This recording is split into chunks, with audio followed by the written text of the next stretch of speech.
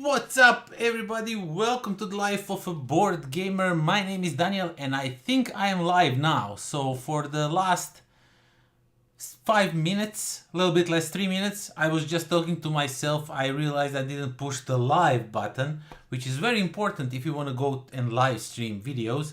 So yeah, welcome to my celebration of 7 years of existence in this YouTube thing going on. And yeah, a lot has passed since I first uploaded my video. The first video I ever uploaded was my trip from Essen 2016. Some of those videos are privated now because when I started this channel, I wanted to be edgy, you know, and I wanted like to be a little not that much friendly, family friendly, but it was actually not me. So in the first few videos, I think I even cursed a little bit. It was a long time ago, and now I'm family friendly channel, and I actually kind of like it that way more. So yeah, let me just move the mouse aside so you don't see it unnecessarily. So yeah, around 7 years ago, I uploaded my first video for the fun of it, just to explore new things in my life, to explore my creativity. And 7 years later, I'm still here doing videos, doing previews, gameplays, painting videos. I even recently started a separate channel for painting miniatures because I paint a lot of miniatures and I like to put them on the channel, but at some point I like overwhelmed you with unmatched painting videos. So, and unmatched is not showing any signs of stopping really anytime soon. So I just decided that I will make a separate channel, and it reached about 100 subscribers right a few days ago, I think. So that's really nice, and it's growing slowly. And yeah, overall, I had lots of fun on this channel for these 7 years that have passed, and I plan to have more fun on it. Although I do upload a little bit less lately. It's just the matter of the life and stuff happening, you know, and I just don't have time to put 2 videos a week anymore. It just is not viable for me. And to make like a decent video, I could half-ass the videos and put them out there for you, just film whatever, my few of my thoughts, and that's it. But I like now to I upped the quality of my videos a little bit from last few months, so that also takes more time to edit, more time to take the pictures of the games, you know, to put in the review itself and stuff like that. So yeah, I upload less, but I hope that you are satisfied that quality went a little bit up. So that's a plus, right? And yeah, so welcome to my channel. This year we are going to try and break the world record on this channel from last year when I did the longest unboxing of 6 hours.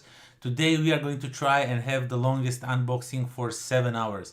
I have all of my games I brought from Essen. Some of them I already unboxed because I already played them. Just few of them, not much. Mostly I saved just for this occasion. And yeah, I hope you will join me at some point. I hope you will have fun with me and see what I brought from Essen and how all this looks. So without further ado, I will first unbox a new expansion for Revive. Name just escaped me for a second there. And why I will do that, because I really like that game. Let me just move this keyboard aside somewhere. Okay, let's put it here. So yeah, Revive was one of my best acquiring purchases. I don't know how to say the games I got at Essen from publisher last year. Revive is really awesome game. It jumped on my top 5 list easily, like super fast. And as soon as I heard there's expansion coming, I wanted to check it out. Now this one was handed to me by the designer himself, and to be honest, I completely didn't thought about it, but I should have probably opened it there and asked him to sign some component or something for me, because this game, I mean, there's like 4 designers up here, and I have a box to throw all the plastic and all the paper and everything. But yeah, I really wanted to like, it came to my mind like I should have made him sign my box, but usually with this box I will probably move all this into the base game, so you know that would be not so good to do, but still, let's see what we have in here. I don't know much about it, I just know I wanted it because it's Revive, and I really, as I said, like Revive. It's a game that I played the most from the last year, Essen, and I must say I enjoyed every little bit of it, and whoever I teached it to, everybody liked it. I didn't see one person said, ah, that's a bad game, something like that. So yeah, now we have some new cards. As you can see, these sea creatures, they are from this box, and Call of the Abyss. So I guess we got a lot of them. I see some cool abilities like this one brings you 2 of these engines that you can activate. So 2 of them you can activate again, which looks pretty powerful. And we get some new cards. I think these are maybe starter cards. Oh no, this is just the icon, so you know from which expansion they came. And Mirko is here. He says happy 7th anniversary in few words. Mirko is a great guy from a place called Sirac, where we are going next week. So I wanted to stream next week. Actually, it was more convenient for me, but they have like a board game gathering, and he said he will prepare some great food. And I said, well, I have to come to your gathering and play board games and eat great food. So I'm streaming today.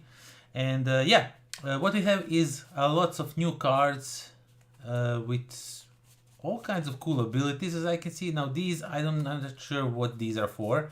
They are probably something from the expansion. They have different back from these cards, so let us hope it's good. So each of the players get 1 more meeple. I guess we have, oh yeah, we have 1 more new track that we need to go over. And yeah, this, of course, this might be a little bit spoilerish. I see like maybe in the base game there was some stuff that was like you were unlocking it, so it's a little bit spoilerish, but not much. So maybe some things over here will be a little bit spoilerish, so have that in mind. So yeah, basically rules that explain you how the new game is played, the new expansion of the new game. This is still the same game, and we have a lot of cardboard stuff going on here. Let's see what we have. So a new faction. Ooh, this is a Cordycephalians. Oh, and they're not double-sided. That's weird. Usually those were double-sided, so you had, I guess because they are specific to this expansion, you can only play them on one side, who knows. And then we have the new track that we need to go on. That's why I presume this meeple is for. Oh, some more factions. Gib Varks. What are they even doing? When hibernating, gain 1 point for each used gadget. Oh man, this is really some interesting abilities. Is it double-sided? It is not. Well, that's weird, at least to say. But you will get some new machines, new stuff, so yeah, pretty cool. And I guess these are some differences also. And we have Asterius and we have Kairos, and they are all not double-sided, which I find really weird, but it's fine if you ask me. Now I'm not sure if you need to play with these if you want to play with the expansion. I hope you can include the normal versions of the game, the normal factions from the base game. I hope that's the case, but yeah. So that's Abyss. Call of the Abyss, actually, Revive. I'm really looking forward to try this one. Food and games, says Mirko, and yeah, that's pretty much it. Food and games. So yeah, let's move this somewhere. I didn't thought where I would, because I'm surrounded by games, so I didn't think about where I'm going to move these. Okay, let's just put them over here. Okay, next up, because it's a smaller box and I really want to check it out, is Terraforming Mars, the dice game. And I'm also waiting for some other people to join, because I know they want to see unboxing of some other games that I brought from Essen, so I'm waiting for them to arrive. They said they will arrive in a chat. I hope they fulfill their promise. In the meantime, if you want to see specific game unboxed while you are here, there is in the description, there are names of all the games I brought from Spiel, so whichever one you want to see unbox, I will do that first. I don't have any order of them. So skip the rulebook, read, go on the dice and all that. So Terraforming Mars, the dice game, I really like dice, so this was an instant buy for me. Some people say it's not that good actually of a game, and I'm a little bit conflicted. To be honest, the Terraforming Mars, the card game, the one RS Expedition or what it was called, I kind of didn't like. It didn't sit well with me.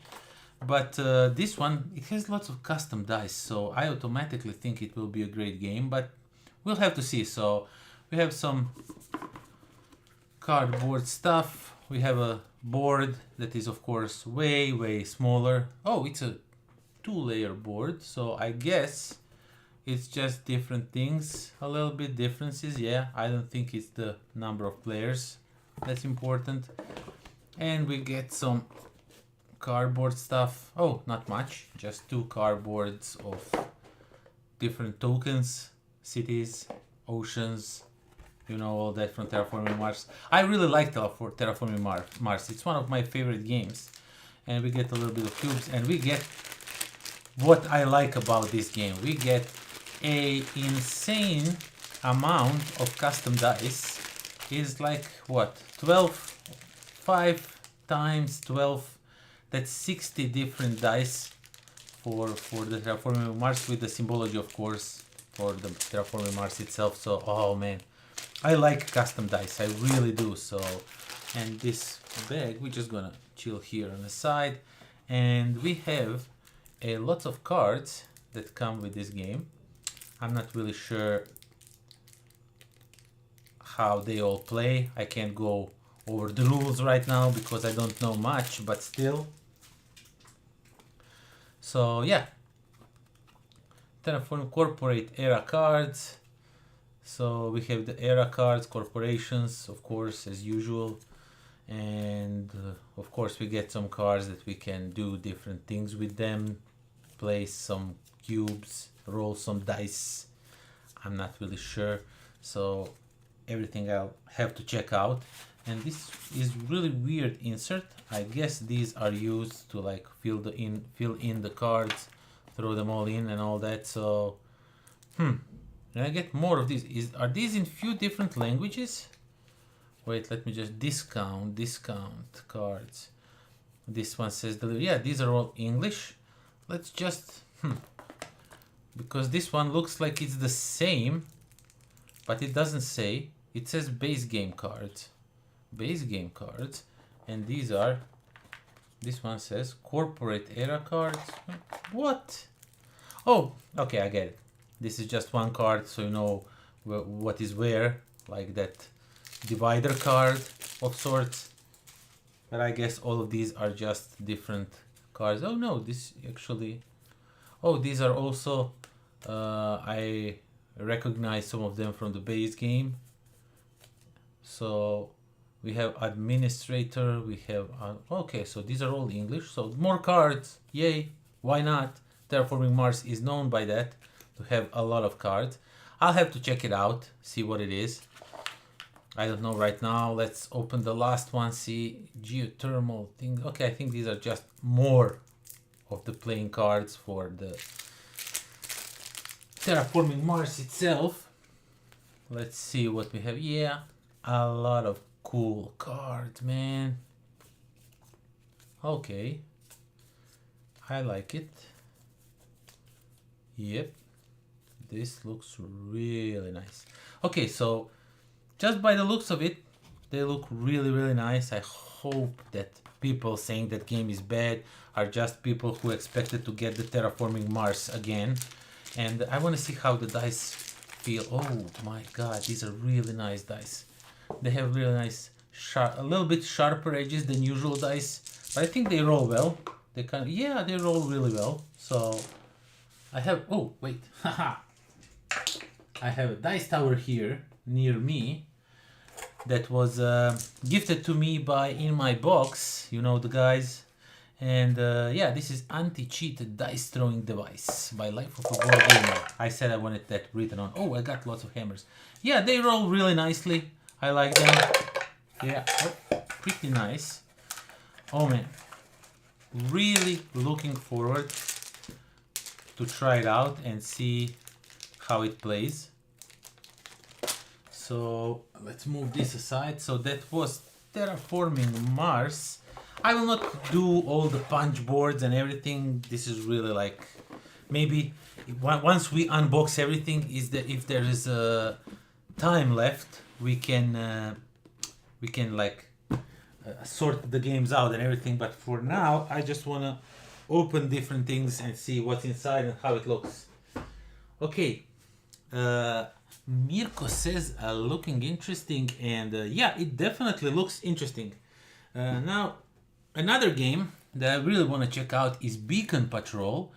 Now, I got this one just because it reminded me a little bit of Carcassonne, of the tiles, how you lay them on a board and all that. And Carcassonne was actually the game that got me into this hobby many years ago, and we played it like a lot. I don't own it today anymore because I played it so much. I just sold it out with all the expansions and everything, but I think I should have kept it just for the sentimental reasons. But back then we were just buying and selling games left and right because we discovered the hobby and we wanted to see what else is there, and you don't have infinite money yet, still, of course, right? So yeah, Beacon Patrol is a game where, as you can see, the rules are pretty simple, pretty straightforward, easy to understand, I presume, because there's not a lot of them. And we get some promo materials from Pandasaurus Games, and we get a bunch of tiles. I could actually punch these out and just sort them right away. That could be easily done. So let's do that. Let's punch them out and put them in a box. So yeah, basically, as I said, this game got me because it has this really nice, like, simple artwork. That's also what I like about it. And my favorite color is blue. And when I saw all this, like, this is like Blue the game. So I immediately liked it. So I wanted to check it out. Now, how is this stored in here? Is this stored in here, or these little boats go in here? And then these, what is this? Oh, we have something more over here. Let me check out the scoring. Oh, this is like a little promo. Turn actions, please. Is this like a promo thing? Oh, somewhere I have promo for this, I think. In another game called Emerge. So I'll have to put this aside somewhere. I think I have promo for this game. I'll try to look it up. But yeah, right now, let's punch out all the cardboard tiles. And even this white one, even though I will never use it. You know, I really like when publishers give you stuff like make your own things, and I never do any of my own things, unfortunately, because I like when my games looks the same, and that tile would definitely not look like this because I can't recreate all the colors and everything. So yeah, but still, it's really nice that they do that because they give people an option, people who are maybe a little bit more talented than I am, to recreate tiles in the same manner. Even though this artwork itself, it's pretty easy to recreate, but I would not even try to do it. I think I would fail majestically. So yeah, let's just put all these tiles in here, and these for whatever reason, let's just throw them in here. It really doesn't matter. The box looks like it has way more room than it needs to have for all the tiles and everything, so this will probably go left and right around the box, but it's fine. So let's do this really quickly and then go on to the other game. And not sure what I'm going to unbox next. We'll see what first comes to our hand. But I want to dig down to, because I got another game from Pandasaurus. I got Emerge from them. And I know I got some promos, and I stick them under the cellophane of the Emerge box. So I believe those are and this would like almost perfectly fit here. So I think this is how you should store this game, probably. And 1, 2, okay, so I can go like one more, and yeah, that fits perfectly. Ah, I'm so good. Oh, this feels so great to have the game like this. But unfortunately, I have a lot of empty space. What I'm thinking now is maybe I should put all of these that I just threw away under the insert and just raise it up enough so that it can be shut down, the box can be put down, and the lid, and keep everything in place. Otherwise this will go all over the box. So let's see if we do that, because I haven't threw these. I mean, I just have here a bag, you know, because you want to recycle, save the nature and all that. And let's see if we can do that. I don't need silica gel. We don't have like super big humidity here in Croatia to be bothered by it. So if I put these over here, maybe just flip a few of them just to give a little bit more structure on this side. And then if I put this thing in here, whoops, like, come on, wait a second. So if I put them like this, okay, like this, and then this one jumps out. Okay, so it's going to take a little bit of time before I set everything up, but I think I'm at a good point. And I put these things over here. Oh, so they don't fit like that, but if I do it like this and like this, haha, I am a smart man. And then I just take these bolts, throw them in here, and move this plastic bag here. And if I throw this one on top and all the rule books and everything, as you can see, there's way less space around the lid, up on the lid, to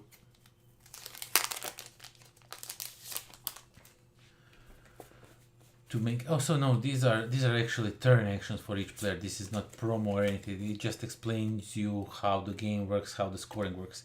But right now, as we have it open, I want to find the emerge, and of course it's almost way down there, so wait just a second. Oh man.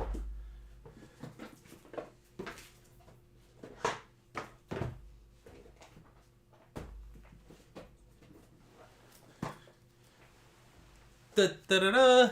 See, I got emerge, and I got this thing over here.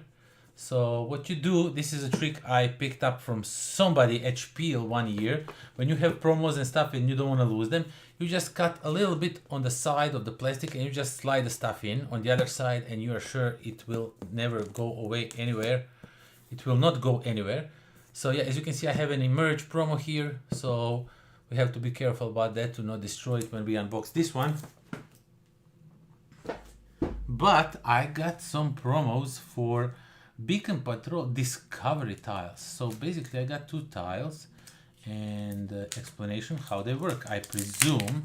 So let's just remove this. Yeah, these are just the tiles that you can use in a game, and these are the rules for it. So we're just going to do it like this and throw away this little one because we don't need it. And yeah, just put them in here so I can find them later and see how they work and what they do. And that was Beacon Patrol. As I saw, the rules are pretty small, so I might even bring this one to Sirac to try it out, because it looks like a fun game for the end of the night before we go home from your little nice event. And yeah, while we have it here, let's unbox Emerge. Emerge is also from Pandasaurus Games.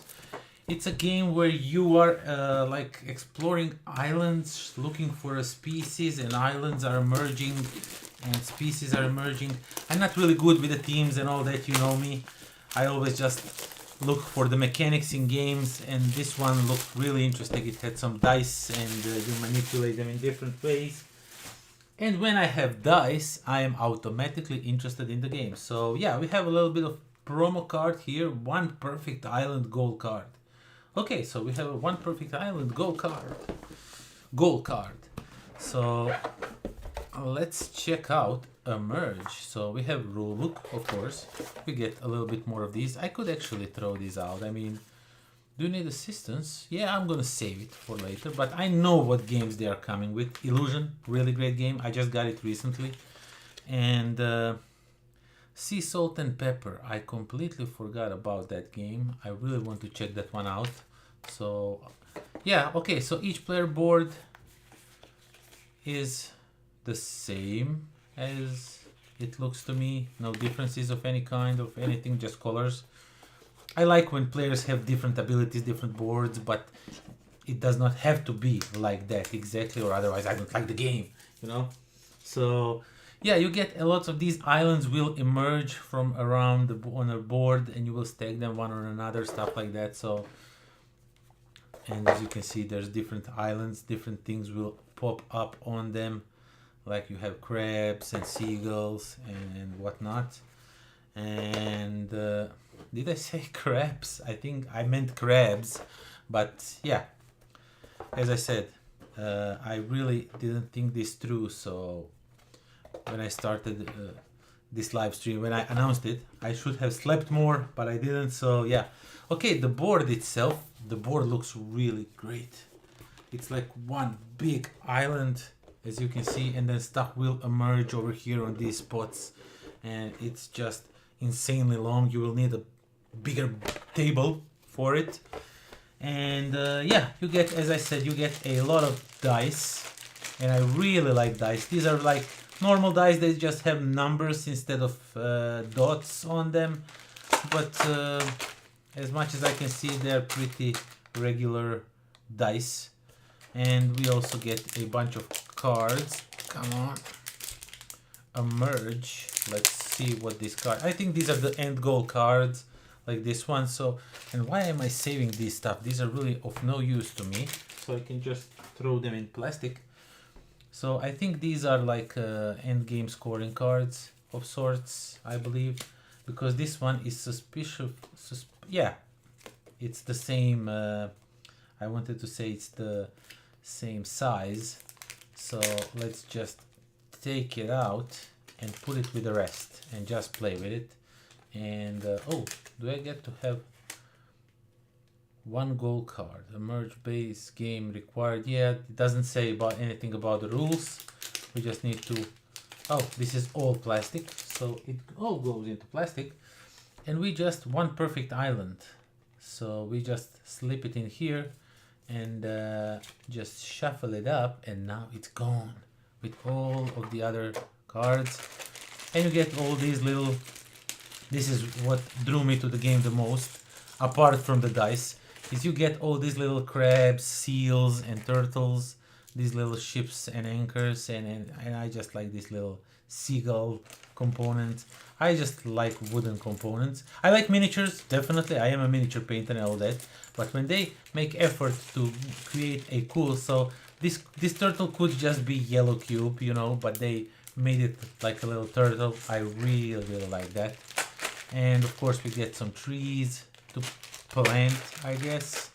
But yeah, so that was Emerge, and I have to like skim through the rules really quickly to see if I'll be able, but I already promised myself to so much games in Siraj that I'm not sure that I will be bringing this one with me.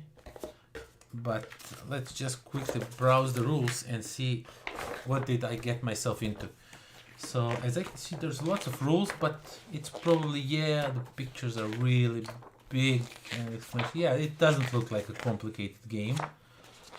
So yeah, looks like a fairly easy game that I can learn quickly. And yeah, that was Emerge by Pandasaurus Games. Let's continue. Okay, let's move that one over here, all the way on this side. Okay, next up, I have a small game from Cranio Creations called Broad Lines. It is a party game with the drawing, And the twist is that you can only draw either two straight lines or actually, let me explain you on this side. You can either play two straight lines or one bent line. Sort of, that's like quick start rule. And then all of you have to draw using only these types of lines and explain to another player what he needs to draw. So, for example, but how it is done, you will get these like a stand that will be built, and then you get these acrylic things, these not acrylic, but these see-through plastic components. Let me just take them out. And so these are, as you can see, clear. And what you do is all of you have one of these in front of yourself. So this is basically like a quick review of the game. I'm going to talk a little bit more into details once I get to play it. But yeah, all of you will get one of these in front of yourself. And for example, if you need to draw a banknote or brain or sail, you will do that, but one player will draw something, put it on the stand, and then the other player will be eyeballing what the one player did, and they will try to figure where they need to draw once, so they cover it, that the drawings combine one big like sail or brain, and the other person will try to guess what you are trying to tell them it is. Scarf, rugby ball, painting, you know, there's like a bunch of things. So it looked fun. I like these games where you are drawing stuff and then others are doing something, and usually they have some twist, and most of them you already see, but I haven't seen anything like this. And it's a nice party game to end the night if you have people that are not that into board games like I am. And as you can see, there's a bunch of cards with all kinds of different things that you can draw, so the options are endless practically. So yeah, I might even include a dice in here just for the fun of it, to one of these 6 dice, so you can roll what you need to draw. And yeah, you can even use these cards to play charades like the regular one if you are tired of drawing. I don't see how that could be the situation. And yeah, that's the broad lines. Looks really interesting. And while we are unboxing small games from Cranio Creations, I even have one. And oh, Bob Rock is here. I haven't seen him on a channel in a while. Hi, Bob Rock. So I have this small one that I also got from Cranio Creations. It's called WOOLLIE, and you can't even find it on a BGG. For some reason, they don't have entry for it on a BGG. And the thing is, this game is kind of like a puzzle game that I used to do like when I was a security guard and I worked night shifts. I was doing these crosswords puzzle things, and wow, the rulebook is sticked. Okay, so yeah, it's not a feature, it's just something like a glue escaped a little bit. So yeah, what you get is you get this set of cards. Let me just open them up without damaging them. So if you see me unskillfully holding the sharp object, don't be afraid. I will probably not hurt myself, but it's not excluded that this stream might end up me in blood. So Bob Rock says Sretan as a happy like 7 years on the channel. Thank you. And yeah, basically what you do in this game is you have this tile, and you get a bunch of these tiles, and you can't see it because you don't. But why am I trouble dividing them is because they are magnetized. So all of these tiles have little magnets in them, and you have to punch them out, and as you can see, they hold. They will not go anywhere. They're like magnetized, and it's a shame that they didn't fill everything up, because there's lots of magnet in here that gets thrown away, I guess. So that's really weird. But yeah, what you do in this game, I'm going to show you really quickly. Let's just punch it out. So how do you throw paper with the magnets in the middle? Where do you throw it? Do you throw it in a paper disposal? Do you throw it in a plastic? Do you throw it in a magnet or in electronics? Where do you throw these? So that's the question I'm asking myself right now, because I'm very proud that my city is the only city in Croatia that has over 50% of the garbage separation stuff going on. We are the city that only had 50%, over 50% garbage sorting out thing. So when we are throwing garbage, like in all the civilized countries, you have to sort it out and throw it in a separate bins. And I'm very proud that we are the only one who did that. Okay, so yeah, okay. The thing is, so you have these cards, and is this like telling me the correct answers on this side? Oh, okay, so I got it. So you get this field. Let's say, for example, I take this pink card, and you get this field.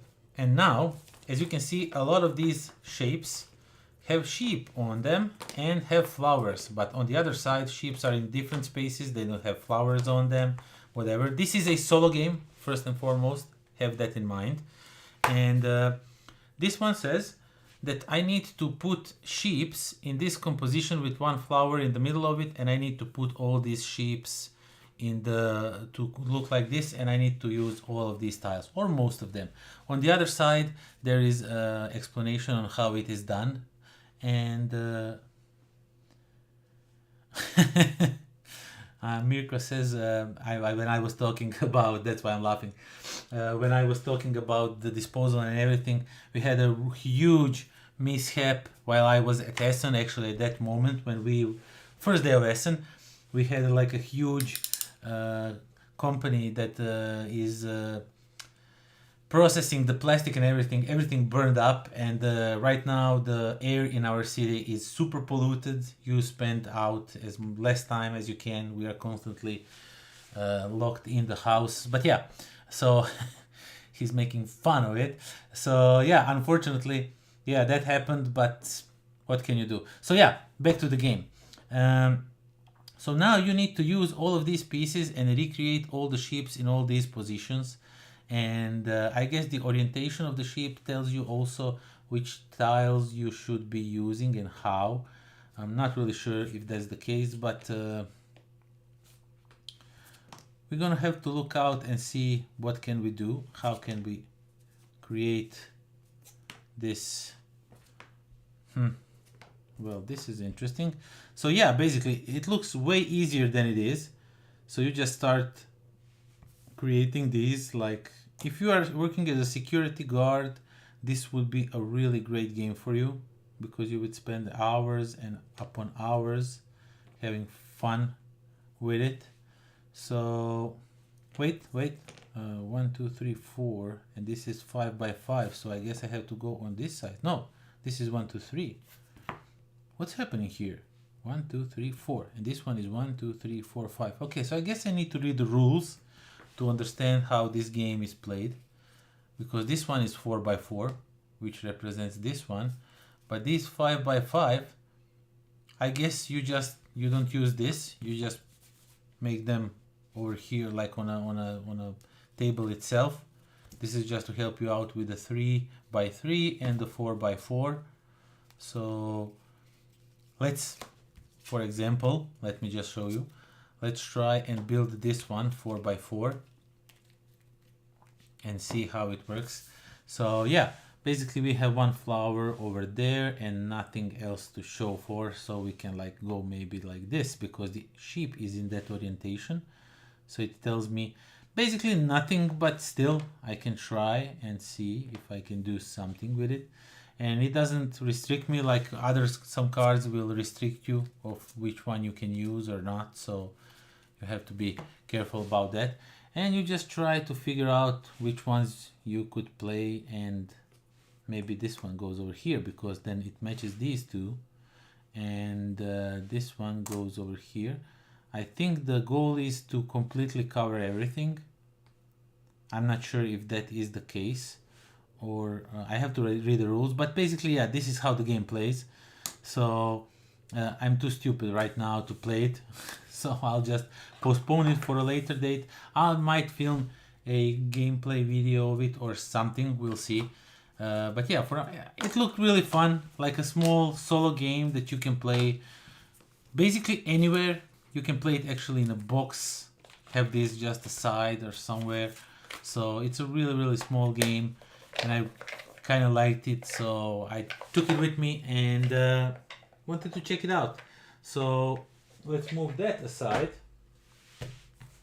and let's move these somewhere, and I will decide later where to expose of these things, where to throw them.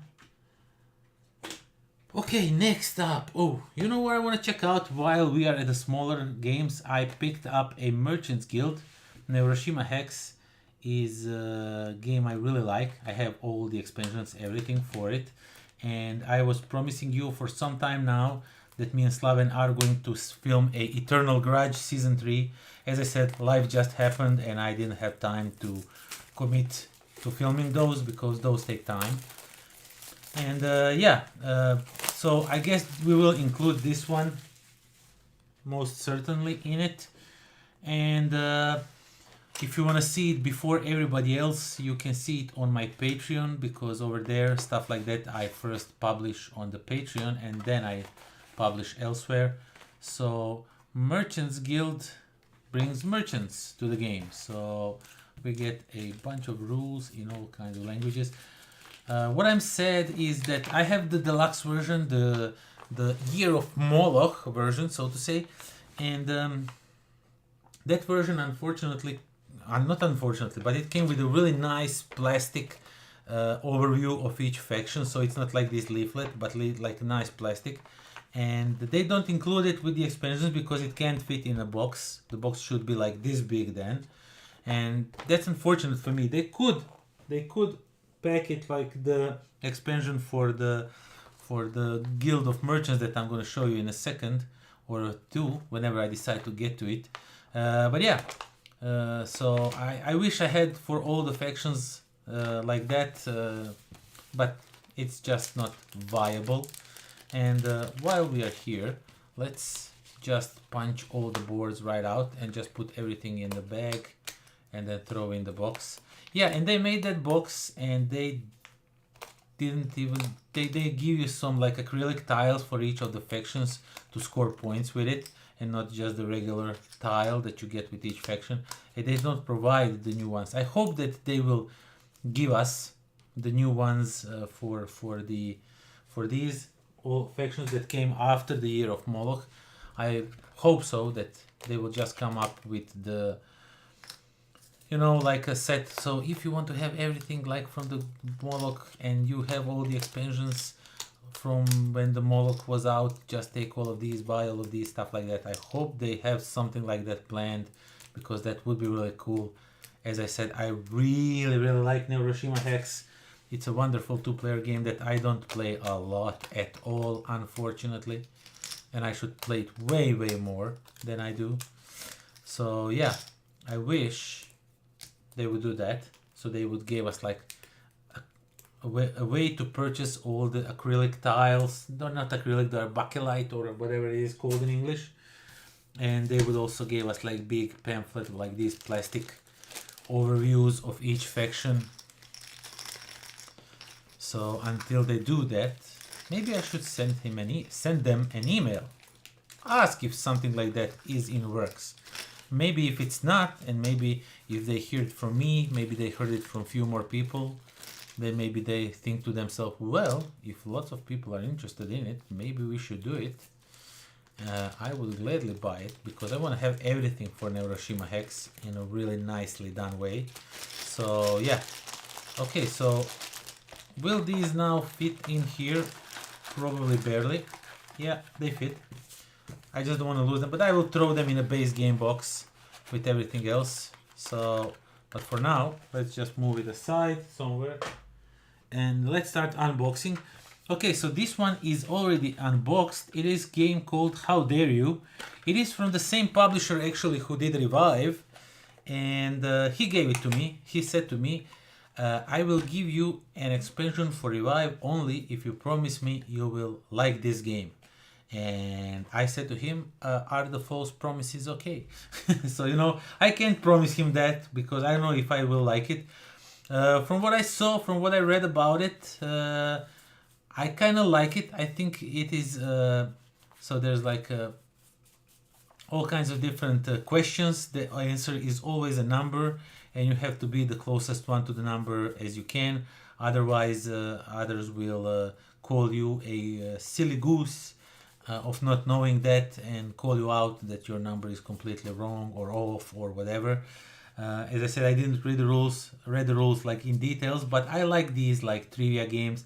Especially these are easy. You can play them with anyone because they don't require you to like know the English language by itself. You can translate them. You just need to answer with a number, which is really fun. So there's like silly questions like regarding, this is like a woman.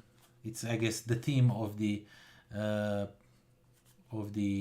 card itself. So it says average height of a Nepalese woman, and now you have to answer what is the average height of the woman in Nepal. I don't know what it is. So other question is number of female astronauts who have been to space by the March of 2023. Have no clue at all. Record number of women world leaders at the same time. See, stuff like that. So we have a USA card. It gives you 3 ducks and a and a Donald Trump. For some reason, see, all of these have these silly gooses on there, but for some reason, because this is one is USA, you also get a one of the Donald Trumps.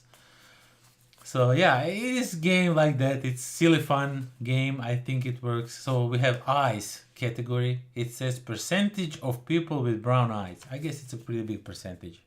So yeah, this game all about those questions, like deck of cards with lots of questions, and it sounded really interesting. And as I said, the designer of the Revive told me you need to check it out. I think it's a really great game.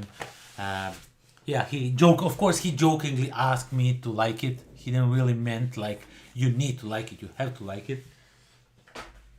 So yeah, let me just drink a little bit of my coffee to keep me awake, because we are only streaming for less than an hour, 50 minutes now. So we are 1 hour in, 6 more to go. A lot of games to unbox. And Aegeus says hello, congrats. I caught you right when you commented. Hello, thank you very much. So right now I want to unbox. I'm at the smaller games right now for some reason. They're just over here on my left side, so they're much easier to get to. HEXTREMADURA. Now these guys make these games in like these hexagonal shaped boxes, and you can actually stack them one on another. It would be a really nice display for my back over there. But I didn't took any other games from them because I didn't have much time to explore them, and I just didn't want to take. I mean, they offered to give me for a review, but I said, listen, I did explore this one. I kind of like what I saw. Others, I don't know that much. I don't want to take them if I don't know what they are about. But usually I miss on the games when I take them, if I like them or not. But you know, they were offering me like 5 more games in their series, and I was like, yeah, no. Posta is here. Congrats on 7 years, my friend. Thank you, my friend. Posta, you might know him from all the ends of my videos. And yeah, HEXTREMADURA. I was talking about HEXTREMADURA. I kind of zoned out a little bit. So HEXTREMADURA, it's a solo game about land building. As you can see, are these the rules? No, these are the final scoring objects. Where are the rules? Come on, man. No rules. Well, this is interesting. I guess the rules are... Oh, the rules are in a QR code, so you don't get the rules in a box. Yeah, I mean, it's a small box. I guess the rules would not fit in here, but this caught me a little bit by surprise. I was not thinking about it right now. So, yeah, what you get in this game, we can throw this away. What you get in this game are these hexagonal tiles, and you will be drawing them and putting them in this like, or you will be doing stuff like this. Not sure how the game plays. As I say, I didn't read the rules, but I really liked what I saw, as the game looks really nice, and it was like small, compact. It was a solo game.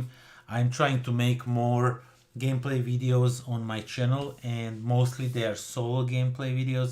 So when I see a solo game, I like to see if the gameplay would be interesting enough for my channel, and I think this one would be. So yeah, basically it's just a bunch of these tiles, and you are going to try and build them up in some way and try to score points. I have to read the rules online because they didn't came with the box. But yeah, the box looks really cute. It's nice hexagonal little box, HEXTREMADURA. So yeah, again, a few of you are now in chat. If you want some game to see me unbox some game before, like you need to go and you want to see some game unboxed, you are interested in it, just tell me which game it is and I will unbox it. All of them are in the description. So if you go into descriptions, in the description of this video, you will see the list of all the games and you can check them out. So yeah, next one we have, it's already unboxed. It's Mission Complete. It's a small game from Brain Games. We tried to play it after the Essen one night, but we were so tired and I just couldn't figure out this amount of rules. Broke me completely. I'm not saying that's a bad thing about the game. I'm just saying that we were pretty tired and I want to explore the game with the rules that are not meant to be read when you are super tired. But basically you are robots and some of you will have some things to do, like the operator must play a number that is on top of the pile of the robot player, and then without talking you have to figure out, because some people will know this, so most of people around the table will not know this, and then you have to figure out what's your mission, what you need to do, stuff like that. So really fun game. I presume, as I said, we were not able to play it because we were really tired. Now I know that Daniel, who's in chat, I presume still right now, I know that he likes two-player games because he plays most of his games with his friend, and I want to show KIRI-AI the Duel. I think he might like it. So unfortunately I'll have to destroy this nice packaging because this is just a game, is just a little bag. And how do I destroy it? Okay, let's just try and not cut ourselves. And let's dive. Oh my god, this is such a hard plastic. What's going on? Okay, I mean, yeah. So let's just cut it out like so. And of course, this is like this one goes into plastic, this one goes into the card box. Okay, so you have this bag, and in this bag I got to play this at so this is like a coin wallet thing going on. So two samurais face off each other on the cliff edge and they battle out, and the game revolves around just few cards, and it's such a wonderful tactic game. I played against some random guy. I was at the Lucky Duck event.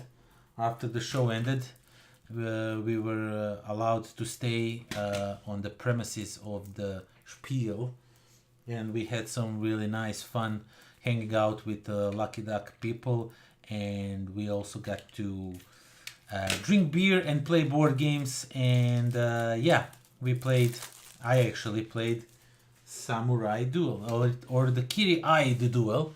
And basically, did I unbox Dogfight yet? Would love to see that one, Daniel says, and I will unbox it next. I was waiting for Rocco. He said he also wants to see it, but yeah. Okay, so basically this game, and the cards are like some sort of cardboard but plastic. They're really like a little bit thicker than usual. So yeah, one player will have this card, and this is your stance. So you either have your sword up or you have your sword down. That's important when you are playing these cards, because these cards you can only use depending on which stance you are in. And these cards will be used for movement forward and backward against your opponent, and your opponent will have these cards, of course, and he will also have to have like up or down stance and stuff like that. And then you will have some special cards. You will just get one of these randomly. So these are all one time, while all of these are used throughout the game. And you will have this thing over here. And what you do on your turn, both of you start the game like, oh no, I took the wrong card. So you started the game like this. And the other one starts like this. For example, I think you always start in a high guard. Not remembering the rule right now, but it really doesn't matter. And what you do on your turn is each of you will play 2 cards simultaneously face down. So one player will play this card, one player will play these cards, for example. And then you will reveal them automatically and do whatever they are supposed to be doing. So I messed up a little bit, but blue player and red player, so blue cards should be over here, but doesn't matter. So blue player goes 3 spaces toward the opponent, so 1, 2, 3. But this player played, the red one played to change stances, so he will change stance. Now he has the sword down, for example. And then you play the other card, which is actually, oh no, okay, sorry, okay, I get it now. So this card is flipped once you are wounded, then it's a black side. Next time you will get a wound, you automatically lost. So let's say, for example, this one moved, and then this guy changed stance to up stance because he was in a knight stance. So then he attacks, but he can only attack 2 spaces away because he's in a up stance where he's holding his sword up. So this is 2 spaces away, 2 or less. I think that's the rules. Don't get me now if I misrepresent the rules themselves, but basically that's how the game works. And now you try to wound each other's, and usually when you both play attack, and if you are both able to attack each other, you just clash swords, nothing happens. So it's constant back and forth trying to outsmart the opponent, because what happens, the second card you played, it stays on the table. You can't touch it unless until the other turn, because on the other turn you will play again 2 of the other cards, whatever you play, and then the second card will go, and the one that was on the table will now go back into your hand, and you are just constantly playing 2 cards, going back and forth and trying to figure out how to wound the opponent twice before they wound you twice. And you get these special cards. For example, this one will attack back, you can't defend against it, and it can defend against you. This one defends against anything or attacks twice.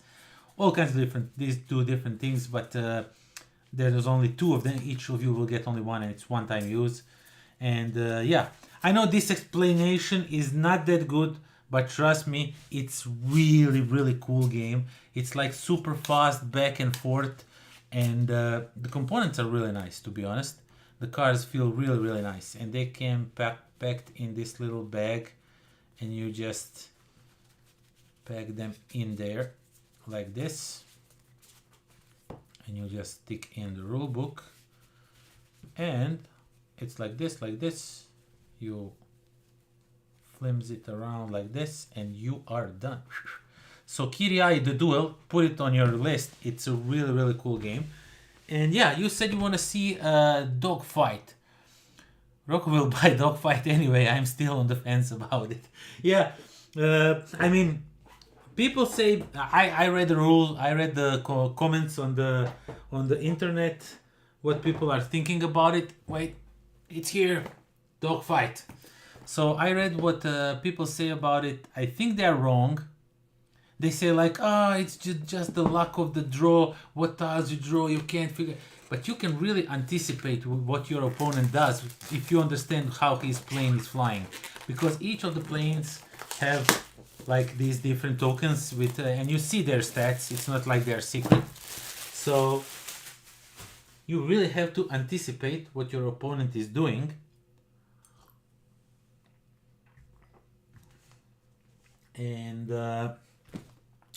And play on that. So Dogfight revolves about planes in a World War I. Now, Paolo Maori was just advisor on this one. He did not put his stamp on it. So like on the first two he did. So as you can see, all these cheats, and now there's also a campaign thing going on here, but yeah. So as you can see, there is like 9 different airplanes, if I'm not mistaken, and you will get all of these cheats in your bag, and you will draw half of them in one turn and then half of them in a second turn, and then you will play them however you want. And the big number tells you how many spaces you move, and these are how many damage you are doing. And you are doing damage if the opposing plane is in front of you. So if they are way away from you, few spaces away from you, you can't attack them, of course. But if they are close enough, you can attack them and deal damage to them. And this is the entire board. So basically, you will be flying around this board. And also what you can do on your flight, you can also do a shortcut. So you don't have to go right over here. You can go around this shortcut over here and maybe try to outmaneuver your opponent a little bit and make them fly over here, and then you go beside them. So if you end up here, nobody can attack you. So if the plane is here and you are here, you are free. It is considered that it is flying over here. You just outmaneuver them. As you can see, there's clouds. You like escaped in the clouds. And that's all. You just play cheats on these spaces, and not sure what these do. I think these are campaign related, and this thing, I think it is a campaign related thing. I just played the base game last year at Essen, like 2 games really quickly. I didn't even get to explore all these little ships, but I will be bringing it to Sirac. So Daniel, if you are coming to Sirac, this will be there. Roka said to bring it, and as you can see, you get all the colorful planes, all the cheats. You get all the colors of the planes for the cheats, so that's really nice. I like that. And I wish there was like a little bag for each of the planes, but what can you do? So yeah, the planes themselves, let me just show you how they look. As you can see, the planes themselves, they have cards, and this is like the distribution of the tiles and everything. So like, say for example, the blue plane does not have a 6 movement tiles, so they will never move 6. For example, let's find someone that can move 6. Like nobody can. What is this? Okay, somebody has to move 6. Okay, so this one has 1 tile that moves 6 and does 2 damage, you know. So that's the distribution of the tiles for each of the planes. It is really significantly different. Some of the planes have special abilities, some don't, so they can do different things. And not sure if this is the campaign related or not, or this is maybe AI stuff, but yeah, as you can see, all the planes are pretty much different, and they have this different distribution, and you really need to play into this. You really need to understand how your opponent plane works. So this one has does not have any of the 3s, or do they have like this? I'm not really sure right now. So about all these tiles, I'm like guessing. I have to explore the game a little bit more. Ah, you are not coming to Sirac. Well, that's most unfortunate. I like that there are different planes with special abilities, and I think it will get this one. Yeah, it's really cool because all the planes really play differently. We only played 2 planes when we played it at Essenspiel. Okay, we played I think 4 different planes, because we made them to punch the car, but they just set it up like normal game, and we were done in like 15 minutes. We were like, can we try the other ships? Will you punch the cheats for us? And they were like, okay, fine, you can try other ships, even though they didn't want it, but didn't meant to. Not that they didn't want it, they didn't meant to. And of course you get the screen, so it explains you how all the planes special abilities work, and so you can hide your cheats from the other player, and you get the 2 bags, and yeah, that's it. I really think it's a great game. Maybe wait for Rocco to tell you if he liked it enough. But yeah, all the planes are different. All the planes. Yeah, okay, this is like the better way to show you the distribution of tiles. So, for example, the green one has lots of 1s, 2s, and 5s. Only 1 3. But for example, let's see, this one has lots of 4s. Let's find one with, let's say, blue one has lots of 3s, like 3 of them, but he has 5 5s. So he has 1 5 that doesn't do even any damage, but still they can like fly far away from you. And as you can see, there's like 1, 2, 3, 4, 5, 6, 7, 8 spaces. So 5 is a lot to move around. And yeah, the brown one has a lot of zeros. He's really slow, but he has a lot of damage. As you can see, like all these 3s and 2s, that's a lot of damage on it. And yeah, these are, I presume, for the campaign, for the solo play maybe. I have to check it out. But yeah, I need lots of small bags for all these components. So yeah, that's Dogfight. I really am looking forward to play it a little bit more, to explore all these little planes and see how they work, because this game, it's not even 20 minutes, it's like 15 minutes. It's really fast game. So yeah, that was Dogfight. Okay, next one. Should we go small or big? Should I unbox something big? Sorry for slurping the coffee like that, but yeah. Okay. Another one, while I have Daniel here, another one that really intrigued me and I wanted to check it out was Match of the Century from Capstone Games. It's also a 2-player game that simulates a game of chess, I think in a Cold War era, something like that.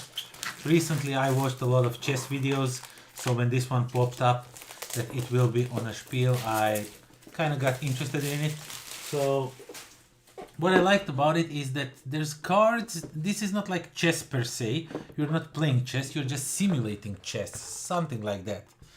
And do KUTNA HORA next. KUTNA HORA I actually unboxed already. I played it, but I will show you because I'm bringing it to Sirach. You already know that. I think you are at my table for it, if I'm not mistaken. So yeah, you get these cool chess pieces, as you can see, and you get these cards. And what you do with these cards is when you play a card, there's always something that's happening for the other player, because you can see there's white and there's black on each side of the card. And every time you play the card, something will happen to you, something will activate at your opponent's side. I'm just vaguely telling you, I'm not really 100% sure. So each player has these cards, and there's some more cards here. As I said, I still have to read the rules and everything. I like how the game looks. A little bit what I read about it I really like, so I wanted to check it out. Silica gel we're just gonna throw aside. So yeah, you get all these nice pieces like a chest. Let me show you the board really quickly. And you get to play.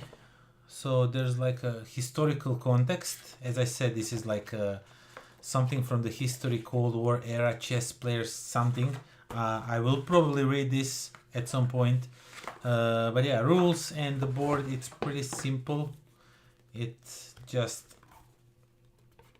has this, as you can see, this board, and you will have your pieces over here. You will play cards, move pieces around here, doing stuff. I don't know much about the game, so I'm feeling really vulnerable talking about it, so I don't want to blurb out stupid stuff. But yeah, I really liked the idea of you need to play the card, but then you are helping your opponent with something, and I like that type of games, so I wanted to check it out and see what it is all about. I think it is really good game. I mean, 2-player games are usually really great games. Really. Okay, so KUTNA HORA next, right? KUTNA HORA, the City of Silver. My copy came with one purple house missing, and one other purple house is completely like destroyed, messed up. So when I bring it, whoever will be playing purple, they will not have all the houses, but you really don't need all the houses, you can't use them all. This is a game where you can't have everything, and I really like that. I know some people don't, but I really like that. You just can't have everything in this game. And yeah, as you can see, this game is crying for the insert, so I'm waiting on a Cossack in my box to make an insert for this game, because it really needs it. Otherwise these tiles go all over the place. But yeah, so each player will get these little houses and these mine workers in their own color, and they will put them on the board and everything, and also of course some coins. And this is the beauty of the game, this thing over here. So as you are buying wood, as you are buying all kinds of different things, this will move left and right, and you will shuffle these cards. Not shuffle, but just put them on the bottom, and the next one comes up, and you will, this is like the market will fluctuate. As the more wood you produce, the wood is worth less, and if there's less wood in a circling around, it will cost more. Also, this one is for the stone and for the knowledge and stuff like that. And you will get all kinds of different cards here that you will use for a setup and for the gameplay itself. And the cards are really nicely done. I'm not actually sure if you are going to be able to see it, but lots of the stuff that is silver, it actually like has this little shine to it. So it's really shiny silver. Everywhere, like these lines are shining silver. And this card, that's just promotional card, it just says English version of the cards, it just shines a little bit of silver. These coins shine silver. So yeah, basically the game revolves around, this is just a starting setup, and there's a bunch of different starting setups for any amount of players. So there's replayability is really good in this one. These I would not use in a 4-player game, because this is good for a 2-player game. It cycles through the buildings and everything much faster, but otherwise it just rushes game too much in a 4-player game. You just end up doing almost nothing, few turns. And yeah, basically as you can see the silver shine on some of these cards. Basically the game revolves around playing these cards. All of the cards are dual action cards, so you will either do an income phase or you will do a build phase on your turn, and you will play 2 cards each turn. On the last turn you will only play 1, and yeah, you will be playing these cards each turn and activating different actions. Of course, sometimes this action like St. Barbara Cathedral you only have 1/1, but luckily you have a joker, so you can pay and play another one if you want to and score something. So you will be playing these cards on your turn. All of these are other cards are actually just setup cards to make you set up the game. And what I like is, of course, these unique player boards. So they're really nice, like embossed. Is that the correct word to say? Like they have these like layers, so when you put stuff, they will not go anywhere. And depending how you put things over here, that's how you will get some points throughout the game. You will get some abilities throughout the game depending what you are doing, and not everyone can do everything in this game. As I said, for example, some players will not be able to produce any wood at all. You will not be able to produce any wood. But the interesting thing of this game is that resources you only use to sell them for money, and then just use money for everything. So that's really weird. I like it. It's pretty... At first the concept is really weird. So okay, so I got 5 wood. No, you don't have 5 wood. You have 5 wood. You actually have coins however many is that wood worth at the moment. For example, if it's 2, you have actually 10 coins. You don't have 5 wood, you have 10 coins. But you can also get to the point where it's worthless, it's 1, or it's worth nothing, so you will not sell it at all. So yeah, that's really important. And as you are playing, and this board will be different for each of the players, you will have different things. So I really like that you have access to stuff that nobody else has, and they also have access to something that you don't have. I always like that in games. Now these buildings are all over the place, as you can see, but you will build these on the board. I'll show you the board in a second. And then when you build them, you will just flip them around, and you will, as you can see, this one has like some gold shine gloss thing to it. You'll see it in a person, Mirko. It really looks wonderful. And you will just put your house on here to mark that this is your space. So the boards and stuff, yeah, these tiles, I'll just move them like this. And I hope that in my box we'll make insert for this one pretty soon, because this is unbearable right now to have it like this. And yeah, each player has these. So this board is used, as as I said, oh, not like this. What am I doing? Like this. So this board is used to track all of your turns, and stuff will happen throughout the turns. You will have to pay the taxes for it and stuff like that. This is to explain all of your actions. And now we come to the board, and board is made out of the few pieces because it depends how many players you are playing. That's how you will assemble the board. And this is what I was talking about. As you can see, the board also has the silver shine to it. I'm not sure if you are able to see it on a camera because this is like a web camera, so it might not translate well. But yeah, this is where all these buildings will end up by the end of the game, and you will have them around the board. It depends where they end up. You will score some adjacency points, stuff like that.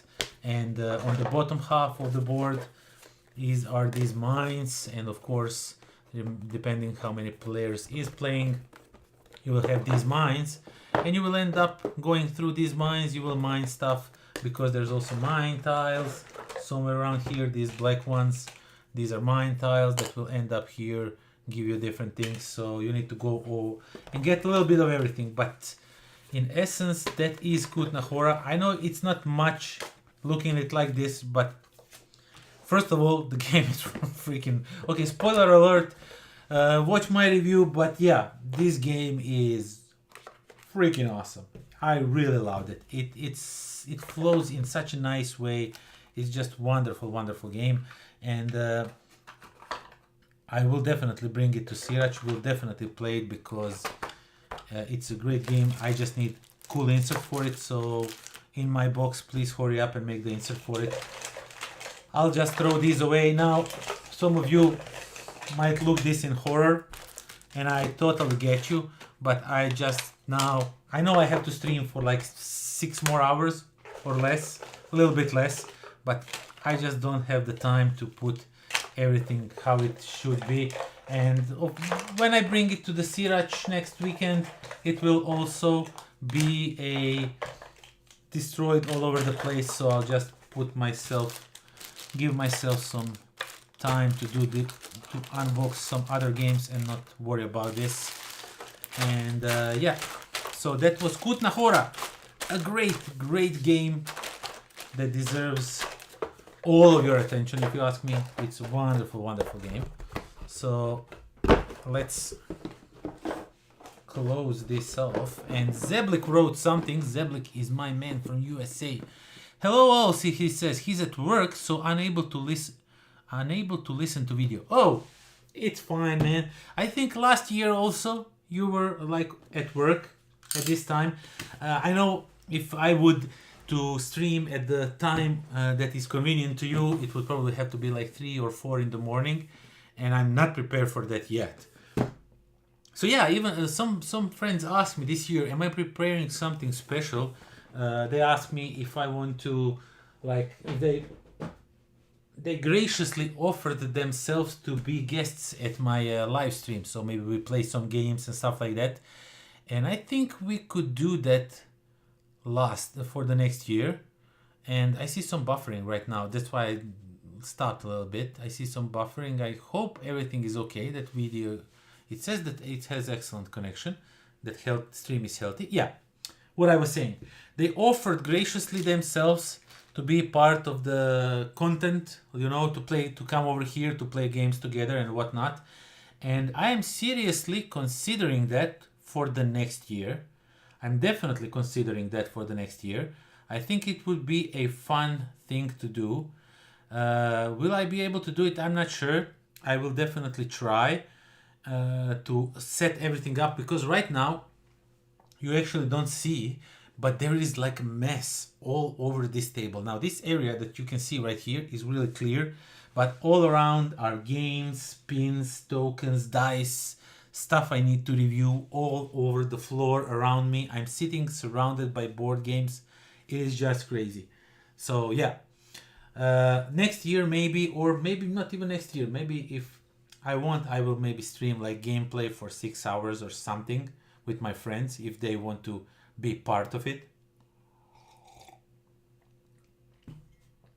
But we'll have to figure that out. Okay, I have only left one small game that I need to open up. Then we are on to a little bit bigger games.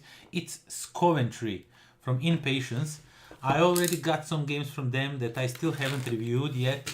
They're all solo games, so I'm thinking about doing a gameplay series of videos. This one can also be played solo, but it's not strictly solo. It's 1 to 4 players.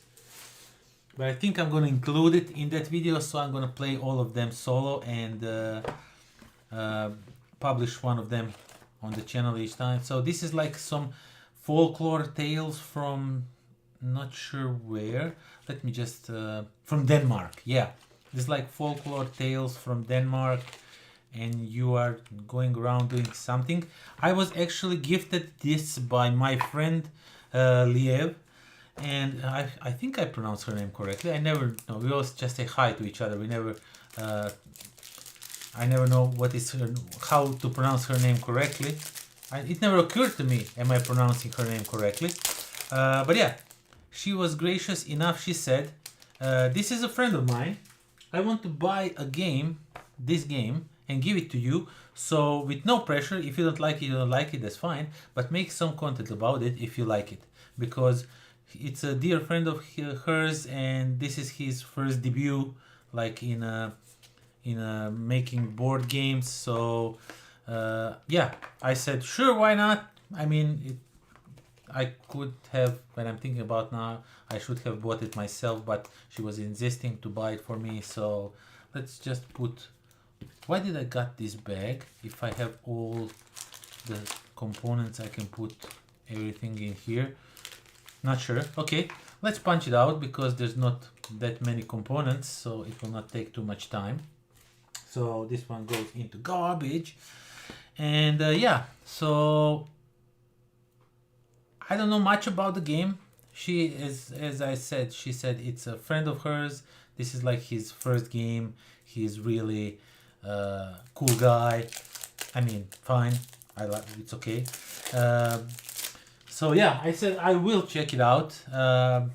When I looked at the artwork, I absolutely love the artwork. It's kind of weird, like, but it's these aggressive badgers. I'm not sure how much you can see from this, but I don't know. Artwork looks really weird and interesting in a way. So let's see on this side. As you can see, we have these, and we have like, it's just weird looking artwork, but weird in a good way. You know, it's like photorealistic of sorts. I'm not sure how to explain it, but I really like how the artwork looks. And yeah, I said I wanted to check it out, see how it plays, what's it all about. I don't think it's like super heavy on the rules.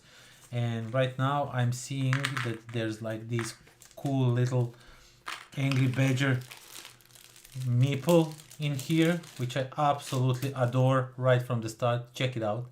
It's a little badger meeple. And you also get this, is it witch or something? Not sure what this is. Oh, it's some witch, I presume, something. So yeah, this looks pretty interesting. Not sure what these are for, because I don't know the rules yet. I have to learn the rules, and the rules themselves, they don't look like super complicated. I think the game is easy, straightforward. So I just might make a gameplay video of these and other Impatience games pretty soon, and we'll see how it goes. So yeah, SKOVENTYR. Looking forward to try it out and see what it is about. I don't know nothing. I know nothing about the game. I don't know nothing. Jesus, my English is already failing me, and we are just starting the stream. Okay, next up, one of the medium boxes games. Last year I reviewed Kites board game, where you are flipping sand timers in real time and you are just trying to get rid of all of your cards. It is from Floodgate Games, and they gave me the SKYROKKETS to review if I like it. And I actually played it at the fair itself, because the game, I can teach a game in like 2 minutes tops, and it's pretty similar to the Kites, but now you have these like scenarios that you can go through, and so these are, I think, part of the scenario. These are festival. Oh, okay. So these are, you have to like play all of these and earn all the stars and all that to be able to like claim the victory. And now in this game, you are not flying kites. You are actually shooting a. You are actually shooting a what they are called, like fireworks. Fireworks. My God, my English is failing me already. So you are shooting fireworks, and you have these guys like this. So they are watching your fireworks, and they are really interested in it. But once you fail, once something happens, this one will be flipped over, and now they are watching their phone. They're not interested in your. They're not interested in your. Jesus, oh my God, I'm forgetting words as I'm speaking. Fireworks. They're not interested in your fireworks, so they're watching at your phones. And if you manage to flip all three of them, then you lost. And as I said, there's something in here that says open this after completing all the other festivals. So this one has to stay closed until. Oh, you're not happy. Let them know. So you have a scorecard over here. And as I said, you have these timers, but now you are shooting rockets for your fireworks. So now the gameplay is still like the same, sort of. So you have the cards, you need to play them to flip different timers. So you need to keep the timers so they don't run out. When they run out, you lost a little bit, but you are able to keep playing. You just lost a little bit of interest, so you are still able to play. So it's more forgiving, sort of. And as you can see, all cards have really nice firework artworks on them, really nice. And as you are playing these cards, you can also play different missions, so to say, and these missions will vary from all kinds of different things. So for example, this one says push the button, so time to learn the basics, follow the rules as written over. Yeah, this is like the basic starting scenario. And there's like a scenario where you have to use the box to hide all of these, so you don't know what how they are running out. And I'm let's say if I'm the one and you are sitting across me, and I just yell you, play the green, play the purple, we need to switch it, play it fast now, play the blue one is going to run down. And the other people are playing cards, and you are just flipping them over and telling them what to do. So there's like 28 different scenarios. And in all of them, you have different amount of cards in your hands. You have to do different things in each of these scenarios. And they really elevated the game of kites to a new level, if you ask me. It sounds really interesting. As I said, I just played the base game where we were just playing and trying to win, if possible. And that was that. So, where can I put this one? Let's put it like this. So yeah, these are the kites. As I said, the next game, no, not the kites, Jesus, skyrockets. So this is like a older brother of kites. And yeah, I think it's a fun game. As I said, I played it there on a fair with the representative from Floodgate Games, the one I'm usually in contact with, Ian, really cool guy. So yeah. He told me, do I want to try it out? I tried it, and immediately I said, oh, I want to talk about this one. It's really cool. So I'm constantly saying kites. Skyrockets. Skyrockets. So if you have kites, I think you will love this one probably. So fast review from me right now. But yeah, let's continue. Let's put this somewhere. I'm getting... Okay, let's unbox a cute one, COSMOCTOPUS. COSMOCTOPUS is a game I fell in love just because it has this cool tiny octopus. I'm not sure if the game is Cthulhu based. I think it's not, because I'm really not that much fan of the Cthulhu, but I will forgive it just because it has a cute Cthulhu on it. So I guess I like cute Cthulhu, sort of. So yeah. Let's unbox it. This one I got from Lucky Duck Games, of course, for a review. And as it was the KIRI-AI one. And in this one You are trying to appease the COSMOCTOPUS something. As I said, I'm not really good with explaining the story of the game itself. But the rulebook, as I went through it, looked pretty simple. The game itself looked pretty simple, nothing like super complicated. And icon guide, and join us today. For millennial elders have spoken of powerful celestial octopod. So yeah, you will have this octopod that you are trying to lure toward yourself or something like that. So each player will get their own components, I presume. And you just throw silica gel away. And I'm gonna show you these in a second. I just want to take everything out. Okay, there's not many components to punch out, so let's just punch them all out. Throw them in here. The loose one, okay, like this one and this one. I have these plastic baggies on the side, so we're gonna punch board 2 out of 3 front, so it's not needed for anything. Sometimes these are needed for something. I learned hard way not to throw the punch boards right away when you punch out stuff. You need to like wait a little bit, because sometimes they are useful for like raise the box. So like when I unboxed the small one, what's the name of it? I completely forgot. Beacon Patrol, yeah. So Beacon Patrol, when I unboxed that one, I just used those punch boards to put them under the board to raise it so that components don't go all over the place. But in this case we don't need these punch boards, even though this looks really nice, but it's just a waste. So let's just throw this in here like that.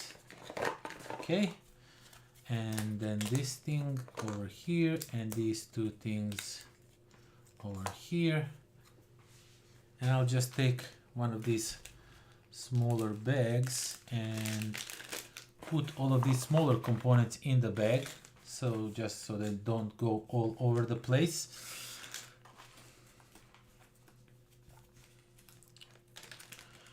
And what you get in this game is the cutest little octopus and its tentacles, a lot of its tentacles. As you can see, there's like a lot of tentacles here, but only one of these. Weird. I mean, it looks really scary and weird right now, but I definitely have a plan on painting this one and maybe create a painting video for my second channel. So how you can make it look a little bit better. I mean, it looks really cute now, but you can just like paint eyes and elevate it like so. You get a bunch of its tentacles and you need to like lure it something to your side.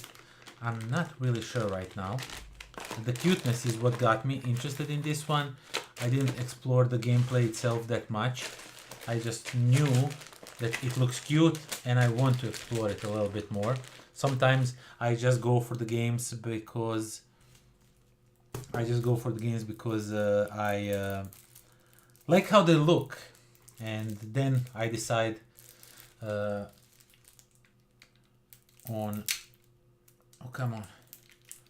I decide if I like the gameplay and everything. But this one, I saw people talking good things about it, so I'm just trying to unbox.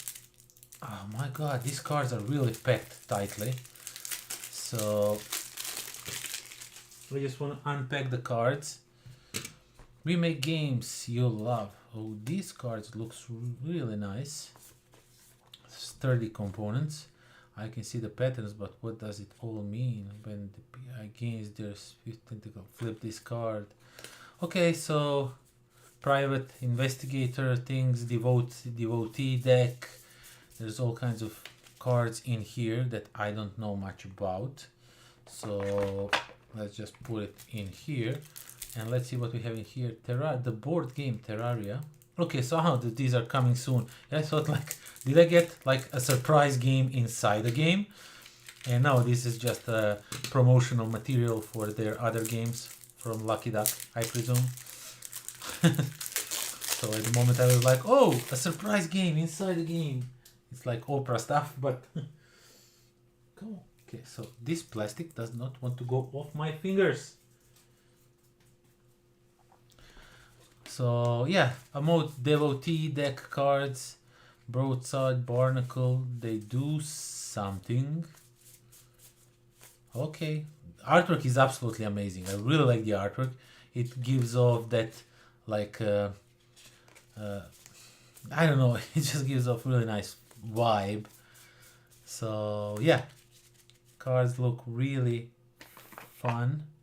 So let's put this over here and then this over here, because these are all the devotee cards and I have a lot of devotee cards right here. So let's just all smoosh them in one. And Franjo Mariano, it says congrats, and I say thank you. Thank you. It's a pleasure seeing you all here. I usually stream to maybe 2 or 3 people. Now at one point there was like 6 or 7 of you in here, which I really much appreciate. So yeah, that was COSMOCTOPUS. Looks fun. Looking forward to try it out from Lucky Duck Games. And let's continue. Okay, I have few smaller games that I need to unbox, but I want to unbox a big one just to switch things a little bit. So next one I'm going to unbox is from the dear friend of mine from Arcona Games, Milan Tasevski. He is not the designer of the game, he just published it, but he's really cool guy, and I got this one for review because I was part of the Kickstarter, and he gave me the one with the miniatures, and I said I want to paint these miniatures. I want to make video of me painting these miniatures because I think you can really put in a little effort in this game, in the painting of this game, and get a great results. So, and get to the game that will look even better. The game looks really, really nice. And as you can see, all these buildings, they are now just white buildings, and that's fine. That's really cool. They look really nice. But I can use just like 4 paints, maybe. Black, gray, white, and green, and make this look even better. And I definitely want to try that out with this game. Okay, a little bit red for all the roofs over here, but when we come to that. So yeah, I want to paint these buildings first and foremost. If you are interested in this game by itself, do check out my preview. The game didn't change much from that. Few things about the rules changed, of course. So this is a special thanks to all of wonderful backers for making this game a reality.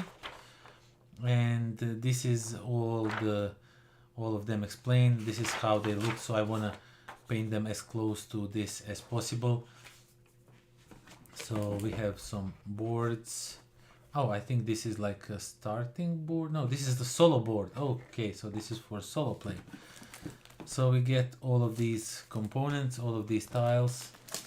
I must say that these tiles look a little bit thinner than I thought they would be. Not saying that in a bad way, I'm just... yeah, no, they're actually pretty fine thickness. And we have a rule book, we have some more boards, and then we have a bunch of bags, bunch of components that we need to sort out. But yeah, this is... the game reminds me a little bit about Quadropolis, where you are putting tiles and building your tub in front of yourself, but you are not restricted by any grid. So you are building your tiles in front of yourself, and you are trying to match these connections. As you can see, all of these tiles have these connections on them, and you are trying to connect same things. So once you do that, once you make a square of the same connections, you can put one of these buildings over there, get some points that way. So I'm really looking forward to explore this game a little bit more, see what it is all about, how it changed from the Kickstarter, because I only had the prototype version at home and I really liked it. So yeah, that's Magna Roma, and let's continue. So I'm going pretty fast through all of these. What am I going to do for the next 4 hours? 5 hours, next 5 hours. I kind of have to think about that. I don't know, maybe we start playing some games or something. We'll see. And just now I realized that my camera is changing from time to time. When I bring the box, it is, I think some of the stuff was left. Let me just configure video a little bit. Some stuff was left checked while I wanted to uncheck. No, not that. I don't. Yeah, I guess I won't mess up with it. Let's just leave it as it is. Sometimes the screen will flash. It is what it is. Okay, next up. I got some messages. So yeah, next up is a game. What we will unbox next. A game that I'm really looking forward to try out. I saw it last time at Essen, and it is a REDWOOD. REDWOOD is basically, if you ever played X-Wing, it is X-Wing but in a forest, sort of. So you are moving using these different, like they're, how should I call them? Like measuring tools, let's say. And you are using those to move around the forest and try to take pictures of different animals, different stuff in the forest. And you will, of course, earn points for doing good in the game. So yeah. And I saw it last year at Essen. I received this from Sit Down, and I absolutely want to check it out because I really liked it. Right from the start, we have all kinds of rule books in different languages. That's nice. So what we have next is, let me just click a few things. I want to see the chat a little bit better because I only have one monitor. I can't stream on 2 monitors because I don't have them yet. So yeah, you get all of these tokens, and I'm thinking right now, since I have so much time to do, I guess I could, once we unbox everything, we can start punching these boards out and talk a little bit about the games itself and all that. So yeah,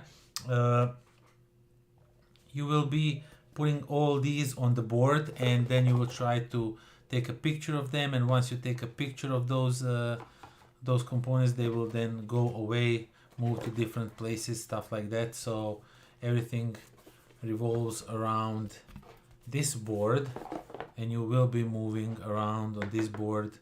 You will try to take picture of different things. And let's see what else we have here. We have, of course, miniatures. We have these tiles that are used for something. I think we should probably glue. I think these are glued somewhere. I have to look through the rulebook to see what we are doing with them. And then we have these little cards. Oh, these are like, so I will definitely need them. Okay, so these are like cards, but this bag is useless, so we're gonna throw it away and take a better one.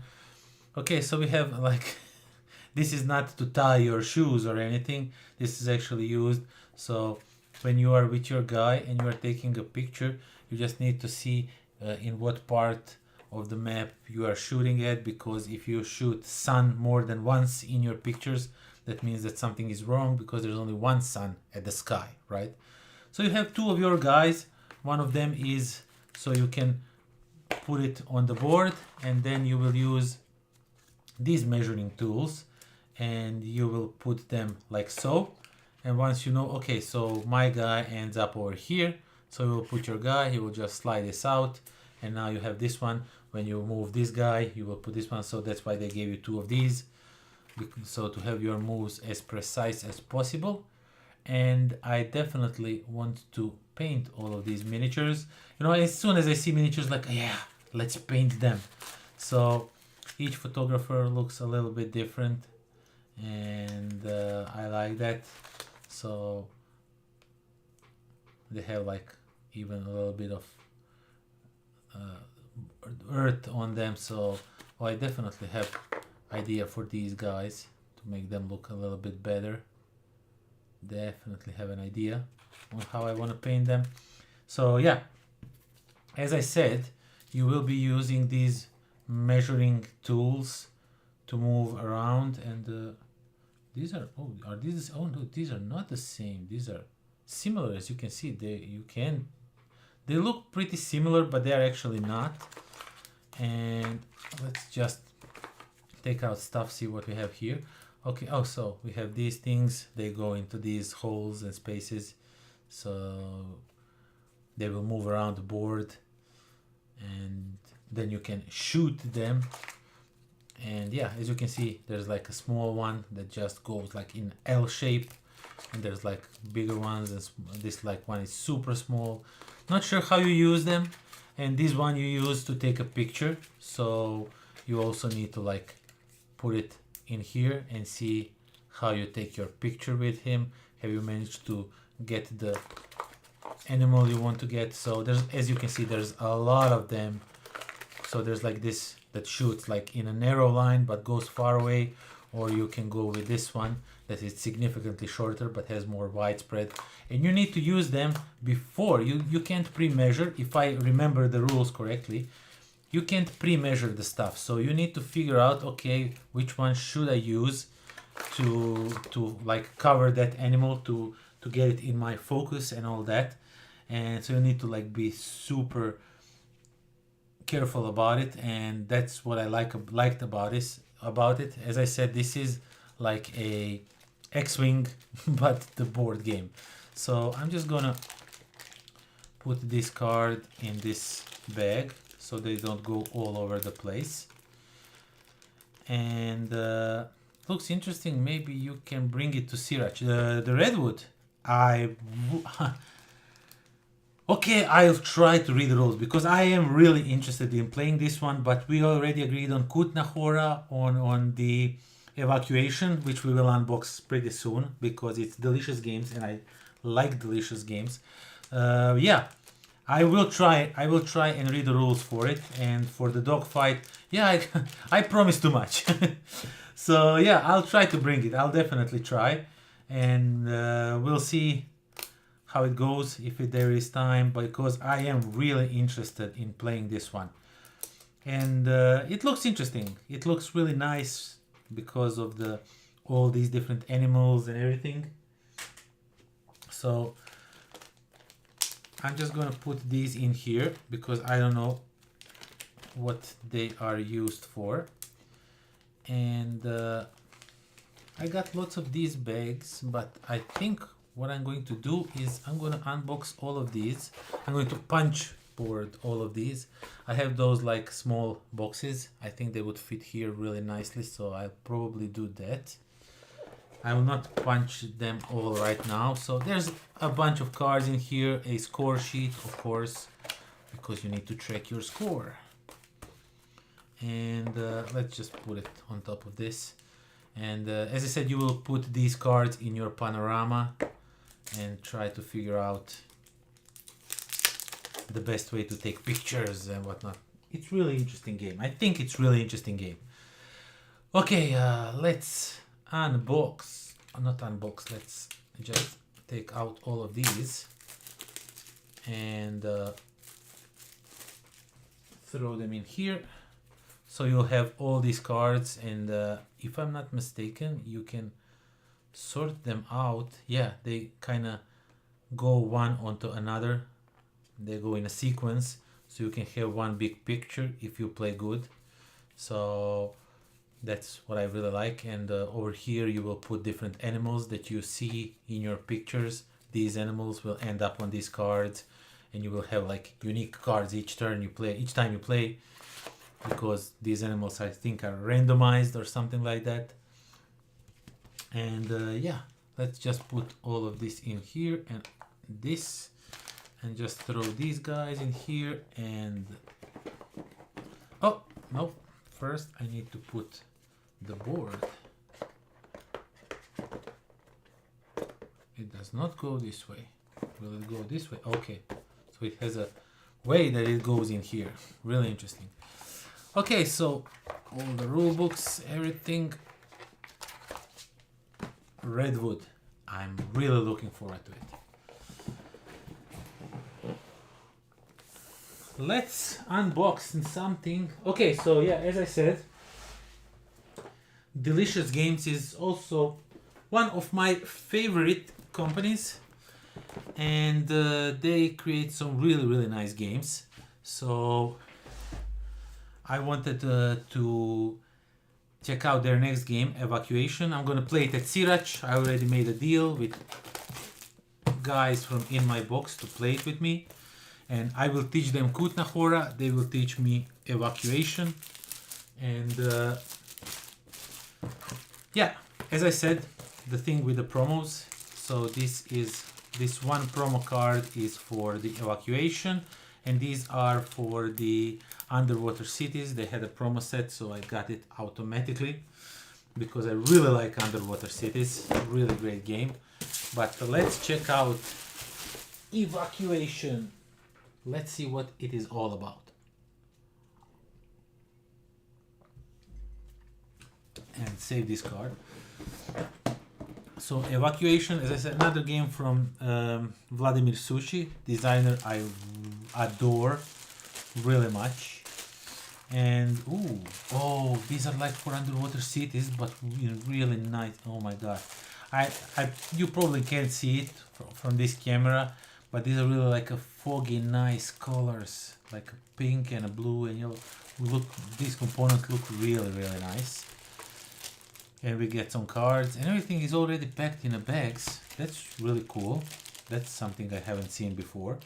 And I guess that this card goes somewhere with these cards, because I think I see some cards that are similar to it. I have to find cards that correspond to this one so I can just put it inside. Okay, so yeah, I found it. I got it. So this is a promo card for the Evacuation. So yeah, Evacuation. I'm gonna play it next week. I have high hopes for it. I really expect a lot from this game because it is Delicious Games. They haven't disappointed me so far, and I hope they will continue this streak of non-disappointment. The rulebook actually looks pretty hefty, like there's a lot going on. So I hope it's not like too complicated game. Not that that's a problem for me, but usually when the game is like way over the top, it's much harder to get it to the table. And we get a bunch of sheets. Oh my god, these ships look... When I saw these ships, I immediately fell in love with the game. They look really cool. And so yeah, these look really nice. And we get a bunch of punch boards for all the players, everything. So that's a lot of components to punch out. And the board is huge, and it looks absolutely amazing. Just a second, let me show it to you. So what you're doing in this game, you are evacuating from these planets people, if I'm not mistaken, something like that. I mean, the game is called Evacuation. As soon as I saw Delicious Games, I was automatically, yeah, I want to see what it is all about. I trust them so much that I didn't read the rules yet for the game, or I was vaguely familiar of what the game is all about. I just see Vladimir Suchi on the board, on the box, and I see Delicious Games, and automatically I'm interested in it. I want to know everything about it. Lots of punch boards, lots of components to punch out. So this will be a fun one. Okay, so let's just put all of these back inside. Really looking forward to it. Okay, so for now, I know I want to play Dogfight in Sirac. I know I will be playing this one. I will be playing KUTNA HORA, and then the Redwood is next one. So I hope there will be time to play all of these games. I really hope. Okay, so let's open up ARCHEOLOGIC, a game I got from Ludonaut. this was presented to me, and first thing that the first game that popped in my mind was a Turing Machine, a really big hit from last year Essen. Don't hear too much people talk about it this year for some reason, not sure why, because everybody was raving about it, how it's really great game. Oops, sorry. And all that, and I was like, I never got my hands on a copy of it, and all the hype around it just died down somehow for some reason. So, but this one looks really interesting. It has the similar thing going on. There's like this machine that tells you stuff. I saw polyominoes, that's why I was like automatically, yeah, I want to know everything about this one. So I saw some polyominoes. You have these shields that you will be having in front of yourself to shield your board, and this is the machine itself, so you need to like assemble it, and it has lots of holes as you can see, and this one goes over here and then it rotates, and you get all these polyomino tiles, and you have to figure out on your personal board, which is not here but somewhere around here. Am I missing stuff? This looks like it's not complete for some strange reason. I know I saw this game, like there's polyominoes here, but where is the player boards? What am I missing? Are the player boards? Where are the player boards? Okay, so these are like, so you can write yourself like some clues that you find throughout the game. Let's just immediately remove this. I really don't dislike these in board games. So yeah, basically you will be using these things, these components to put on this machine, and it will tell you, oh, here are the player boards. That's what I was looking for. So you will have your player board. You will have these polyomino tiles that I just showed you, like these things. You will have these things, and you will have to arrange them on this board in a way that this machine tells you, and you have to figure out the correct way to do that. You will be getting clues progressively throughout the game, so I guess some other players will also give you out some clues, and it will tell you, like, for example, in a row 1 column C or something like that, you have like 2 blue nodes, so you need to like figure out which one goes where and stuff like that. And you will be, as you are playing this, you will be trying to be the first one to reveal it, how everything is set up. Once you have the correct, once you think you have the correct orientation of everything, you will proclaim that. There's also, you don't have to use app, there's like at the end of the rulebook, like I will just quickly open it up, I don't want to spoil it for you, but at the end of the rulebook, each of them are explained what the right answer is. But there is, the thing is, once you see this, you will see the correct orientation, so if you are wrong, you are automatically out of the game. But there's also app that you can scan with your mobile phone, like QR code, and it will tell you if you are correct or not. It will not tell you the exact thing, what is, it will just tell you these are wrong, these are right. So you know some stuff are wrong, but you know what the right answer is. So you can kind of still continue playing, but you now have a little bit of information. I'm not really sure about it 100% how it is dealt with. I still need to read the rules to figure out. But yeah, that's something I'm really interested to explore this game, because I like these things.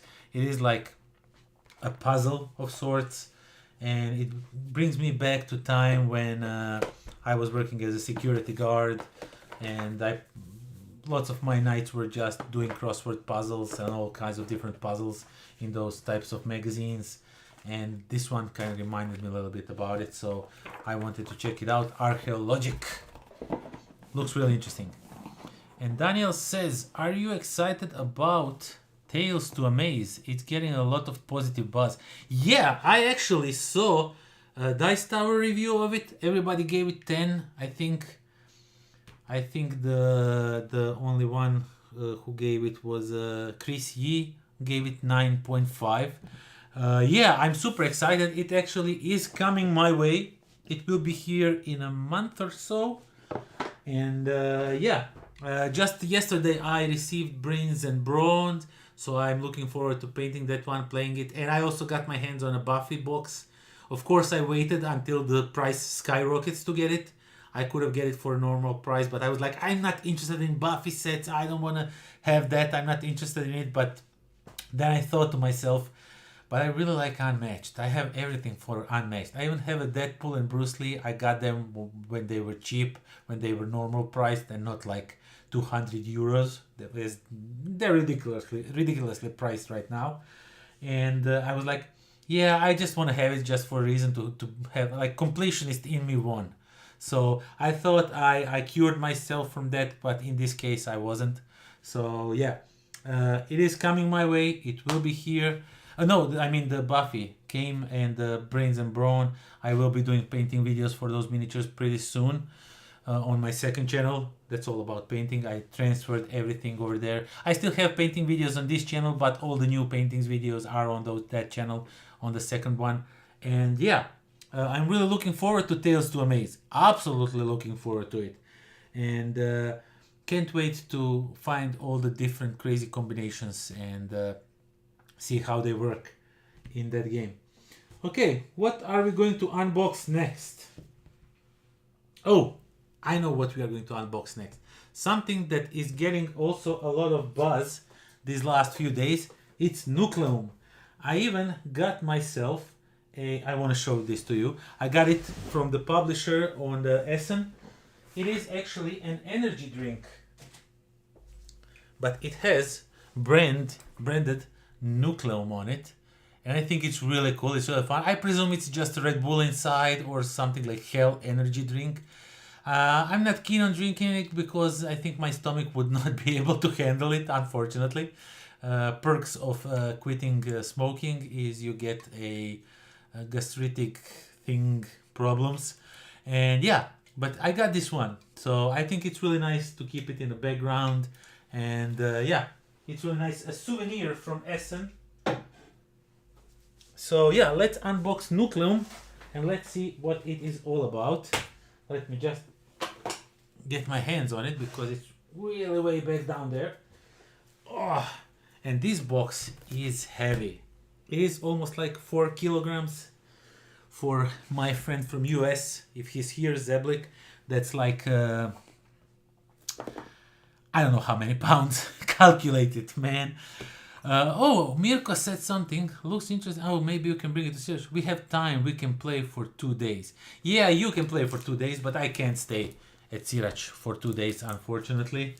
It's just family stuff, life, and yeah, I just can't afford myself to be away from home for that long to enjoy and play games and leave my kid only to my wife.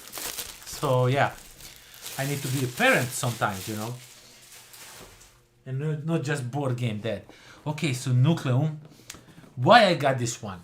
I really don't know anything about it.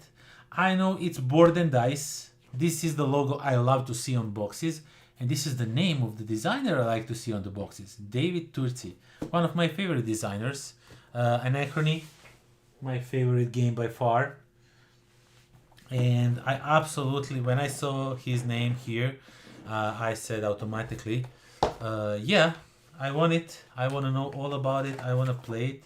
I presume that, so we have the rulebook, and it's pretty hefty rulebook. There's a lot of reading here. I like that they included these challenges, so you can do different things, and if you manage to do it, you will write person's names whoever try to do it. And also, when they gave you Automa and 5 pages of rules just for Automa, as much as I appreciate this, but this is overwhelming for me.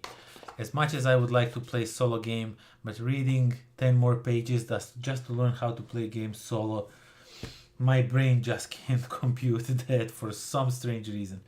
So yeah, we get a bunch of components. We get a bunch of green cubes that are presumed nuclear energy or something. So we got these stars. We got components for each player, I guess. So we can kind of maybe... No, I will not yet reshuffle them and all that. I will do that later if we have more time. So we get some cars, technologies, experiments and whatnot. We get a bunch of bags. We get more cards. I presume some of these are for solo play usually. And we get a massive, huge board. And there's two boards actually. Not sure if one is maybe for solo play or not. So we have this one board that's pretty big. Doesn't look like it's for solo play. So I guess it just adds to this one. I presume since these are two-sided that there's different board for different amount of players. So as you can see, this is a real table hog. This is like a huge game. I heard comparisons to Brass meeting Barrage. I have played Brass, I own Brass, I love Brass, but I haven't played Barrage, so I don't know much about it. So we have this other part of the board. Not sure if it's for the, yeah, this is for the 3-4 players. So I presume that then this side is for less players. Yeah, it doesn't say. Yeah, it's 1-2 players over here. So I guess this one is used no matter how many players are playing, and then this one is used depending how much players are playing the game. How many players, not how much. Okay, so we have these boards and player boards. What is this? Some dividers. Is this like an insert that I need to build? It has a QR code. Let me scan it really fast and see what it is all about. Yeah, it gives me a link to something. Let's see what it is. Then I will show you the phone. So when else someone okay. So it got me to a NUCLEUM page, and that's it. Well, that's weird. Okay, I guess this is explained in the rulebook.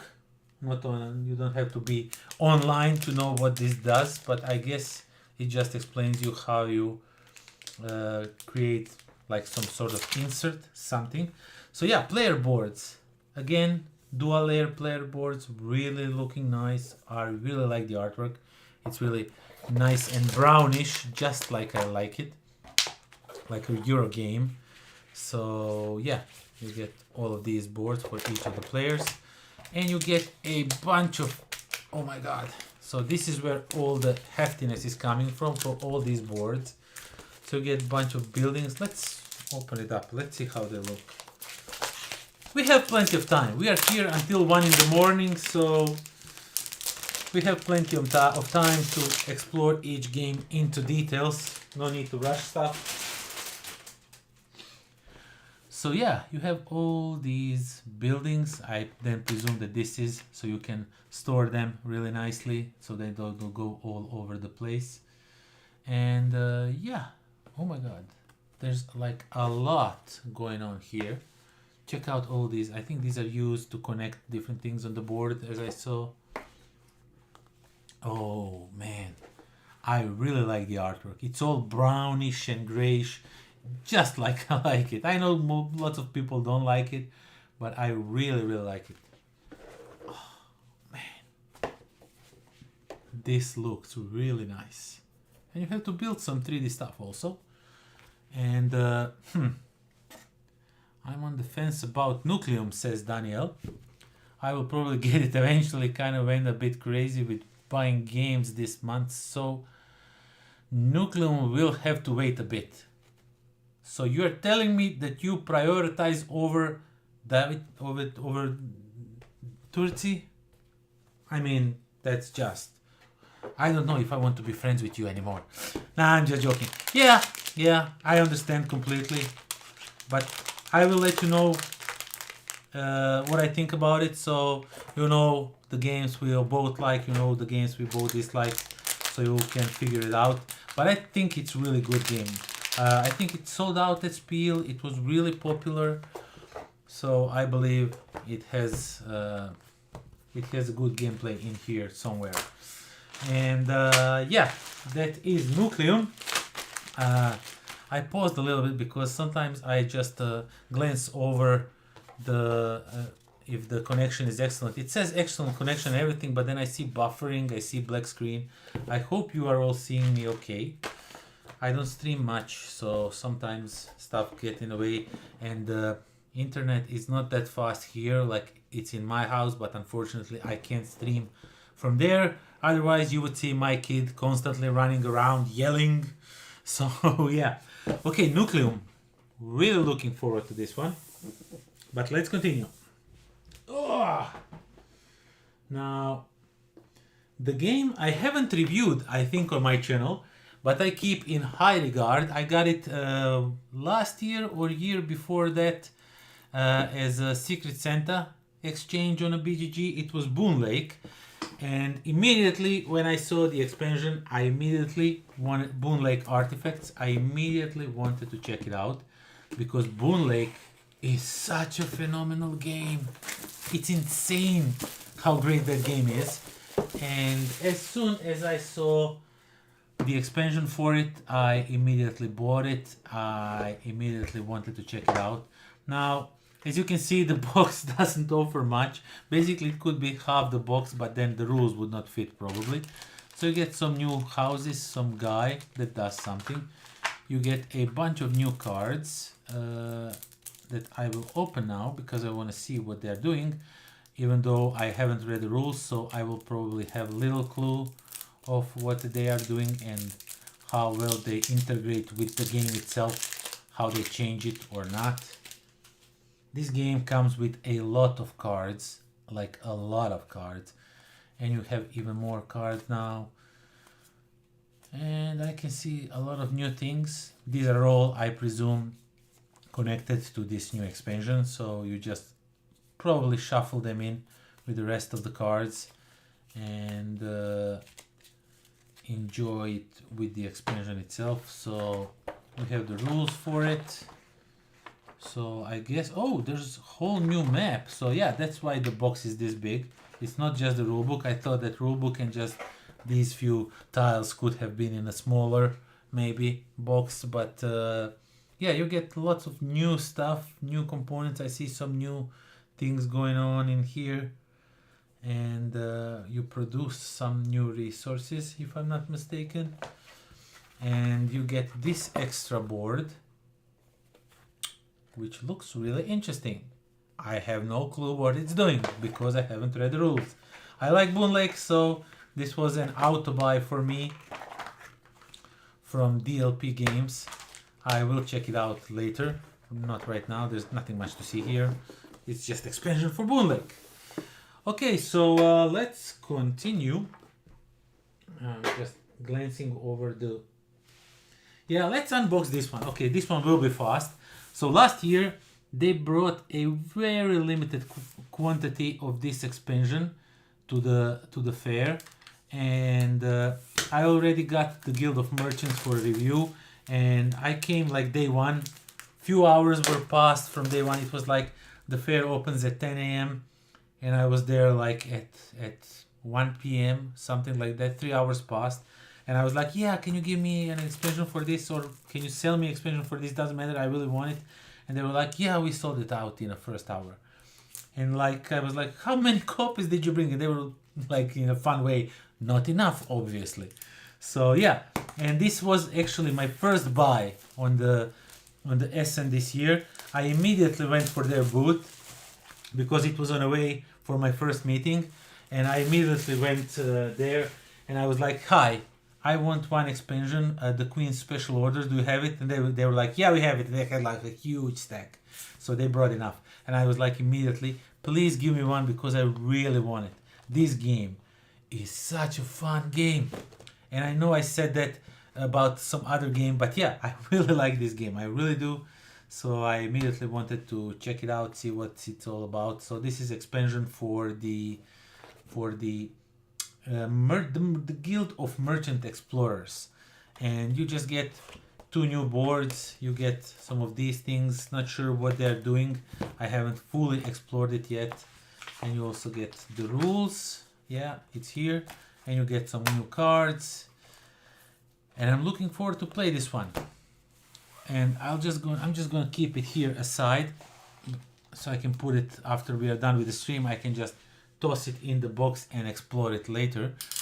And love the Guild of Merchant Explorers, says Daniel. It's a bit fiddly, but I love it. Yeah, you are 100% true on that one.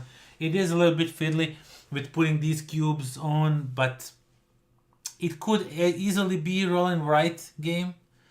You could not like a flip and write game. You could easily just mark some squares and then erase some squares and stuff like that. But I actually like that they went with these 3D components, like with cubes, but with houses and all that. But I don't know. I just like it. Yes, it is a little bit fiddly, but I really like it. Guild of Merchant. It was for the longest time at my friend's in a city that's near me. I borrowed it to him so he can try it out, and he was so hooked on it. He bought his own copy of the game, and I haven't played it for a while now. I definitely have to play it. Last time I actually played it last year at Sirac, coincidentally, and we are going there next week. Daniel, I already asked you, are you coming to Sirac? You said no. So that was Guild of Merchant Explorers. Next up, we don't have that much games to unbox, so I guess we're gonna have to like revisit some of them and maybe revisit Redwood and punch everything out. So to prepare it, because I think I'm gonna bring it to Sirac. I really want to try it out if there is going to be enough time for it. So next up is Moon River. It is a version of King Domino from Blue Orange Games, and I really wanted to check it out because I started doing these compare videos where I compare two games like first, second edition, or games that are similar, and then you can decide which one you want to buy, maybe if you don't want both, stuff like that. And these videos really took off. The people are lots of people are interested in them, and this one looked like a if I say better version of the King Domino, it's not that I'm saying that King Domino is bad, but this one looks like a little bit something that I would be more interested in. So in this one you are playing, oh well, this is like a different rule book. As you can see, the pages are actually cut a little bit, so you can just flip immediately to the English rules or to the Dutch rules. Yeah, okay, so that's a new thing. If everybody would do this with multilingual rule books, that would be really nice. So yeah, this one is different because you will have your starting like corral, your river, starting river, and you will be building your own tiles actually. As you can see, tiles come in two different parts, so you are not committed to kind of, maybe sometimes you would get tiles that you don't like, but now you can like connect tiles that you really want. And now it's all about cattle and corn, and you are trying to take those into account when you are getting stuff. So that's really interesting. And this is also really interesting. You get like these are like cardboard, and these are taped. What is this? Is this like something that I'm not allowed to open maybe? Let me just quickly check out the rulebook and see what is this. Oh, these are probably just components, the cows and all that. So I guess they're just environment friendly with the paper bags, not going with the plastic bags, which is really cool. So yeah, basically you get your cowboy, you get your starting tile, and you just put things on. Yeah, this, okay, so this looks interesting. I saw you can choose some scenarios. A Legends of the West variant. Oh, so you have some advanced games also. Art Project has the same kind of rulebook, like a file flipping thing, so you can turn to the page you want. Well, that's interesting. I like it. I think it's really nice thing that they did that. So I guess I will have to destroy this paper bag because it doesn't want to open any other way but destroying it. Yeah, you get a bunch of little cows and cowboys. So let's just pour everything into one plastic bag. Yeah, that's kind of counterproductive. But yeah, silica gel, just throw it aside. I keep those for, I don't know, something. I don't throw them away, I just keep them here. So yeah, this is a paper. Let's throw it in a paper. So yeah, you get a bunch of cows, your cowboys, to run them around, to drive those cows around the board. Oh, this is probably used for something. Yeah, we're gonna figure out for what when we get to the game. So the rule book and yeah, these we can punch this out. Okay, so that's punched out. So yeah, as I said, let me just show you a few of the tiles. You get these tiles that have different numbers on them. So that means that tiles you are bidding on will be different numbers. Once you connect them, they will have like numbers. Okay, so these are wrongly connected. You have left and right. So you have to be careful what you connect to what. But yeah, you have cattle, you have plains, gold, you have beavers, cows that you will move around the board. You have all kinds of different tokens. You have some people in the house. There's also a little bit of take that in this game, like the giants brought to King Domino. So I'm not sure if lots of people will like that one, but I think it's fine. I think it's not a big issue. Some people take issue with it. Yeah, let's punch out rest of these because there's not much of it to punch out. So let's do that really quickly right now. So this one and come on, this one, and let's just take this bag that we have left over from some other box and just throw all these tokens inside for now while I explore the game and see what it is all about. Okay.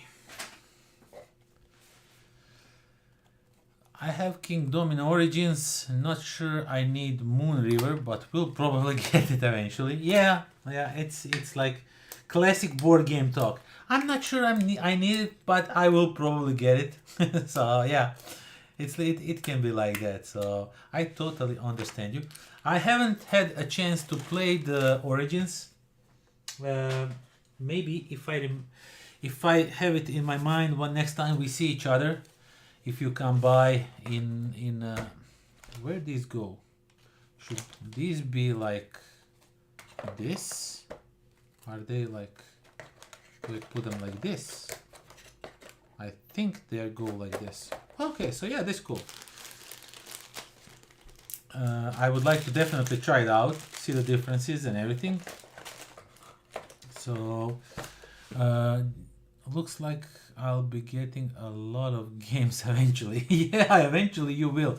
While we are at the games, while we are talking about it, Daniel, have you received your games that we sent you through post office that you left when you were here at the Olympus? Did they arrive safely? Was there any damage? I never heard anything about it, so I presume that everything is okay with them.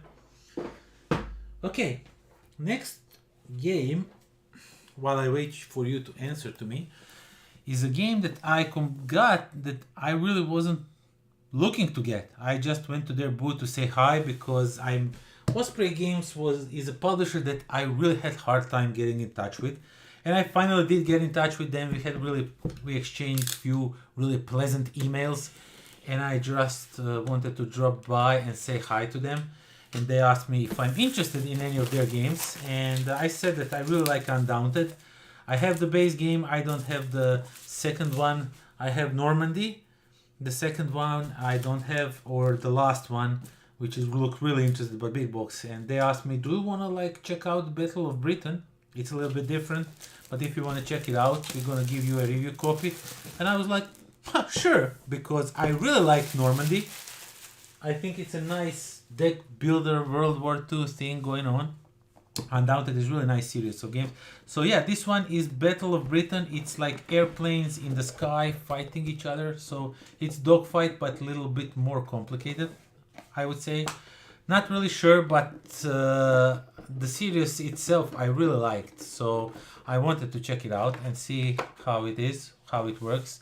And from what I see, it looks really nice. I believe it's also scenario based. So yeah, we have a rule book and scenario book. It's also a scenario based, so you can have a little bit of story going on with the scenarios and everything.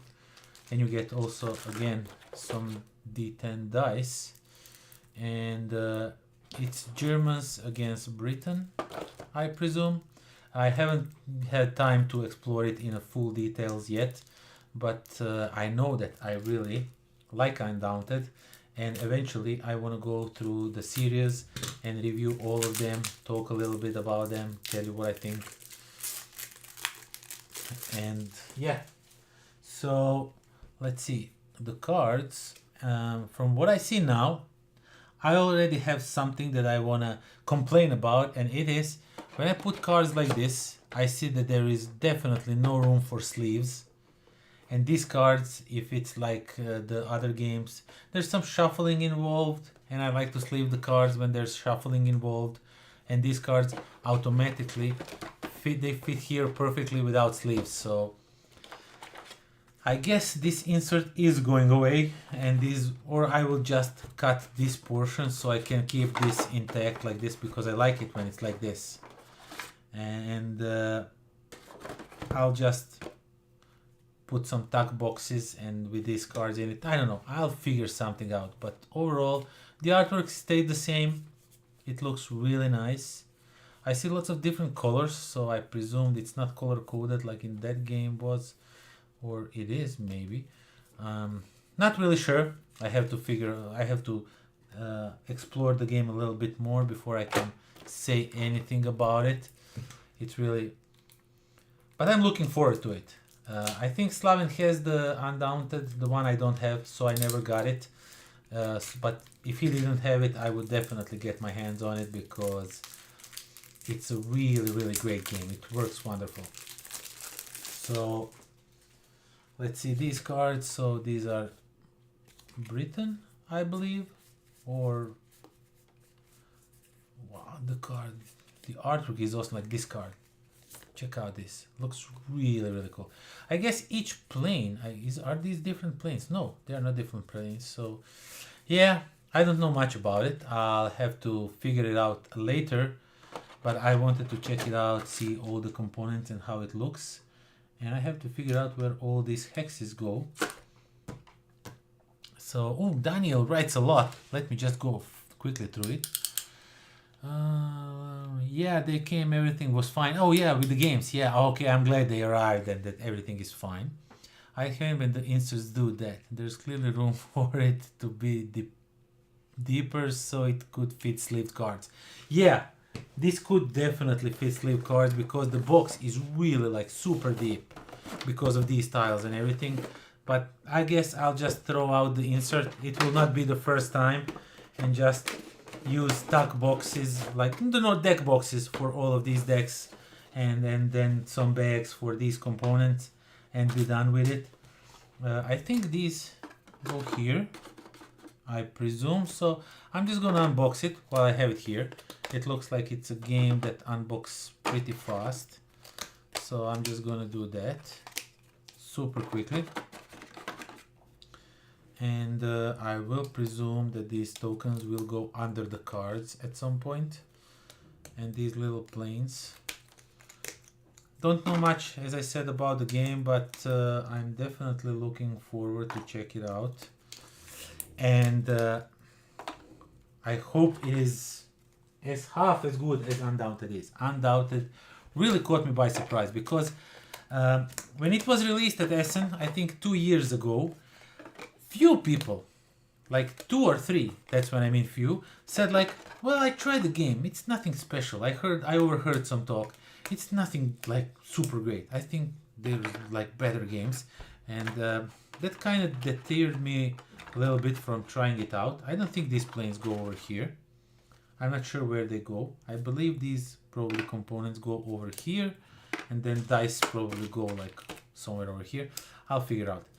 So yeah, I heard like talks like, yeah, it's not like actually that great game. Yeah, I heard stuff like that, and I was like, damn, but I was hoping it was good. And eventually a shop opened in my town, and first board game shop. For the longest time we didn't have board game shop in our town, and the first one, and the one opened, and I wanted to go and show the support to the guy who operated, so I decided that I presume these are the plane for the Germans because of the black background, and these are for these decks, so I'm just gonna, I think they go under the deck.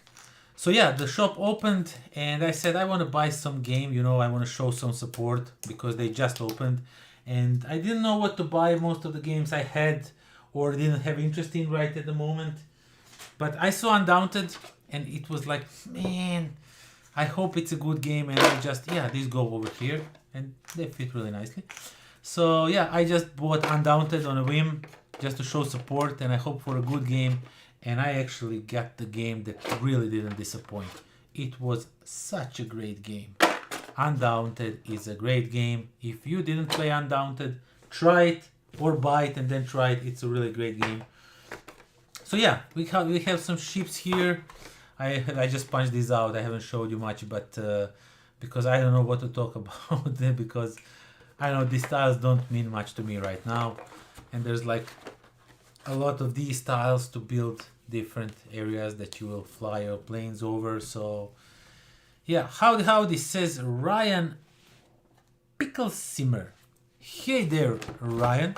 Thank you for stopping by. Mirko is still here. I thought you left, my friend. Insert like that is automatic throwing trash. They're useless.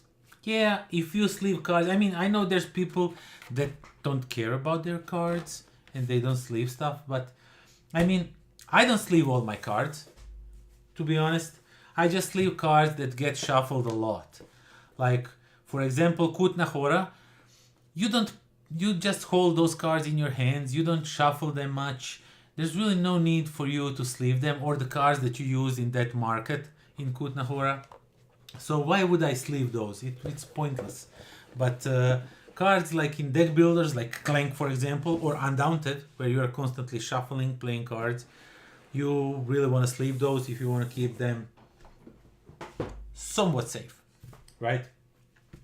Okay, continuing unboxing, we are going to unbox a game that's already unboxed. I already played it. Spoiler alert, I really like it. I think it's a great game. MOORLAND. Anna didn't like it. She said, I'm not vibing with your game. And I liked it because it's really, first when you start playing it, you're really not sure what you're doing, but at the end of the game you see all the wrong moves that you did and you understand the game way better, and the second time you play it you will probably destroy it. Looking at the first time and the second time playing, you will destroy it. So basically you will get a bunch of these flowers, and you will have your Moorland, and you will move these flowers around the board, and you will, some of these cards will tell you when you need to play some stuff. So I don't go too much into details, you will all hear it in my review of it. But yeah, you will take these cards, not these cards, and you will put them on your board, and you will try to get these flowers to these positions, because if you get them you will get points, and if you don't get them you will lose some points. And you have to combine your cards, you have to be really sneaky about it, because if you early in a game start and root your flowers instead of putting them on these spaces, you will get yourself in a tight corner where you will have to get a lot of negative points to get some points in the later turns. So you have to like think really in advance and plan ahead, and you have to plan like 2 or 3 turns ahead, and that's really what this game is all about. A good planning. When you have a good plan, this game will play good, but if you have a bad plan like I did on the first, I really late I understood how the game works, so I planned really badly. But this will be your board. You will have these arranged like this, something like this, and then you will start with these. You will play these cards on your board. Let me just quickly show you. So you will play these cards. You can match, but you don't have to. You can easily play like this. Of course, some people with OCD will be going nuts. I mean, I don't have OCD, but I really was looking to like have all these like small rivers connected, and it was really tough at the end to have everything connected, because sometimes you have to sacrifice connection to get points, and you will just move these little token flowers around, and you really want them to end up in these spaces so you can claim those cards, claim points. And as I said, if you plan ahead and if you plan really well, you will score nicely. But if you're like me, you will not score that nicely. But yeah, Moorland doesn't look pretty. The game is definitely not the prettiest game ever, but I tell you, it's really nice game if you want like some game that will challenge your planning skills, so to say. So Moorland, definitely a game to be on the lookout for. Oh, Mirko says he's still here. I'm visiting my... So I have some icon on the chat and I can't read. Oh, you are visiting your punica, your mother-in-law. So this isn't ideal for spending my time. So you are visiting your mother-in-law and you are actually watching me live stream. Yeah. Glad I could be of service. So, to continue unboxing stuff,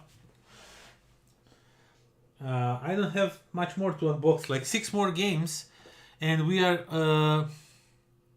4 more hours to talk about board games and all that. So I guess we are going to start punching boards and preparing games for reviews, if nothing else. So the biggest game I brought this year from Essen is Anunnaki, Dawn of the Gods.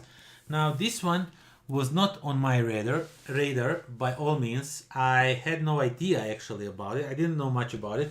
I came to the Cranial Creation booth because I wanted to get my hands on Rats of Ishtar, but unfortunately they were already sold out. The game was going like crazy. So, but they offered me like consolidation price. They said they want somebody to make content around Anunnaki, and I didn't know anything about it. I definitely know that I want to invest more of my times about dudes on a map game, you know, because I really rarely go and review those. I like to play those, but not lots of people like direct conflicting games, so those don't tend to come to the table that much. So yeah, I wanted to check out something in those realms, and this game was like perfect for that. So they offered me like review copy if I want to, and I asked them first to tell me a little bit about the game before I accept it. And my wife says your son says hello. I guess they are probably watching at home. And yeah, so they offered me this game for review. I got a quick course about it, what it is about, how it plays, and I kind of liked it, so I wanted to check it out. Daniel, you have Rats of Ishtar. Do tell me, is it any good? Because I definitely plan on getting my hands on it.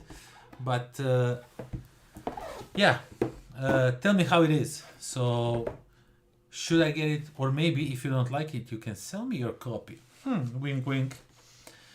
And yeah, pozdrav Borna. So hello to my son. So yeah, Anunnaki is dudes on a board. There is some conflict, but not that much conflict, if I understood correctly. It was really loud, and I couldn't hear very well the full explanations, like all the little small rules. But the game looked interesting, so I wanted to check it out. So I said, yeah, give it to me. I see some stuff that I really like, and it's a real table hog. Visually, it looks really nice, so I like that. And the cards is like you are each playing one of the gods or something like that. And yeah, you play these cards on your board, and you move around the board, different components. I don't know, it just looked interesting, and I liked what I heard when they explained me the rules, so I said, sure, let's check it out. So yeah, you are playing either as Odin, Ishtar, Zeus, or Ra, and if I'm not mistaken, or your settlements, yeah, you are playing as one of these guys, and you are trying to influence all kinds of areas on the board, and you have settlements, you have your armies, your workers, or whatnot, like all of these games have. There's a bunch of different cards for each of the players. I think, of course, everyone has their own unique abilities, which is automatically sell for me. As soon as I see that I have something that nobody has in game, I'm automatically interested in it. And yeah, there will be these 5 boards around the table. So these, like, you will put them on a board somewhere. So as I said, they take a lot of space, as you can see. There's like 4 of these. They're double-sided. Not sure if they're for the number of players or just for the variety of the gameplay itself. Don't know much about it because I haven't read the rules yet. And these are the rules. Solo mode rules is another big book, so I'm guessing I'm not going to play this one solo, but it's really nice that there's option for it. And yeah, these are the rules. They promised to me, they swear to me, the box says 90 minutes. Now, I'm not sure how the game that's dudes on a map plays in 90 minutes, but I said I will take you for that word. And if it's not, if it's like 4 hours and you lie to me, then there are going to be some consequences. And yeah, the rulebook looks pretty nice. And there's like a lot of cardboard components. I presume there will be... Oh, there's like a big insert at the bottom, I guess, for all of these components. That would be really nice. And these are the boards that you are going to be playing on. They are also dual layered boards, so the components don't slide off the board, so you will keep some stuff in here. And as I presume, all of them are a little bit as they told me, they are all a little bit different. I mean, not the boards itself, but the factions and all that. So that's something I really like. And this is really unfortunately packed like this. So yeah, listen, we have a lot of time on our hands, so let's pack up these miniatures in all the right places where they need to go. So let's just take everything out and see where these should be going. So the miniatures look really nice. The plastic is really sturdy.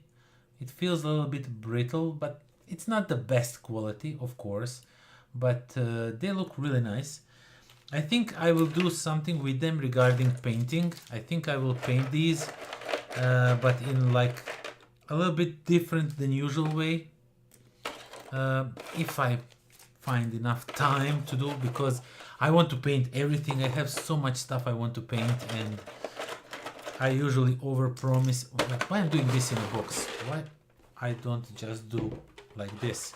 It's much easier, you know, to just tear everything down. Okay, so let's see what goes where, and then we'll continue unboxing stuff. So this one doesn't go here, doesn't feel right, Yeah, of course, it's in the last one. Okay, so this one feels like it goes here, and this one looks like it goes here. And I'm missing a purple big guy. Okay, it's here. So it goes right over here. Yay! Okay, let's see what next we have. We have some little ships that goes who knows where. We have a dice, small guys, big guys. Let's move these aside. I presume they should stay in the bags. Okay, let's see what goes where. Since these blue guys here, I will presume that these ones will go in here. So there's different opponents. So where does this one go? Because is it going here? Okay, so that's That's a little bit weird. They could have just put it like this, but yeah, it's fine. So yeah, I think this one definitely goes here. I am Lucas, says congratulations on the anniversary, Daniel. Thank you very much. Currently we are not unboxing, not sure how long are you here, but currently we are not unboxing anything. We are sorting this Anunnaki game because it came all over the place, and I want to sort it out because it has really nice insert. So I don't want to leave it like that. I want to sort it out as I can, as best as I can. Now, some of these components are really bent a little bit, but yeah, it's fine. I mean, this is not the game you buy for miniatures, right? So, and this, I must say, looks really weird as a miniature, but I have some really nice idea how to paint these to look even better and not spend too much time.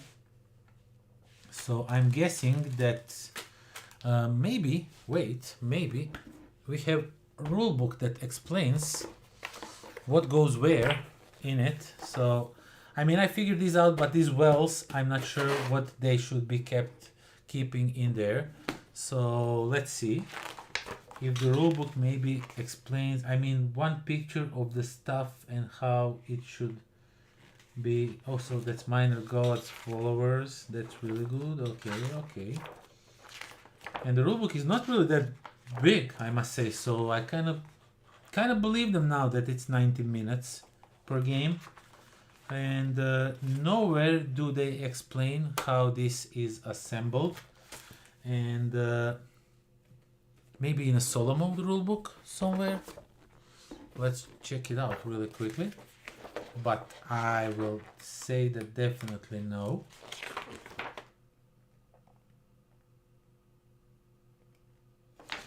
The bright colors look, wait, maybe it's because of the camera, you know, and everything, but they're like regular purple, yellow, red and blue, really regular colors. But I want to do something with them, you know.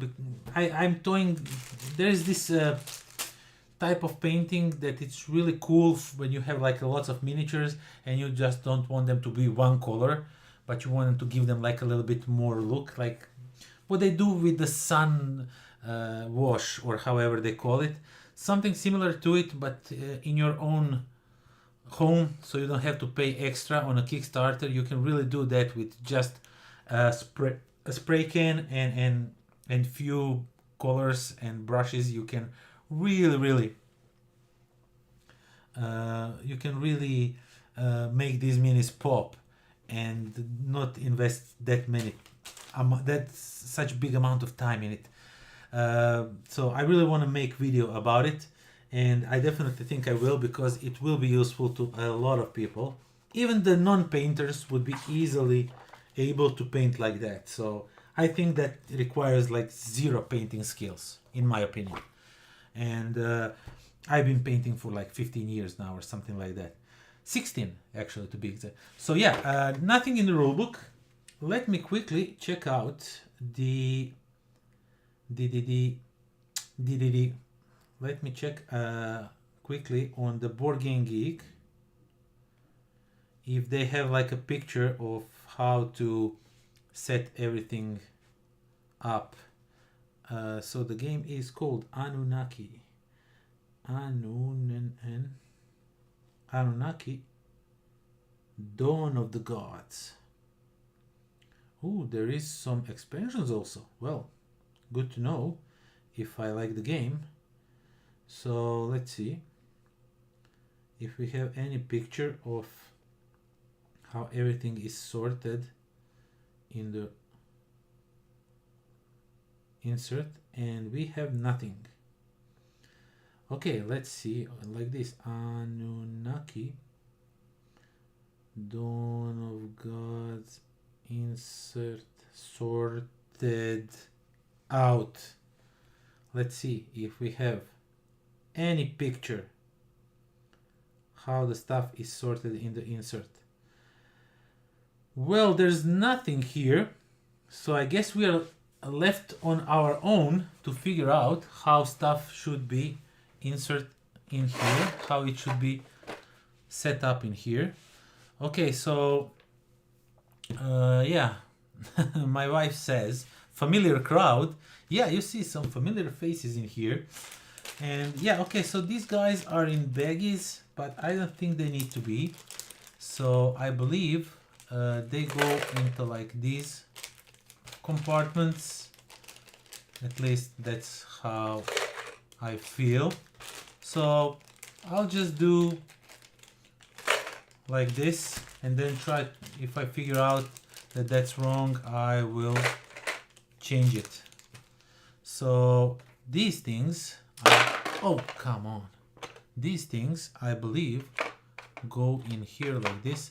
I mean, they should definitely, I mean, how is it like a big problem to include like a picture to show how the stuff is set up in the insert?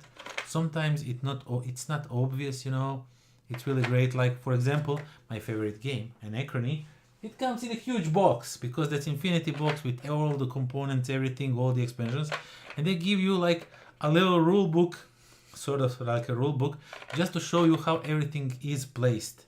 So, you know, that's kind of important. Like this dice, where does it go? It doesn't have any place here, nowhere. So, you know, that's really weird. So I would very much appreciate if they would... Wait, are these ships? They look like they're a little bit taller than these buildings. So they snug in really nicely, but this one maybe goes over here. Okay, so no. The ships go over here. This one is little... See, that's the thing. This well over here is just slightly deeper than the rest of these. And you can't even see it on a first glance, you know. And these, I think, fit in here. And these pyramids go over here. Okay, so we are figuring things out. That's good. That's actually pretty good. And these two ships go over here. Anachrony is your favorite? Yeah, it is. Absolutely my favorite. So it's so far up on the first place that second place, to me, between first and the second place, there's like 10 places. It doesn't make sense, but it's like that. Yeah, I really like Anachrony. I love Anachrony, not like. I really love Anachrony. I think it's the best game ever made. It definitely is. And I hooked so many people on it. It's insane. A lot of people bought Anachrony because of me. I take pride in that. So yeah, so we have set up all of these. And so when I move these boards aside, and when I move this, so I have all these punch boards, and I don't see that they go for each of the players. Like, these are not player components. I think any player can get these. So I presume these don't go in this insert. This insert is probably for something else. These wells are completely too big for anything I see here. All I have left is these things. So I am not sure. Maybe the expansion stuff goes in here. But for now, I am just going to throw all of these cubes in here to keep all the components of each player in their respective slots and be done with this game. So yeah, Anachrony. Anachrony got me because it has the time travel theme. That's the thing that got me interested in the game itself. And the time travel is really done such a nice way that I was blown by it.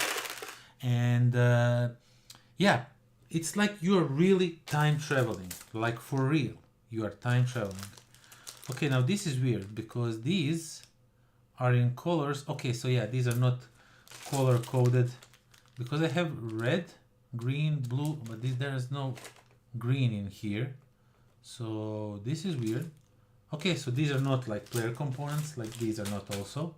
So we'll leave it at that. Or maybe each player gets one of these components. I guess it's like that, so they can track different resources in the game. I own it, but only had the chance to play it once. What a shame. What is your second favorite worker placement? Do you have other time travel games? I like time stories. Do I have other time travel games? Well, that's a good question.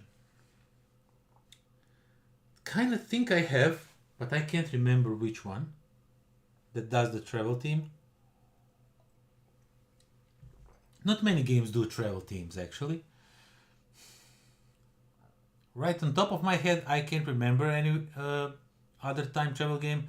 But worker placement, I have a lot of worker placement games. Ultimate Railroads is awesome worker placement game. Underwater Cities, I absolutely enjoy. I'm just looking at my shelves to remind myself of what I have. So what else do I have? Castles of Burgundy, that's a worker placement, even though dice are workers that you place and take different things. So I really like that one. What else I have? Outlive. Outlive is a really different worker placement game because no, it's a worker displacement. That's how they actually were advertising it, because you are moving your workers, you are displacing your workers to different spaces, and then you are attacking other players, stuff like that. Outlive is really cool game. Yeah, Rajas of Ganges. It's really nice. Worker play. Is it worker placement? Yeah, it is. It's worker placement game. So I really like that one. I actually own a lot of worker placement games now when I'm looking at it. And yeah, I like worker placement games. I think my favorite one, well, that's a tough decision. But right now, on top of my head, the last one I got, Barcelona, is really cool with what it's doing. Kingsburg is awesome. Actually, lots of my worker placement games involve dice. You know, it's like dice placement games. So if we are talking like that, worker placement game and dice placement game, if we separate those, then I would say that one of my favorite worker placement games would be, let me just look around really quickly.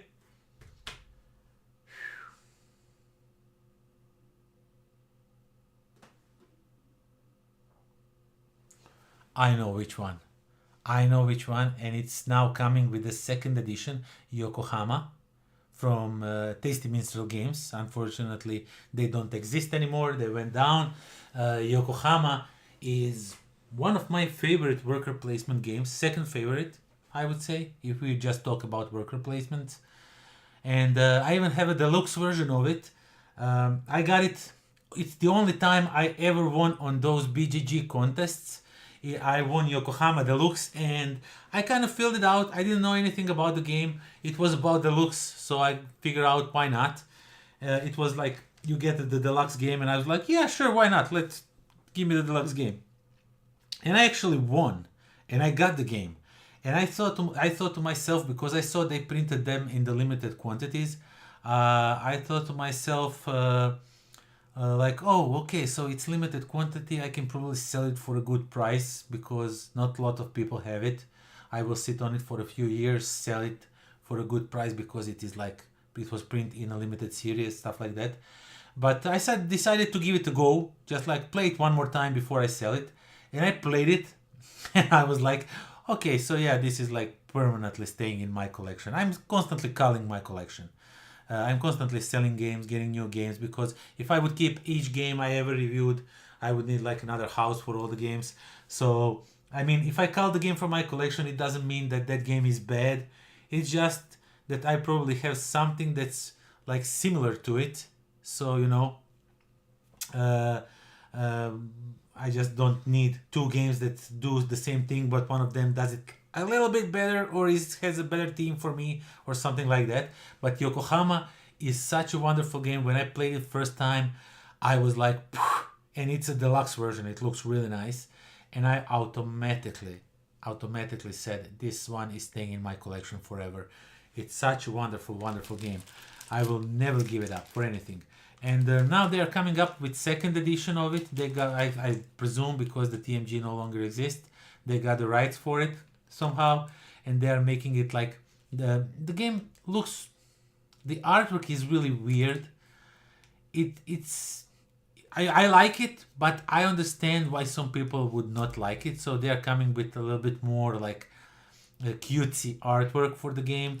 I hope that I will get a review copy of it to create the video comparing both, because those videos tend to do really well on my channel, and I hope that that will sway them toward me, so they send me a review copy of it. But if not, I will get it on my own, because I really like that game. I really like that game. Tragedy Looper is amazing. Yeah, I never tried Tragedy Looper. I heard about it. I know it. I think I even looked a little bit into it, maybe getting it because of the time travel theme. When I was exploring what other games have time travel themes, I wanted to make like a list of games with the time travel, but first I wanted to get them to play them, because that's kind of my favorite theme in like movies or TV shows, like time travel, the paradoxes and all that. It's really something I'm interested in. So, but then I just never got my hands on it. My favorite has to be Anachrony. Yeah, we were talking about my second favorite worker placement game. You never seen the Yokohama, if I'm correct? If you want, I can show it to you really quickly. Let me just move these into corresponding slots. Let me just sort this game out. If you have time, not sure if you're going to be here for longer or not, I can just quickly show you how it looks a little bit. So it's oh man, it's such a wonderful game. I just love playing that game. That game, the way it works is just freakishly awesome. So as I said, I presume that these, one of each color, goes to each player. So I'm just going to throw them in here and hope that that's the correct thing I'm doing.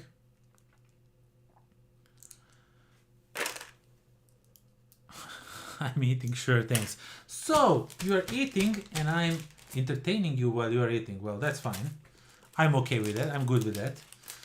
So let me just quickly, I think I sorted as much as I can. I will not punch all these boards right now. I just wanted to sort this out to have it like nicely set up in here. Let me just quickly put this back in the box and I'm going to show you Yokohama real quick, and then we are going to resume unboxing stuff from Essen. So let's put these in here. Let's throw these in, and these boards, and then these boards go in here like this, and then this one goes in here. Actually, I have a little trivia about Anachrony. I was lucky enough to completely by chance, completely on accident, I ran into David Turci, the designer of Anachrony. Bon appetit. Yeah, bon appetit. I didn't say bon appetit. I ran into him at Spiel, and I said like, yeah, you're my favorite designer, you know. I gushed a little bit. Is it the gushed word, correct word? Yeah, I was like fangirling around him a little bit, and I said like, I really like Anachrony. Thank you for making such a wonderful game. The time travel was really great. It was done in such a nice way. That's what got the game for me to be number one.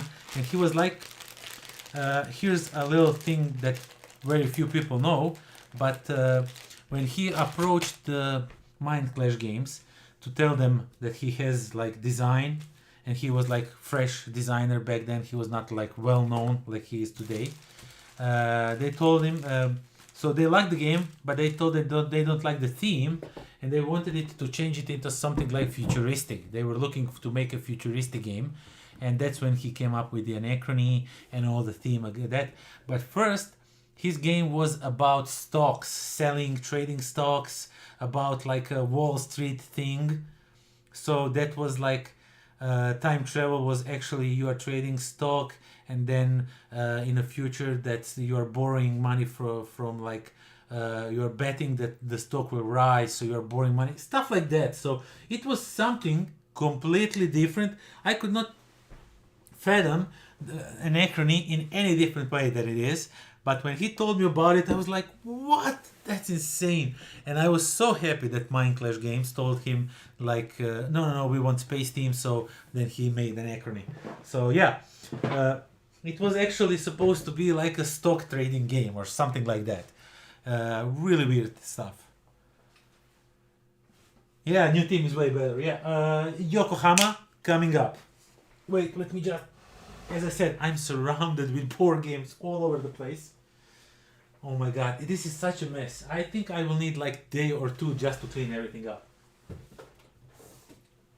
Okay, so have in mind, this is a deluxe version, which means that components are not cardboard, everything is wooden components, and it's like 3D, so the houses are like 2D cardboards and all that. Imagine the minis for the stock trading game team. Yeah, I think they would not have those exosuits. Yeah, exosuits coming to trade stuff.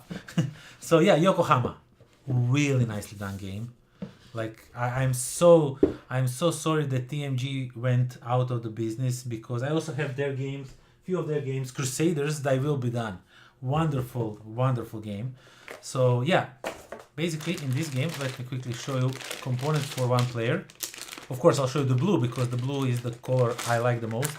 So you basically have these smaller houses, you have these bigger houses that you will put on a board, and you have these little small guys that you will send on a board, and you have one big guy that's the main worker, and these are like your helpers. And basically the theme is that you are going around on the Yokohama market and you are trading, buying stuff, selling stuff. And as you are going around, you are collecting, of course, points. You are by completing tasks and whatnot. And the game revolves. This is the board. Basically, these tiles would be, depending how many players are playing, these would be set in different patterns. And when you visit each of these, so they will be like this. For example, you will have like, I don't know how big a game you are playing, but like this is just like a small part of the board. There's way more that you have here. And what you do on your turn is you either take two of these small ones and put them on one board, or you take three of them and put on each board wherever you want. You don't have to go in a succession or whatever. But the thing is, you have your big guy, let's say, for example, over here. And if you want to go over here, no other big guys can be here. So you can't. So once I'm here, I'm blocking this space until I move on my next turn. So you can block others a little bit. And once you move to somewhere, you can do action depending how many things you have here. And you will also have some smaller houses or bigger houses here. There will be some cards that will give you some rewards once you build houses on the different spaces. And let's say, for example, I have all of this. So all of them are counted as one. So this is 1, 2, 3, 4, which means I can do action up to 4 over here. Let's say, for example, if I were here and I have all this, I have 1, 2, 3, 4, 5, which means I would get 5 fishes. Fish are the resources that you need to collect in this game. You have fish, you have tea, you have these like silk cloths or something, and you collect those and trade for different contracts to score points. And if I have 5, I will get some extra reward for it, because I went all the way up to 5. I will get 5 fishes, and then what happens? These guys return back to you, and on your next turn you can put them again wherever you want. And you move around the board. Others will also move around the board. So you don't block so small guys. You can place on spaces, but if the big guy is on that space, you need to pay them some coins, and coins are really tight in this game.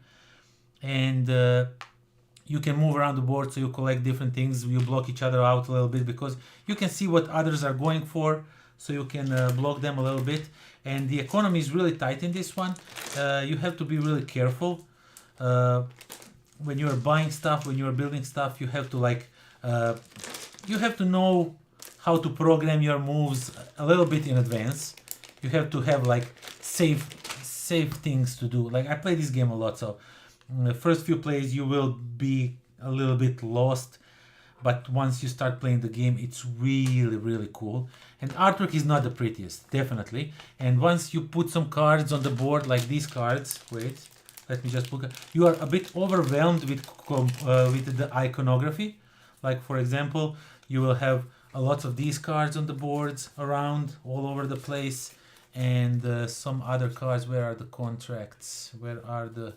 So these are those cards. Yeah, okay, so these cards.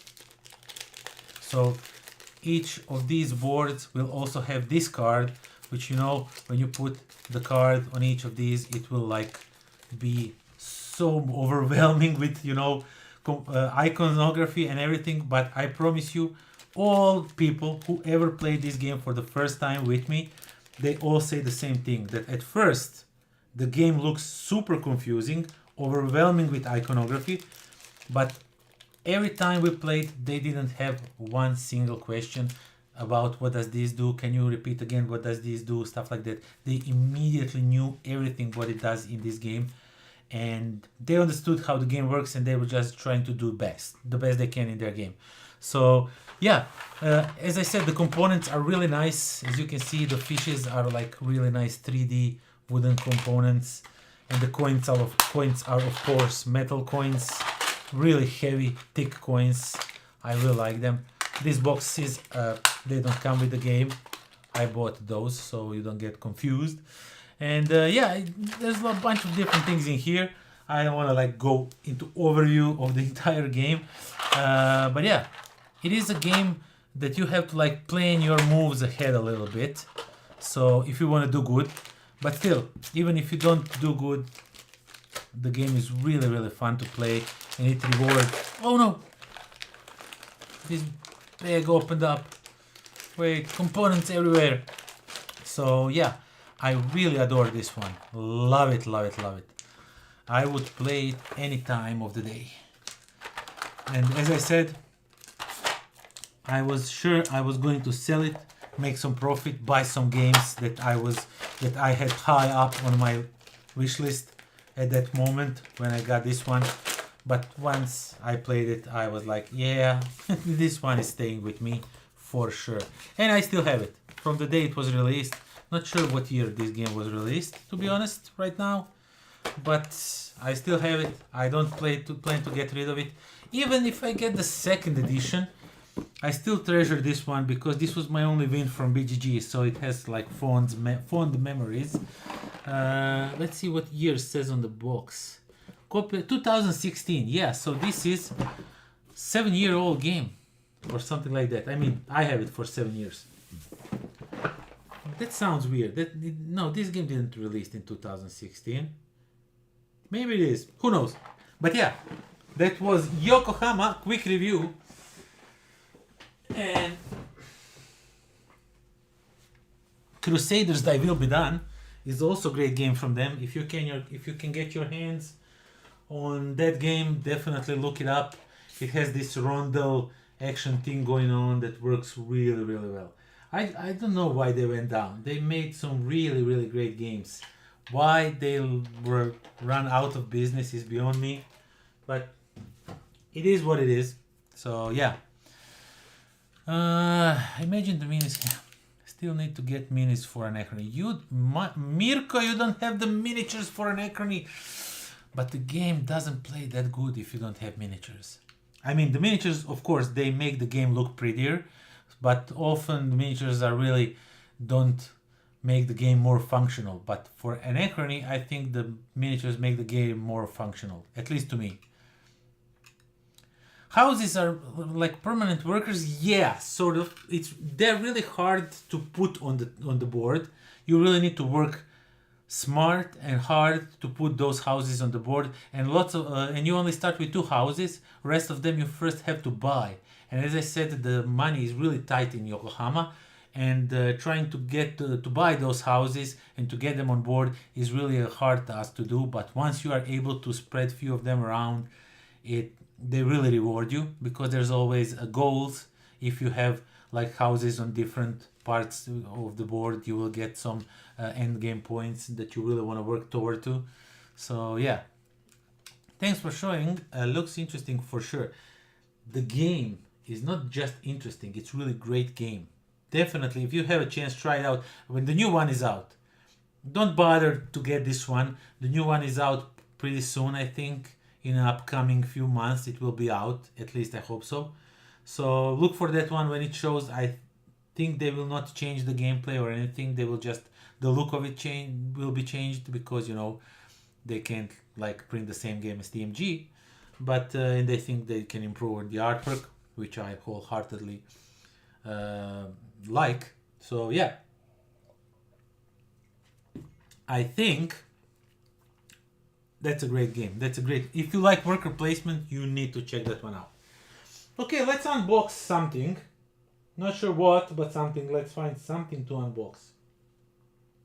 I don't have many games left. I think I have only like 5-6 games left to unbox. So after that, I guess I'm just going to review stuff. Or just...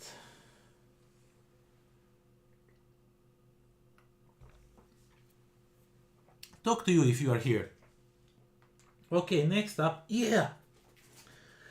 Another game from Sit Down. And I got some promos and stuff for it, so kept in here.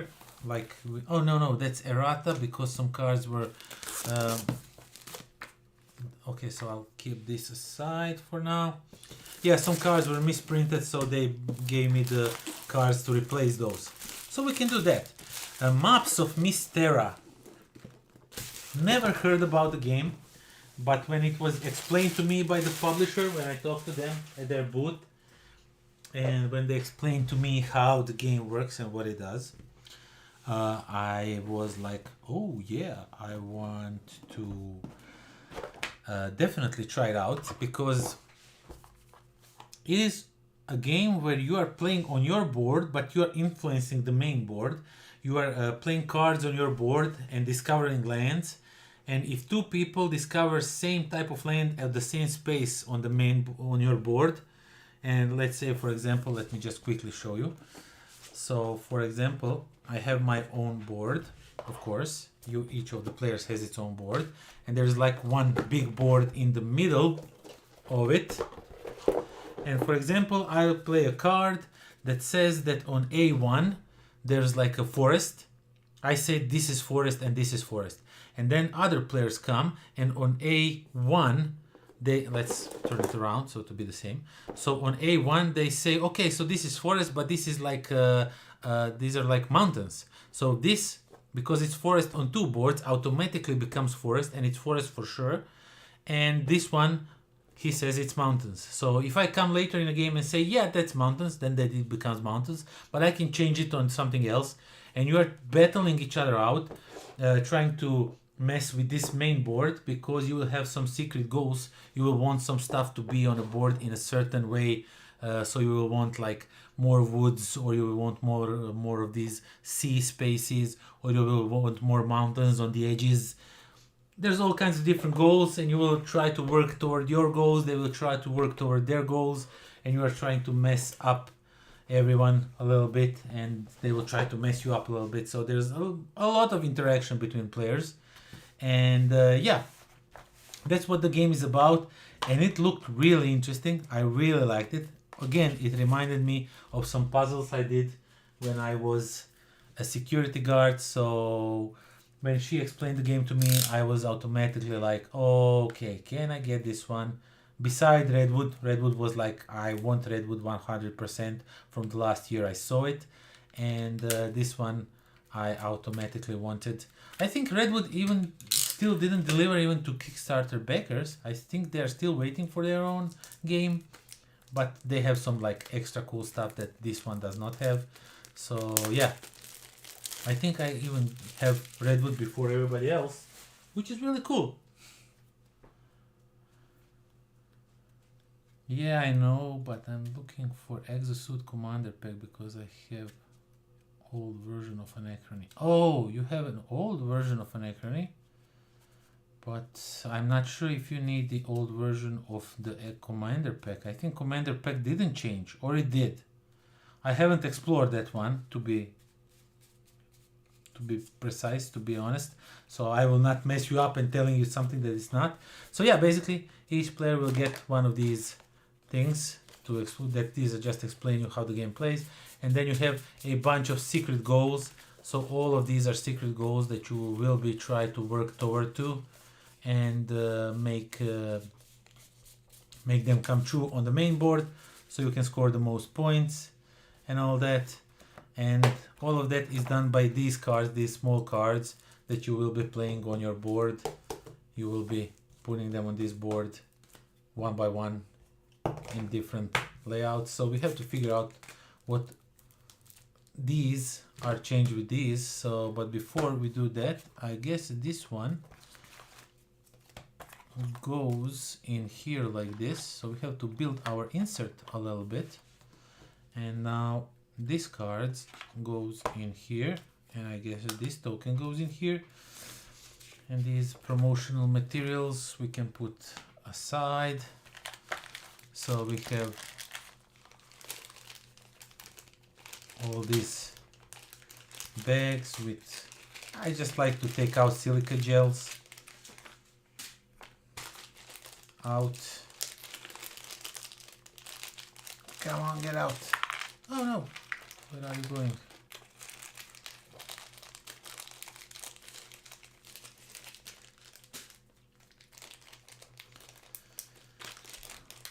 Okay, let's see now.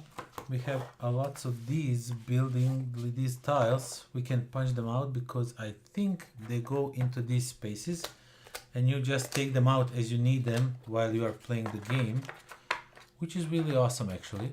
So it's much easier, you know, to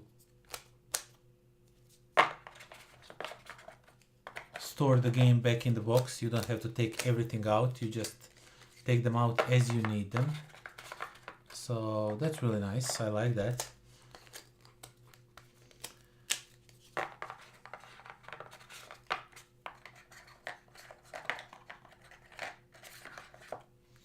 Okay, and this one goes into the bag for the garbage.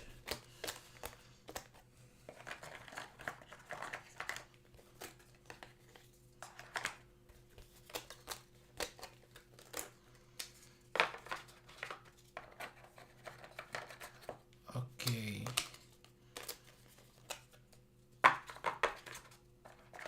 So let's put all of these in the bag.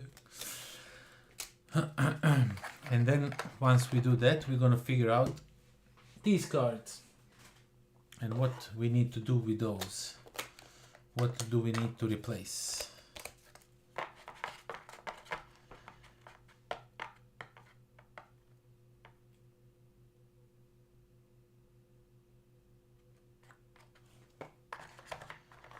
So I'm reading what you just wrote, Mirko, and I don't understand what you wrote, man. No, I get it. I understand. You have the older edition, so, but I also have old edition of. Why am I confused?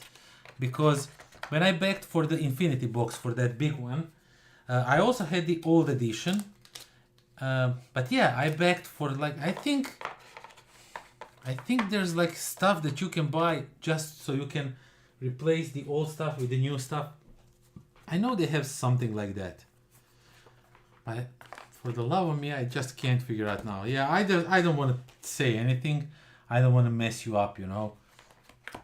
You know what you need. You know what you're looking for. You probably searched it better than me. So yeah, I will not say anything more about it because I don't want to confuse you. Just bought a copy of Defenders of the Last Stand for cheap on the second-hand market. Can't wait. Defenders of the Last Stand. Defenders of the Last Stand. Is that the game called Runedara or something like that? Defenders of the Last Stand. Is that the one you are talking about, or? Because it sounds familiar, but I'm really not sure. So yeah, so we have these. These are for, I don't know, solo play maybe?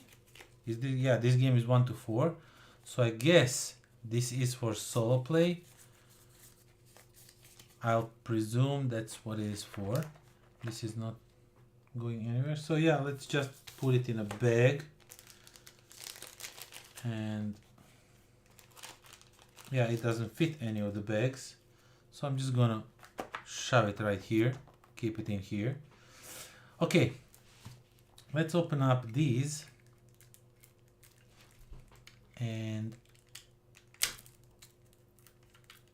let's see, what do we need to exchange? What are the differences?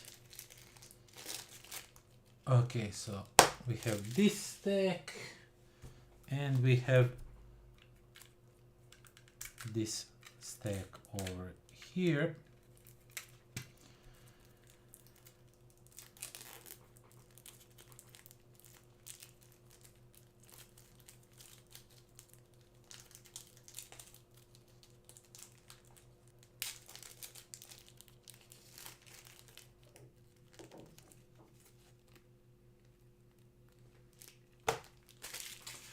Okay, I'm reading what you are writing. Yeah, looking for few kidneys to trade them for all games that I have on a wish list. Yeah, I know. At one point in my life, actually, when we are talking about wish lists, I had like my wish list completely empty. I had everything I wanted besides maybe few promo cards, but nothing I could live without. And I was like, wow, that's really cool. And then Essen was like in 2 months, and that list started, and I was like, okay, I want this one, this one, and then my wish list just got crazy populated with all kinds of different games. And from that point on, I never ever had my wish list completely empty. So I'm really not sure, is it ever going to be empty? So yeah, I completely understand what you're saying. I mean, like, I get a lot of games that are on my wish list. I get through reviews and all that, you know, as a review copy. So yeah, that's, otherwise my wish list would be considerably bigger, because I mean, you don't have money to bring 40 games from Essen, pay for the trip there and staying and all of that. That would just be insane. So yeah, lots of these games I got for free. But yeah, I understand. Okay, so errata for these cards. So we have to find a lot of forest cards. It says, please remove from the deck and recycle, they say, sketch cards 36, 37, 38, 39, and 40. 30, 30, 40. Okay, I think they are in this stack. So 36 through 40, because they are in error. So we have 36, 37, 38, 39, and 40. So that's 1, 2, 3, 4, 5 cards. And these are 1, 2, 3, 4, 5 cards.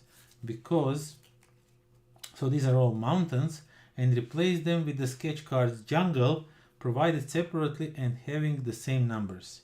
Okay, so that means that these cards go into the recycle. So these are wrong. Okay, they know why they did that. I guess I will not go into the details. So do they fit here somehow? Well, not exactly. I don't know where these fit. Alright, let's see. Okay, so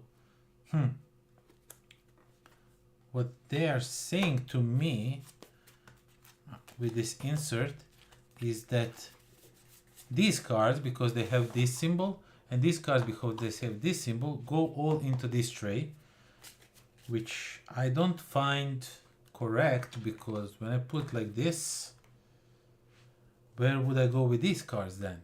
Because when I put all the boards and everything, you see, these don't fit here, and these rather fit here than anywhere else. Well, this is weird, but this one doesn't open or anything, right? No, it doesn't. Okay, so, but if I put them like this, maybe. This is weird. How do I put this insert? I mean, this part of insert works nicely, but this one is really, really weird. Maybe there's something in the rulebook. To the rulebook, let's see. Maybe they tell you how to put stuff inside, but I don't think so. Maybe they show you somewhere. I mean, it's not a galaxy brain to see how to put this. Yeah, they don't show it. It's not like they need it, but I just like to be sure what I'm doing. And this has this symbol in here, but that symbol doesn't say anything. Not on these cards. Oh, so this symbol is for these things. So this should be like here.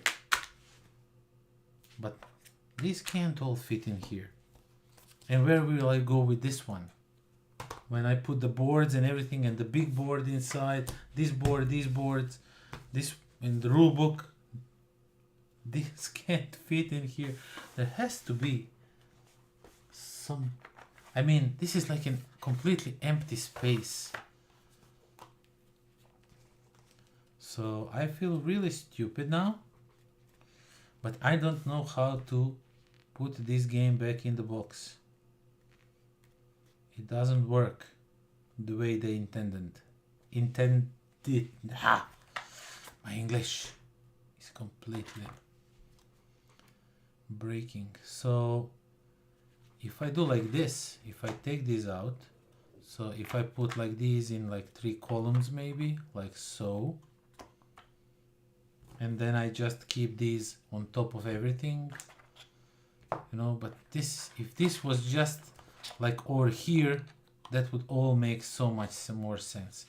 Or I can just not use this thing, or I can just leave it like this and put some cards like this and throw these things in here, and then this thing on top of them like so, and then I just throw this inside. Oops, I forgot about the first player marker. Although I like the insert, I think it doesn't function well because the box is now raised a little bit. Once I close it, it is a little bit raised and I don't like that. But yeah, that was Maps of MISTERRA. I really looking forward to try this one. I think it will be a great game.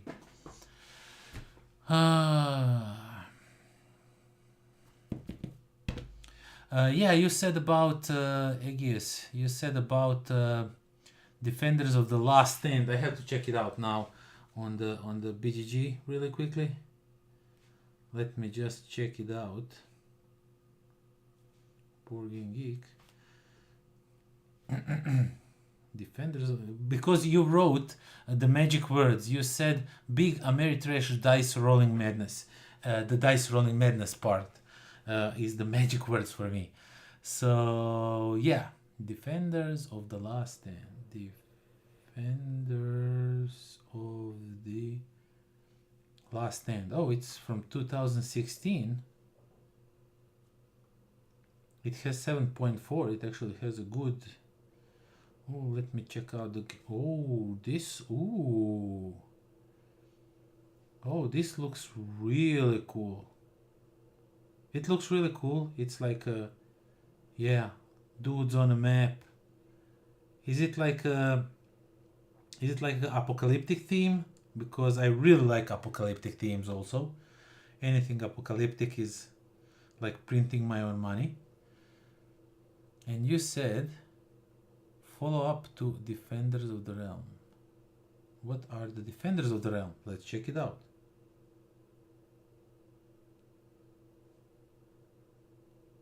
From 2010. That was a long time ago. Oh, Defenders of the Realm. I actually am familiar with. Never played it though. Never had seen it in person. But I saw the cover somewhere. Something. Maybe somebody asked me to paint their miniatures from that game. Something along those lines. Nevertheless, it looks really interesting. It's Mad Max in a box. Oh, you know what is also Mad Max in a box? Thunder Road Vendetta. I received it for my birthday from my friends. We played it once only so far, but it's such a great game. It's octane fun. It's like crazy. And they dealt with player elimination in a really nice way. As soon as one player is eliminated, or as soon as you reach the last tile, the game ends, and that's that. Really nicely done. Okay, another game from Portal Games I have. that I need to check out, that I need to open up and see what it's all about. It's in their Imperial Settlers universe. It's Imperial Miners, but this one plays a little bit different from Imperial Settlers. I had both of those. They unfortunately left out my collection. They just didn't arrive to the table that much, and those games, even though they are advertised for 4 players or so, they usually work best with 2 players. So that's why they left my collection. I regret not backing Thunder Road. I want the Maximum Chrome edition. Yeah, when I saw it, I was like, oh, I want it too. Actually, it's not so much that I want everything from it, I'm talking about Thunder Road, but it is that I really want those bikers and that big rig truck thing going on.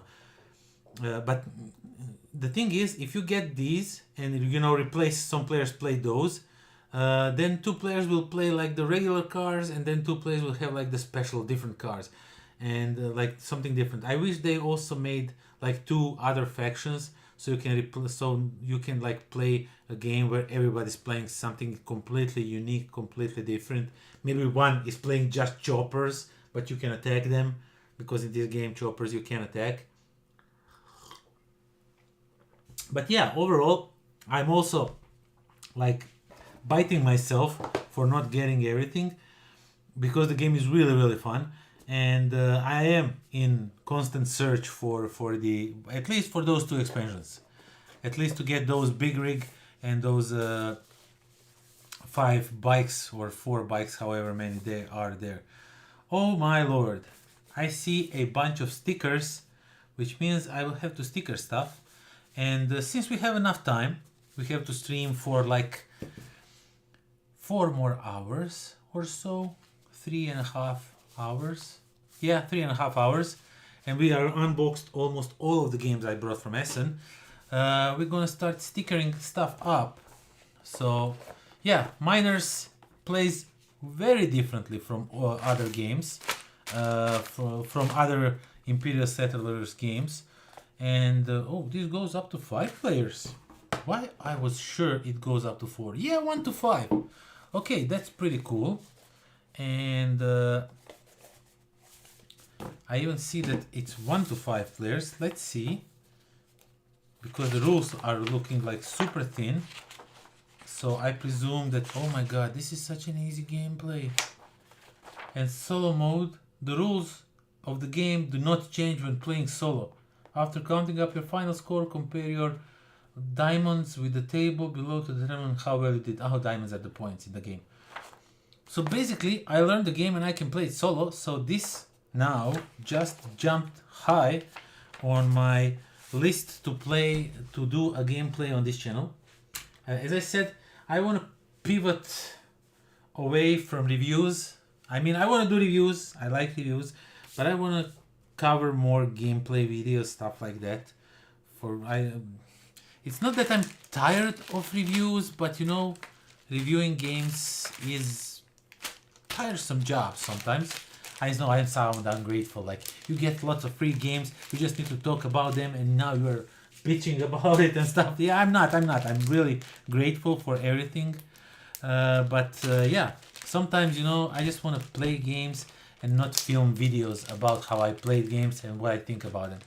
So yeah, we have all these cards, and I presume that all these stickers go on these cards.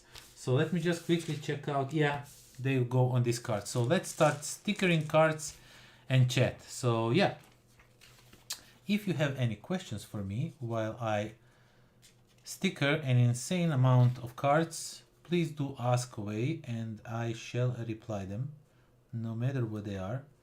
Okay, the first one went a little bit like crooked, but we actually don't care, because there's so much of them that I really am not to be bothered if some of them go a little bit on the side and stuff like that.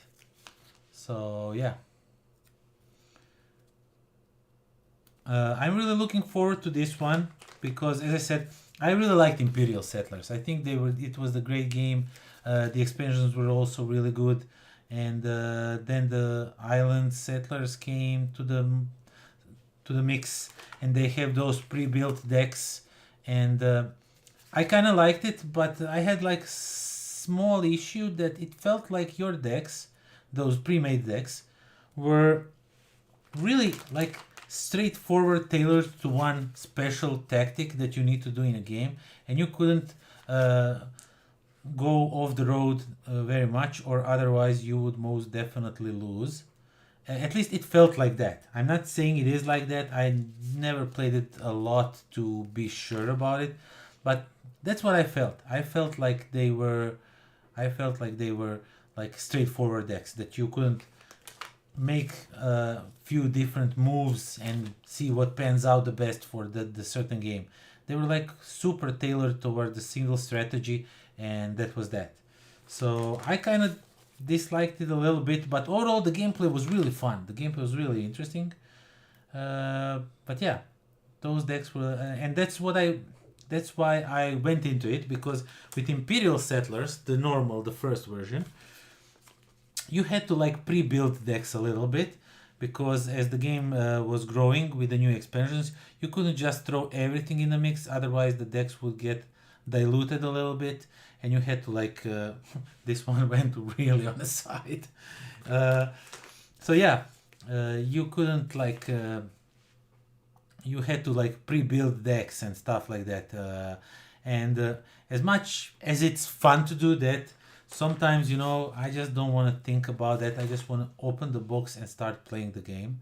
So the idea was either to not invest into expansions, which I already started. I already started getting expansions.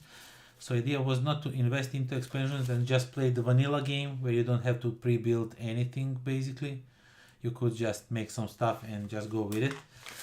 Or just get the expansions, get new stuff, and then build each time something before the gameplay, which is, I don't know. I'm not saying I don't like it, because I do. I like when I can like build. I like, let's say for example, Aristea. Aristea is miniature game. You play against another player. 4 against 4 miniatures are fighting in the arena, and the 4 miniatures you take, they come with their own cards, and some of those you can take all of the cards, but you can only like take, I don't know, 3 out of war or something like that. I haven't played it in a long time. I kind of forgot a little bit about the rules.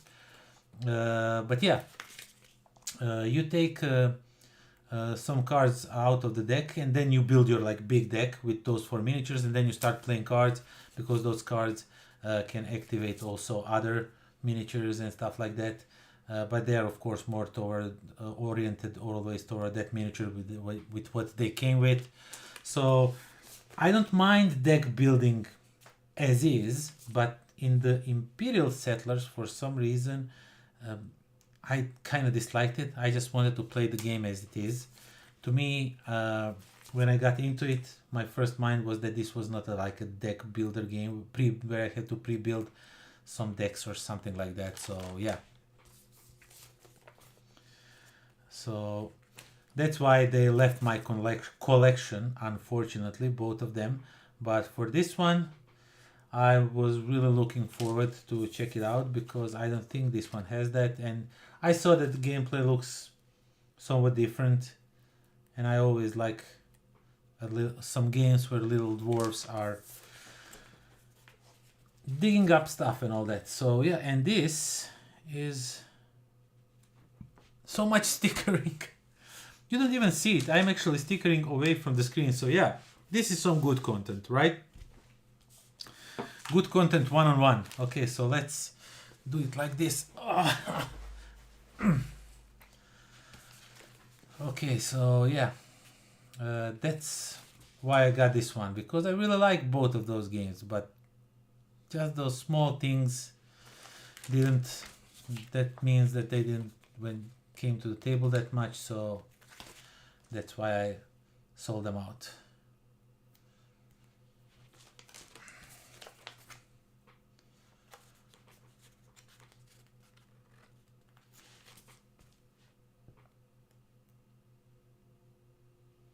Yes, I'm all zoned into the stickering of these little cards, and so I apologize if there's some dead air going on.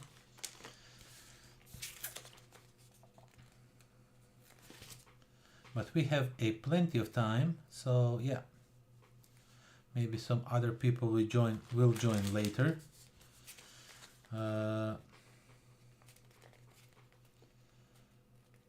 not sure if Rocco was here. Maybe I missed his comment or something, but he said he wanted to check out the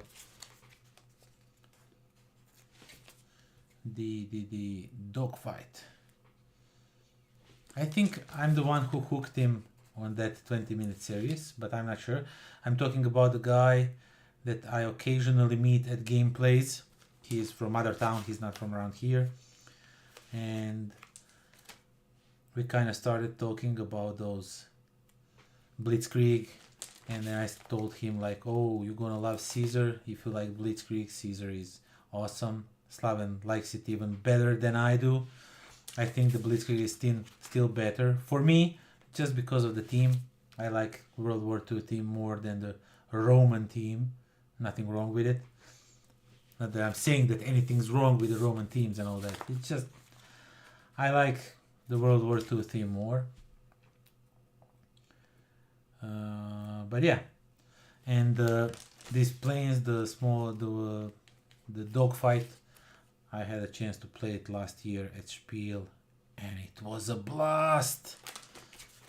I was just a few days ago, I was interested what other people are saying about it, because some people got their hands on the game before me, so I wanted to see what they're thinking.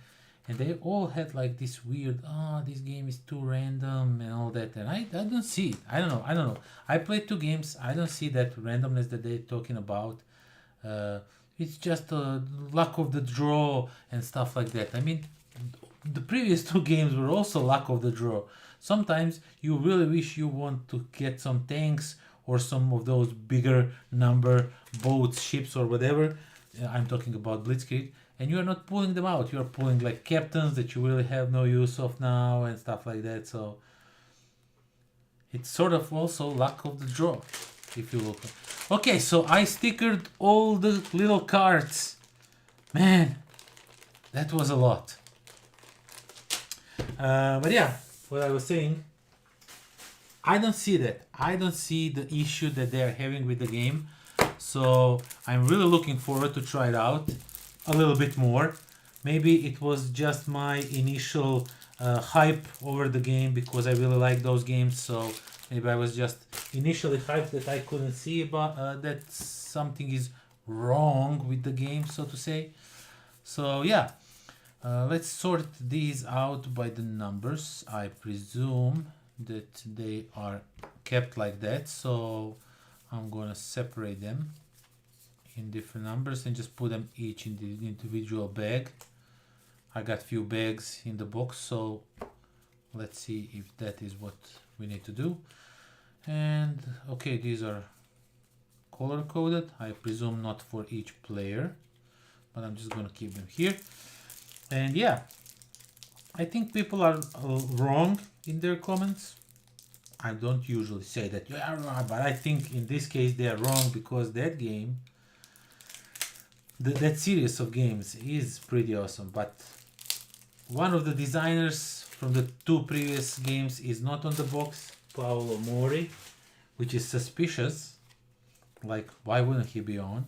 But yeah, maybe he thinks also that the game is not that good. Who knows? I'm just guessworking. Oh man, there's so much of these. Number 3, I guess 3, and there probably number 2, a little bit more of the, yeah. And these are all number 2 cards, right? So like that, and then we see if they fit in these little, and there's 4 of them, and there's 5 of them, so I will need one more from somewhere. Is this one? Yeah, doesn't work. Yeah, I mean, I have like Okay, I have an idea how I'm going to pack this. So number 3 go in here. Okay, let me just check this out. Yeah, so for 5 players. Okay, so the boards, as much as I can see, are completely the same. There's no differences between them. So I guess this just... Okay, looks cool. Tsuki Monster is here! Our long lost friend. Oh man, Tsuki. How I wish you were in here in Croatia.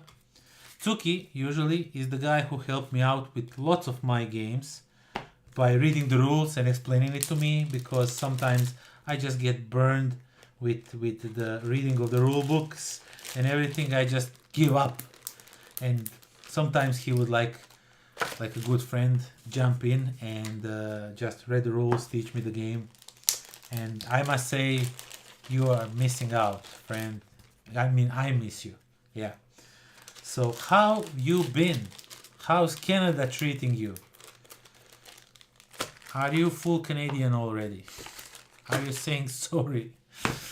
So yeah, that's the guy that found love on the completely other side of the world, and he left us. Yeah. I mean that in a good way, he knows that. So for people that don't know us, it's not resentment or anything like that. So yeah, that's Imperial Miners. Let's just... Oh! I forgot about these. So the bags were not for cards. The bags were actually for these tokens, which means I will have to use these small bags that I have from some other game and put these components in there. So let's punch them all out. I miss you too. Yeah, man. For the people who don't know, Tsuki Monster actually left me a game that I wanted to try for the longest time. I wanted to give it a go because it was for the longest time on my wish list. And the thing is, it was it was a year and something ago that he was here, and he left it for me, even though he didn't have to try it out, to see how it plays. And when he's back again, sometimes I will give it the game back. And I still haven't played it. Because there is so much stuff to review, so much stuff coming each day. Not each day, but constantly some new games are coming. I promise some new publisher that I will review something or paint some miniatures, and I never got to play that game. But I promise, not sure if you're coming to Croatia this year or maybe next year, but I promise by the time you are here, I'm gonna play it. I am. I have to. I really want to try it out. I even got from the one guy that sometimes I paint him some miniatures. Like I'm on this chain of game exchanging stuff. Like, you know, pay it forward first, it is called. And somebody sends you a game, and then you send somebody else a game, and then somebody sends game to somebody else because you send them something, and it goes on and on and on. It's never-ending chain of love and appreciation for the games. And one guy, he didn't have any games I could send him, but he had some miniatures I could paint for him. He was looking for somebody to paint miniatures for him, and I said, I will paint some miniatures for you. I will not send you any games. And he was like, yeah, okay, I'm fine with that. And then he sent me the miniatures, and because he knew it was my birthday, and he also sent me a present, and he sent me some extra characters for the game that Tsuki left for me to try, because he saw it on my wish list, so he figured I have a game, and he said me, so now I have extra characters, but I don't have the game. So I have extra characters for you. So when you're back, your game will be a little bit upgraded with some special characters or something. I'm not really sure what they're doing. I just put them on my wish list because the game looked interesting, so I figured out I will probably like the game, and so I want to have like extra characters if I'm possible. So yeah, and that's how you get extra characters for a game. I will teach it to you when I come by. Yeah, actually, that would be awesome, like for the good old times. You know, that would be actually awesome. But how are you, man? How's life treating you? How's Canada? Any kids? You know how it is when you get married, everybody's asking, so when you gonna have kids? So any kids on the way? Stuff like that, you know? Why would you be lucky and not have some kids running around, driving you crazy from time to time? So yeah. Do you have any plans? When are you coming to Croatia back again?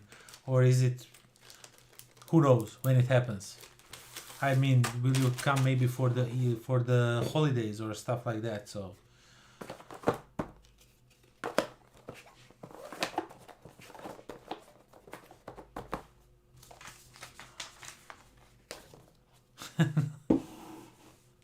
no kids on the way, so I'm doing great. Yeah. Yeah, I respect that. I respect that. Not everyone wants kids, you know, stuff like that. Yeah, so yeah, we were just today at the job, we were caught in some talks about kids and whatnot, and it's always like when you're not married, when you are going to get married, once you get married, when you are going to have kids, once you have kids, when are you going to have another kid? And it's like never ending stuff. Like and when you have two, I have one kid.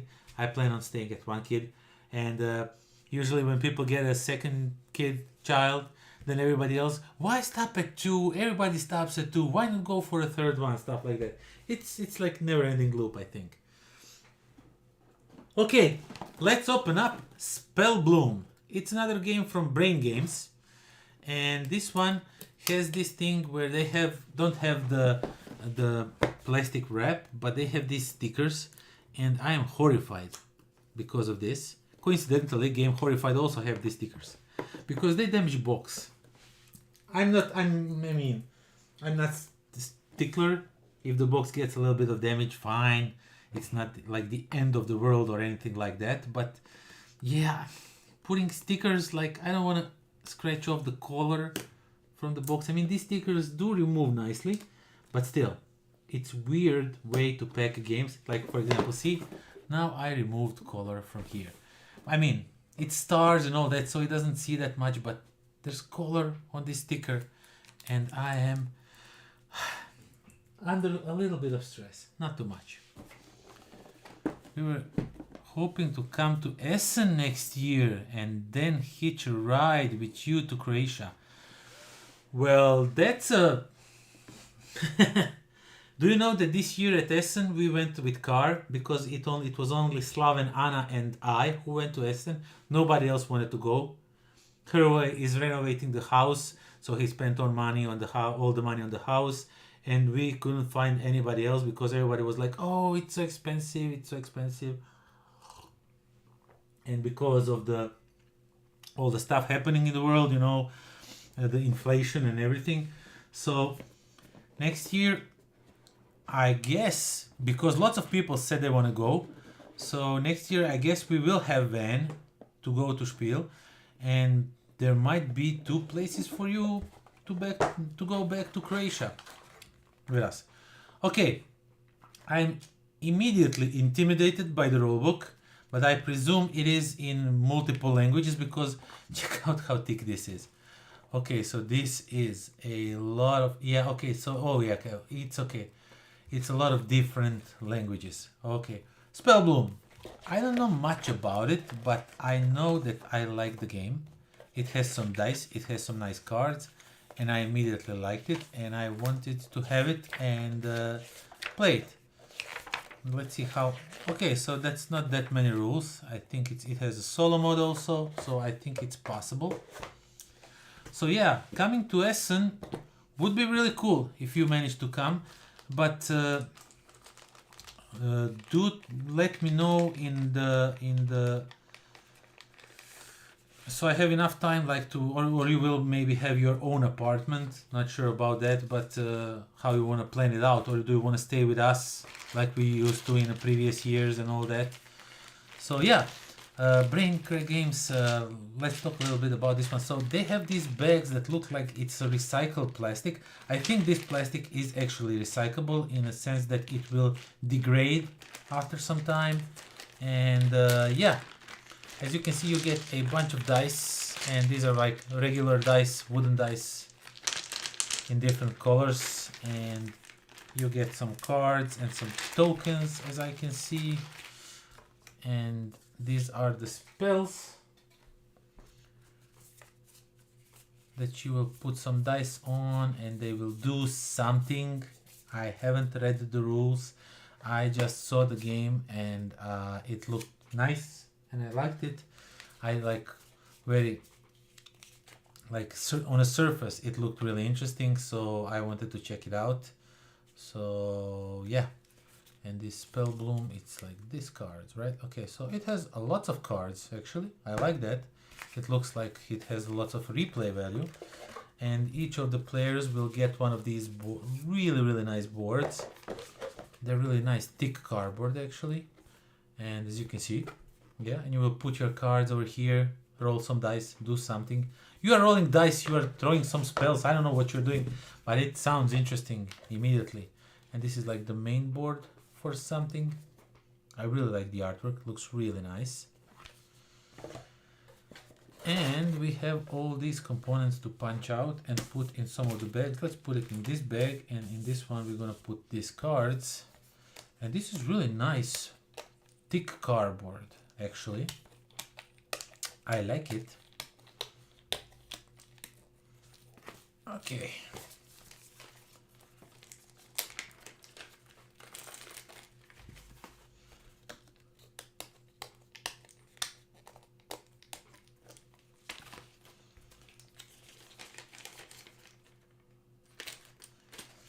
So, and if you are still here, Tuki, how is the board game life in Canada?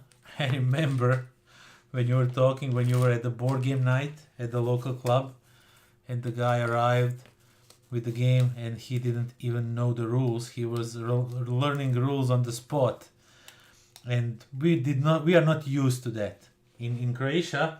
I'm not sure how it's in other countries, but in Croatia, when you come to the game night, you already know the rules of the game, at least most of them, if not all, because you know, usually I always miss on some rules, and that's like a normal thing for me. But yeah, I remember that you were like super surprised. You were like, the guy brought like some big game and he was like, okay, so let's read the rules together. Yeah. Because you know, you wanna take advantage of the game night, because it's once a week, at least here in Osijek, so in my city, and you want to take advantage of it. So you want to come prepared. You don't want to like spend the night learning just one rules for the entire night. That's not an option. So you really want to like, does this fit in here? Oh, they fit nicely. Right, awesome. So yeah, I remember you were like super surprised by it. So I'm wondering, is that still the case over there, or was that just the isolated incident, so to say? So SPELLBLOOM, yeah, it's a game about spells blooming. No, it's not. It's about what it is about. Let me read what it is about. Every 100 years, when our solar system planets align a certain way, starlight and sunlight concentrate their magic onto one small island in the great ocean. When this happens, a mystical flower appears. However, it will appear to just anyone. It will not appear to just anyone. It will appear to the most knowledgeable mage on the island at that time. Will you be the mage to whom the bloom shall appear? Yeah, as I said, it's about some spells and blooms and whatnot. So yeah, that was SPELLBLOOM. And Next one is another smaller one. We have like 2 more boxes to open up. It is game that also, it is one of those that I never heard about before. And then I arrived at Spiel. I had a meeting with Matago, and their media representative said, would you like me to tell you about Orion Duel? Do you like abstract games? And I was like, yeah, I like all types of games. Show it to me. He was like, it's super fast game. It's 25 minutes. It's less than 25 minutes, trust me. And we played 2 games of it. I won both times, which is super rare. And he was like, oh, you are pretty good at this game. I'm like, I guess I am. But I was also surprised how good I was at it. So basically, yeah, this is like a normal version. There's like a super cool, fancy version of it. But in essence, in this game, what you are trying, you are playing these tiles, and you are either playing as blue or yellow. And as you can see, they're same tiles. So this one has 2 yellow spaces and 1 blue. And this one has 1 yellow and 2 blue spaces. Which means if you're playing as a blue, you are trying to connect your spaces on this map. So there's 3 ways to get victory. So either connect straight a blue line that is not cut in any way by yellow spaces. So all the blue spaces from this side to this side, or this side to this side, or this side to this side. Or there's also these not worm, these are the wormholes. These are like galaxies. If you have, I'm not sure what number of these galaxies on your blue spaces, if I'm blue player, I win. Or if you put these black holes on my spaces as opponent, then I lose and you win. So there's 3 different ways to win. Pretty simple game, pretty easy, pretty straightforward. The deluxe version comes with a playmat and all that. But I actually just explained you the entire game. And you just play, you play 1 tile, I play 1 tile, and you are done with the game in like 10 minutes or less. So yeah, really, really fun game. And I really liked it. And as I said, I played it, we played it 2 games, and I won both of them, which I was really proud of. And he was like, if you're interested in it, if you like it, I can give it to you for a review. And I was like, hell yeah, I want to review it. I think it's a really great game. And it really is a great game. And the tiles are really nice and thick cardboard tiles. So have that in mind. These are really, really good. So I'm not sure. I think these are separated equally. But for now. And the board is always set up randomly. So you will just take these, put them randomly on the board, and try to figure out who the best player is. So these are all blue tiles because they have more blue colors on it. So they will both go, all of them go in this one. Okay, and this is, I punched everything out, so this goes to the garbage. Found a weekly group, we pick a game by popular vote and everyone learns it ahead of time. Oh man, that sounds excellent. Can I move to Canada? That actually sounds pretty sweet. I like it. I like it. You kind of agree on some game, and then you just, everybody learns it, and you just come and start playing. Oh man, that sounds so good. I wish we could have such organization in our club. Not saying that it's not doable, but it's worth exploring, worth trying. Maybe try it and see how it goes. But you just gave me a great idea, actually. That sounds pretty interesting, like a great idea. Oh man, I like it. Yeah. So happy you could stop by, man.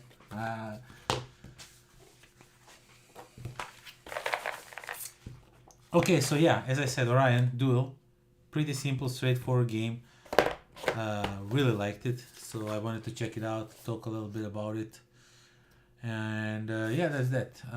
They didn't have, unfortunately, he wanted to give me like a super nice deluxe copy, but they didn't have it there. But they said they have like the regular one. I was like, Is the same game? Is there like components in the deluxe version that there is no in this one that are game changing? And he was like, no, it's just playmats, stuff like that. Nothing like everything is like the same. It's just playmat, and I think these galaxies and wormholes are like a little bit better, like plastic or something like that. I was like, yeah, fine, just give me the normal version, it's fine. So Orion Duel, great game. Okay, we have 2 small games to open up, and we are done with opening everything up. Then I guess we're just gonna start punch board things out and sorting things out with the games. What else can we do, right?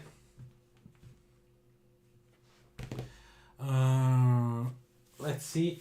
Okay. I'm a big fan of Orleans. I never review it on my channel for some reason.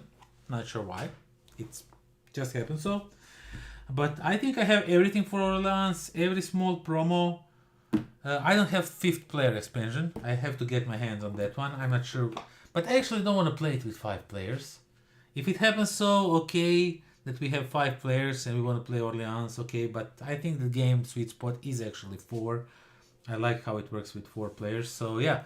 But I did get myself the Plague, the newest expansion for it. So I know absolutely nothing what it brings to the table. So the only thing that crossed my mind is that I hope that they didn't give us some new workers, different workers, because the problem is I bought from the BGG store those fancy workers, those bakelite plastic tokens, whatever they are, whatever that material is called. So if they give us new workers, I will have to wait for a BGG to make those new workers also. So I hope that that is not the case. So I can try. I have actually bought all the expansions for Orleans, but I never played the cooperative one yet. So I still have to play the cooperative one yet. But yeah, what this one brings is some plague doctors. 5 of them to be exact. So I guess 5 players, 5 plague doctors, maybe. We get a set of cards that do something, of course. I have no clue what they're doing, and it's C, there's some A, C and B and C, and then there's some skeletons dancing and some really okay, so there's rats are coming, and so something is influenced on the main board with these people. If you probably have how you can build house somewhere or something. Yeah, not really sure, but I'm really looking forward to explore it a little bit more. Orleans, the Plague, beneficial deed. You get a new beneficial deeds board, and you get a bunch of new buildings with it, as I presume. Not that many rules. Looking forward to check it out, see what it brings new to the table.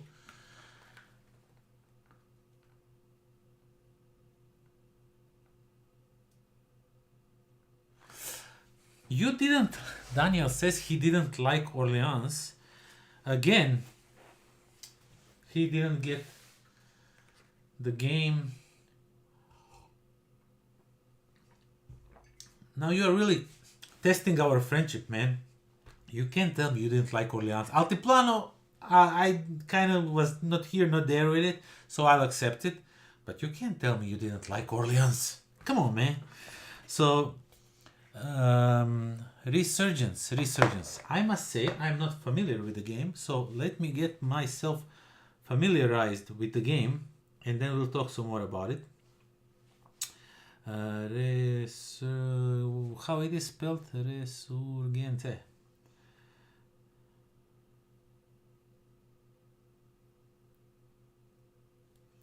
Oh, it's a newer game from last year. Yeah, I would never say it's a big builder from the look of it, but It has actually really, it has a wow. How this game flew under my radar, I'm not sure. It has 7.8, that tells a lot about the game. Let me just check out a few pictures.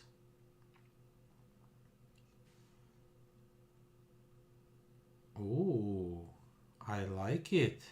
I like it a lot. Okay, I think this is going on my wish list to check it out a little bit more in the upcoming days.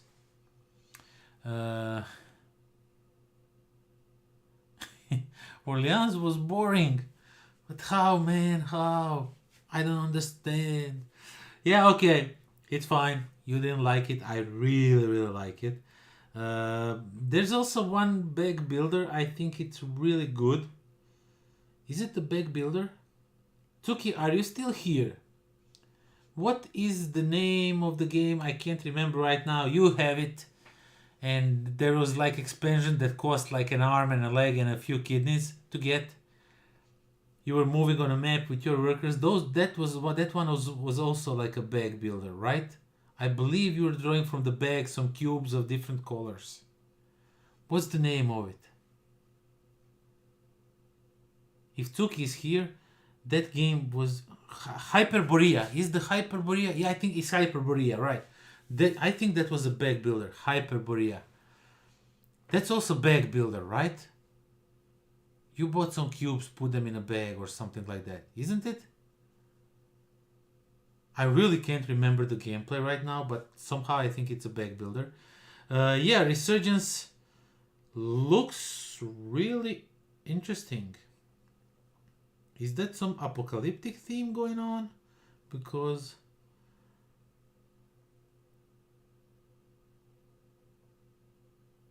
yeah, after the government's collapse, leaders groups, survivors. Oh yeah, it goes on my wish list immediately. Why didn't you tell me about this game, my friend? This is unacceptable. I will not accept this. Man, you need to tell me about bag builders that are set in like some post-apocalyptic thing going on. So it goes on love to have, because from what I saw, I really like it. It will probably go up to must have, but I have to just read a little bit more about it before I put it on a must have. Thank you for this little tip, Resurgence. I will definitely check it out. But yeah, for now, let's just... Oh, you get all bunch of these for the game. Yeah, I like it. I already like this expansion, even though you don't like it. So yeah, lots of tokens. Let's just unpunch all the new buildings.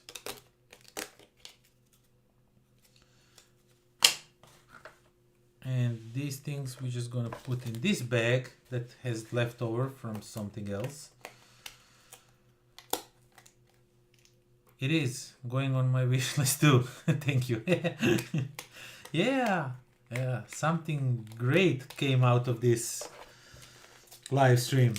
We learned about the game that's a bag builder that has really cool theme, and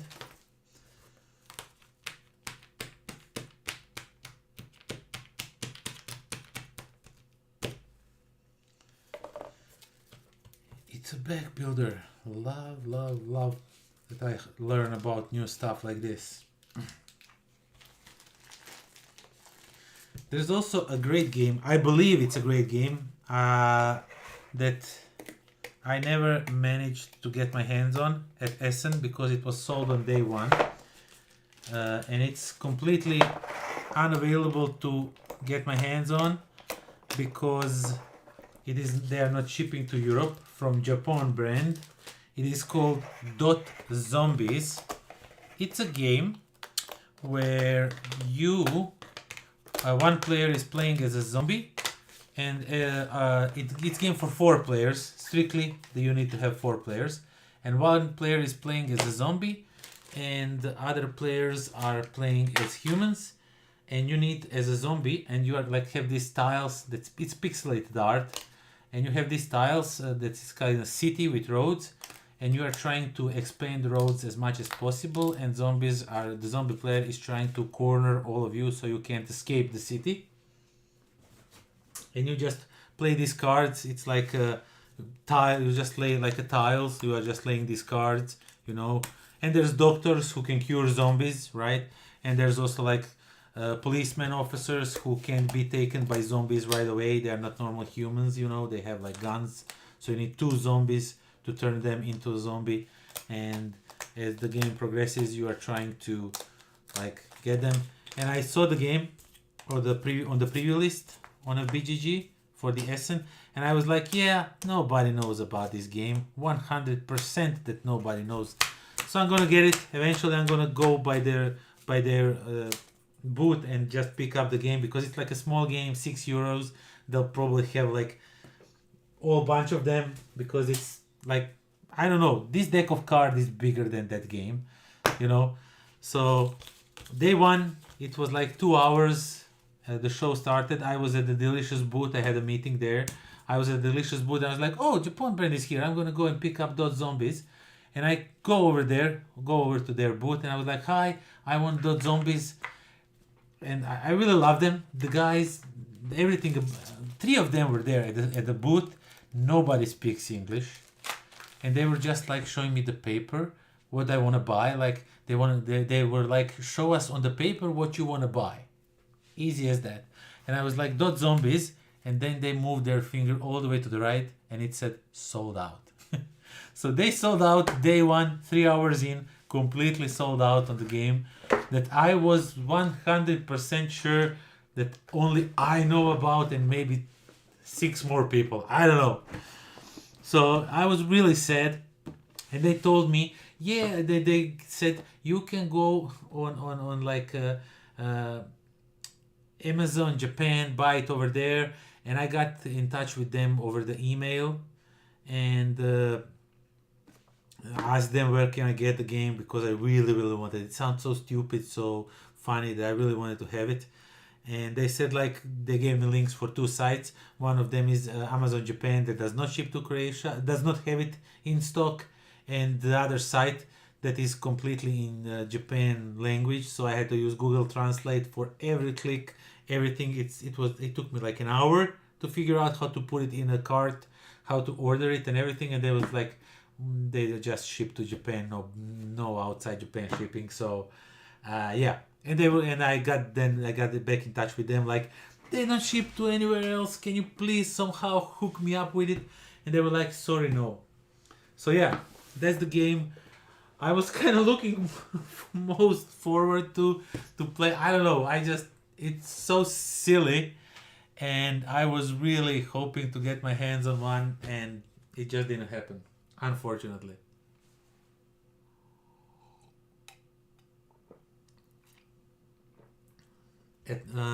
We'll play it at next Olympus or in Petrinja. Resurgence, you are probably talking about Resurgence.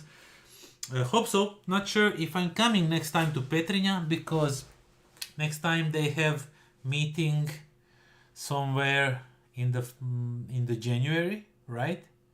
And that's usually a time when, you know, you are with the family because of all the festivities from all the Christmas and New Year stuff and all that. So I'm not sure that I'll be coming there, because I'm out of the house as much as I am, so I can't like constantly be out of the house. But yeah, I will try to make it, not promising anything, but I will definitely try to make it. Or if you come to Olympus, if nothing happens between now and then the June, we'll figure something out. And now, ladies and gentlemen, we have a really outspoken, what's the word? A person with the excellent English language. He says, congratulations, brother, from another mother. Thank you, my friend Ivan, thank you. I'm not sure if you saw, but I have the expansion for the Guild of Merchant Explorers. Not sure if you managed to get your hands on this one. I hope you did. Otherwise, you will now have something else to spend your money on. I finally got one on this lesson. Yeah, you are just in time to witness unboxing of the last game. That I got on Essen. No, it's not the last. I have two more that I need to show you, but I already played them and unboxed them. But yeah, as I said, I love Orleans as much as somebody in chat doesn't. And I saw the Cathedral of Orleans. So, you know me, I wanted to check it out, so I bought it. Immediately I went to their booth and I said, one or the Cathedral of Orleans, please. And Orleans stories, I unfortunately didn't like. If I never played Orleans, I would like Orleans stories. But then, if you played Orleans after that, you would definitely like it more. The regular Orleans. They just kind of messed up some stuff with it, unfortunately. Okay, so Orleans stories. What's even talking? Yeah, you can't copy mine, so you can't, like, you wanted to like photocopy it. Yeah, you can't do that. I will not let you. I mean, he's just goofing around, so he's not supporting piracy of board games. Yeah, so Orleans stories. It looks like a lighter version of the Orleans. Not really sure. It looks goofier, looking by the components, how the people look. I think this is like to draw people in and then hit them with the Orleans. That's my presumption. I am not really sure. So yeah, you get a lots of punch boards, so let's punch them out. We have a lot of time on our hands, so we can do that. Yeah, the tokens look way bigger. Everything looks way bigger. Let's see what's in the bag. What's in the bag? What's in the bag? In a bag, we have more bags. You did not expect that. And plastic bags. So yeah, you probably didn't expect that, right? So we have 3 bags. That's weird. Is this game for 3 players? No, it's 2 to 4 players. Why is there 3 bags if it's 2 to 4 players? Okay, I am puzzled. I am intrigued. Okay, let's see. Let's move these aside. And let's just start punching the boards. Come on, just break, man. Oh my god, they don't want to separate. Okay, we're just gonna punch them as is. As I said, I think this looks like it is a kid version. These tokens are really big. I think it looks like a kid version of the game. So I guess I will have to check out the rulebook to see what these bags are for, so I can immediately, when I'm punching stuff, just put in the correct bags. Before the first game, carefully detach all parts from the punch outs. Be particularly cautious when punching out the cathedral sections. You can throw away the empty cardboard frames. Thank you for letting me know. Okay. Place the game board in the middle. Mix the 8 workshop tiles. Okay, whatever. Number 9.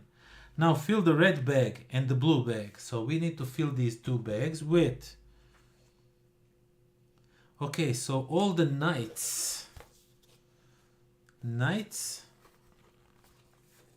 So all the... That's 5 knights, and I need to have 6 knights. So I'm missing some knights. Okay, here's one. So there's what goes in which bag in particular stuff. So I'm just gonna punch them outside from the camera and tell you what I'm doing, because it's much easier for me. But the red bag, it goes with 6 of these red knights. It goes with 3 of these workers, 3 of the black ones, and 2 yellow ones that are representing the Joker. They're like monks. So how many monks? 2 monks. So I put 2 monks in that one. And in the blue one goes a little bit different. In the blue one we go with the 6 blue ones. 2. One of them almost got destroyed. So we go with these things in a blue bag. Again with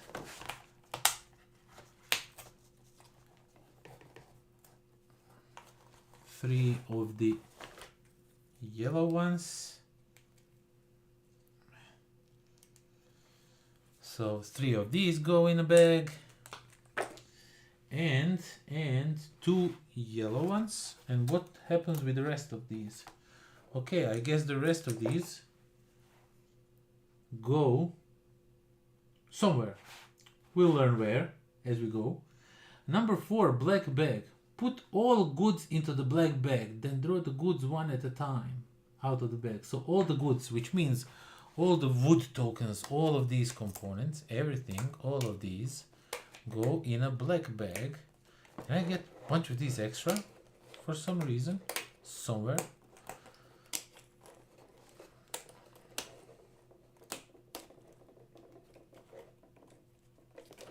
Okay.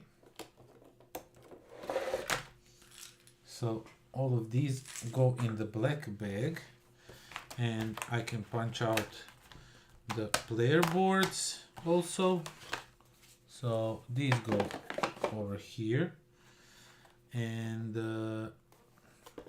let's move this up, put this down. We have some more of the wood components, and let's just punch out some of these guys.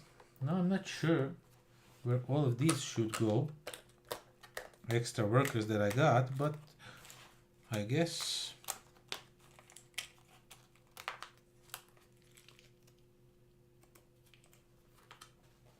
so. All of these go into this bag. I mean, while we are here, we can sort the things out, right? So I get a bunch of tiles that I don't know what to do with. So I'm just gonna punch them out, throw them in a box, and hope for the best.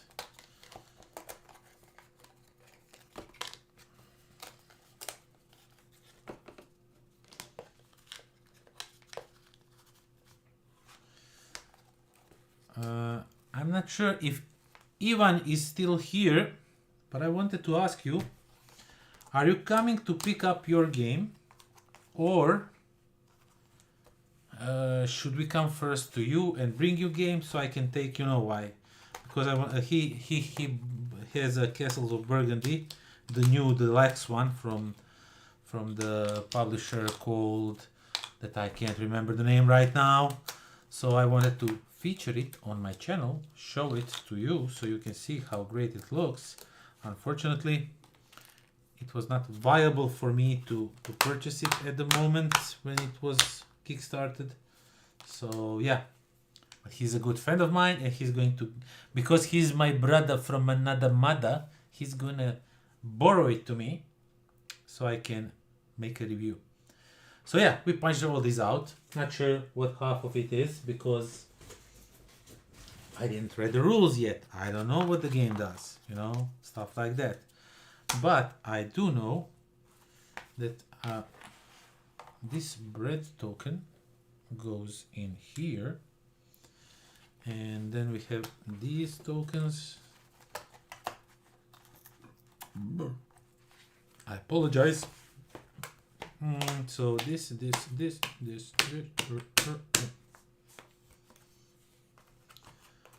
The cathedral, Orleans Cathedral, looks really interesting.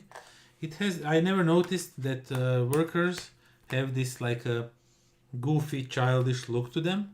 So I presume that it is probably a lighter version of Orleans, maybe to play with smaller kids and stuff like that. So yeah, let's see.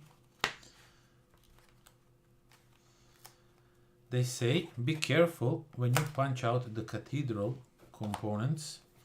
So I'm just gonna punch them out and build the cathedral so I can show you how it looks, because I think it looks really cool.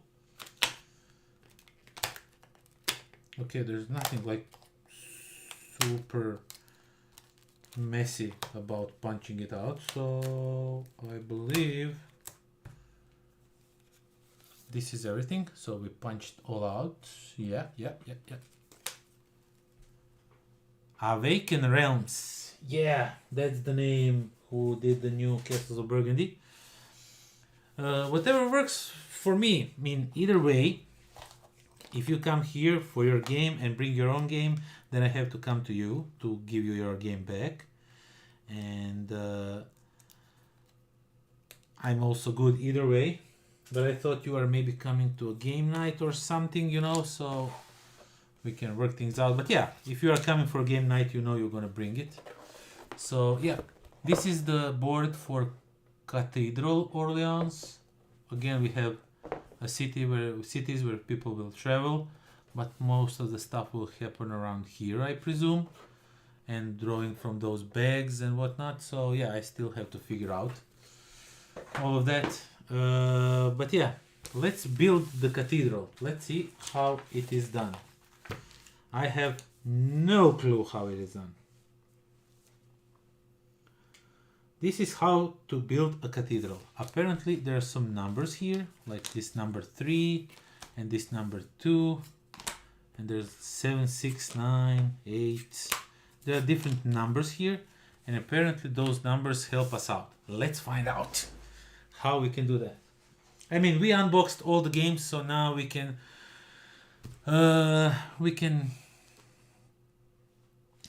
do stuff like punch boards, like put all these in bags. So yeah, it's a cooperative family game. Who has the most fuel will come first. Yeah. Oh wait, you build during you are talking about the cathedral. You are building it during the game.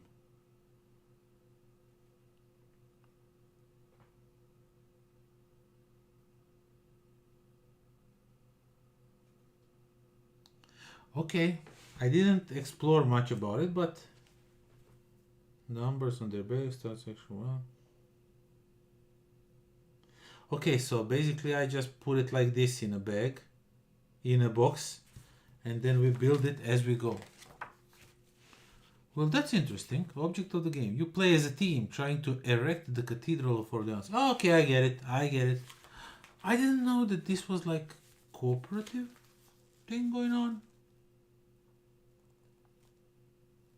Okay, I'm a little bit surprised. I just thought it was some lighter version of the Orleans, but okay, I'll work with this.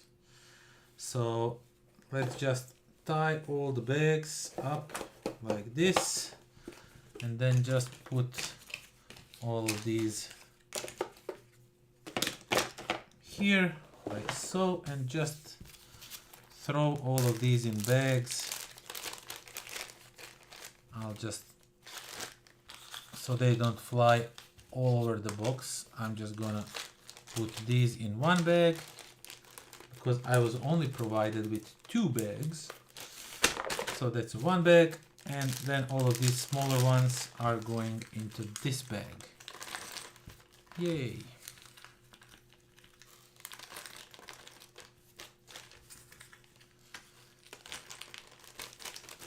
Okay, and bam!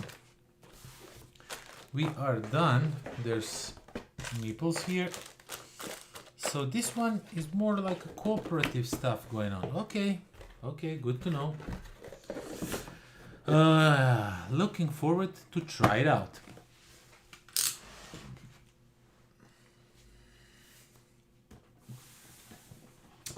Okay, so now that we have unboxed everything, now we need to like sort some stuff out.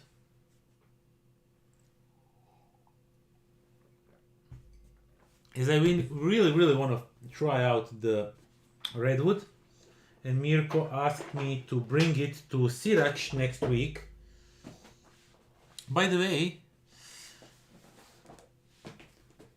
I'm really looking forward to Sirac next week. Not sure if I said that or not, but yeah, we talked about food and games and whatnot.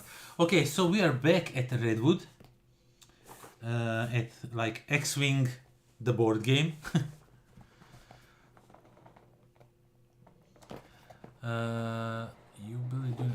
What's on the menu during tomorrow play date? I have no clue. I'm not even sure if I'm going actually. So I hope I'm going, but I don't know. We'll decide it as we go. I didn't read any bigger games, so oh yeah, no, we are not done. I forgot to show you 2 more games. Wait a second. Redwood takes a little bit seat over here. Let's just move it aside, because I also opened them already and played them. Not both of them, one of them. I also have Dr. Rat and the Veil of Eternity. The Veil of Eternity actually was sold out at Essen this year. I got my copy from the publisher, my press copy, and it's basically like Pokemon in a box, sort of. So it's from Mandu Games. These guys make awesome games. For a few years now, I've been reviewing their games, and they're like hit after hit. They're really cool games, super easy to get into. They're not heavy on the rules or anything like that, and they're really fun. So basically, in the Veil of Eternity, you will draw some cards from the... I think I can throw these because these are the wrong cards, so they don't get confused and put in the game for some reason. Let me just quickly check out. Because of course they also had some misprint, so they need to put new cards in. So there is a misprint on certain cards. These cards. Earn X points. Provided replacement. Yeah, I did. I replaced them. So these cards, it's really nice artwork. Artwork for this game is absolutely stunning. So I find it hard to throw these cards away, but I will, just because they are excess. They're wrong. I don't want them to be mixed up with this game in any way, shape or form.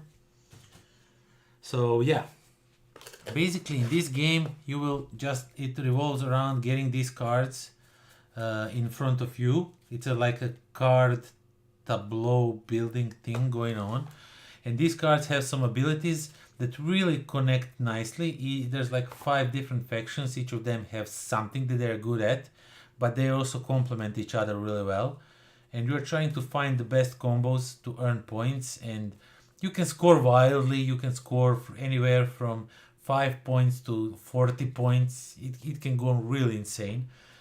And the artwork is absolutely stunning. There's no 2 of the same cards. So each card is completely different, does something different. So once somebody takes it, it's gone forever. You can't have it anymore. And we played it, and it's really cool. You are actually collecting these stones are your currency. And the thing is that you only have like 3 different currencies, 1, 3 and 6. And the thing is, you can only have 4 stones at any time in front of yourself. Doesn't matter the value, you can only have 4 stones.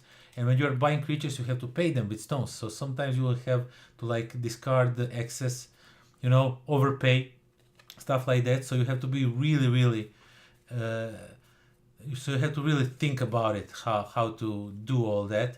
And game is playing such nice way. It has this thing where you select which card you want to take, and then you decide, do you want to take it in your hand, do you want to sell it for coins, do you want to play it immediately, what you want to do with it. And it's just a wonderful game. I loved it so much. Mandu Games does such wonderful games. It's so awesome. There's like super crazy card in the game. It even has its own standee for some reason. Not sure why, it's just they gave you a standee. I think it's built out of some universe that I'm vaguely familiar with. But yeah, Veil of Eternity is a phenomenal game. As I said, it was sold out at Spiel, but my copy luckily was waiting for me at the booth, so I didn't miss out on it. If I did, I would be really, really sad, because I really like the game. So if you have a chance to get this one on your hand, get it. It works wonderful. I think any amount of players. We played 4, but I can see it work easily with 2 players also. You just draw less cards and the game still stays the same. There's a little bit of take that, not too much, a little bit, but still, if you don't like that, you can maybe discard those cards that have the take that aspect in them. Mirko says, time to go watch Formula 1 qualifying. This almost 5 hours was fun. See you in Sirac. Thank you for being here for 5 hours, man. I definitely am looking forward to seeing you in Sirac, and I'm looking forward to food, because he's going to prepare chobanats, and I hope it is good. So yeah, Veil of Eternity I also brought from Essen, and it is a really, really great game. I will review it in more details later. This one I wasn't able to play. Maybe if I go tomorrow on a play date, I will bring it with me, and maybe there will be a chance to play it out, because I really want to try it out. It is Dr. Red. Basically use the box as the game component itself. So you open it up and you take all the cards, everything out, and you just flip it like this, and then it's like a screen for yourself only. And yeah, it is a game where all the rats are eating food, and you are Dr. Rat, and you know which food is bad for them, which food is good for them, and you are trying to explain them without telling them like, don't eat that. You just tell them, no, you ate wrong, but you don't tell them what is wrong. Is it the amount of food? Is it the color of the food? Is it whatever the rules are? And they, as a group, players need to figure out together what rat can eat what without fear of getting poisoned and all that. You can of course heal them, help them out a little bit. Each round some things will happen differently. A few rounds will mess you up with the components you have. And yeah, oh, even went off. I just saw now that he says see you soon. And yeah, if you're still here, see you soon. If not, see you soon. So yeah, Dr. Red, really looking forward to play this one, because the theme is really like goofy, and I like it. I like the goofy theme. So yeah. Now that's all the games. That's everything. Now we can go on to punching things out and sorting the games a little bit more. I really wanted to open them up all, show them to you how they look and all that. And if there's time left, you know, I wanted to punch them out a little bit more, talk about something. If you want to talk about, leave me questions if you have any questions for me at all. And I'm right now looking at stream, so it was a bit healthy. Then we had error, then we had warnings, then stream is healthy, no data, stream is healthy. So I guess there's some mishaps on the stream, but what can you do? Okay, so Redwood, we have all kinds of... Now I tend to throw away rule books that are not English. But for this one, I think I will keep them out, because if I throw them out, I think the space between lid and components will have like loose space. So these components will run all over the place, and I don't want that to happen. So yeah, see, already the components are flying around. So yeah, let's see what we have. We have lots of bags in here, so promo material stuff. Oh, I want to check out a little bit more of these components. I know that there's like a deluxe version that was on a Kickstarter, had a display for all of these, so you can see them in a nicer way. But yeah, oh man, this looks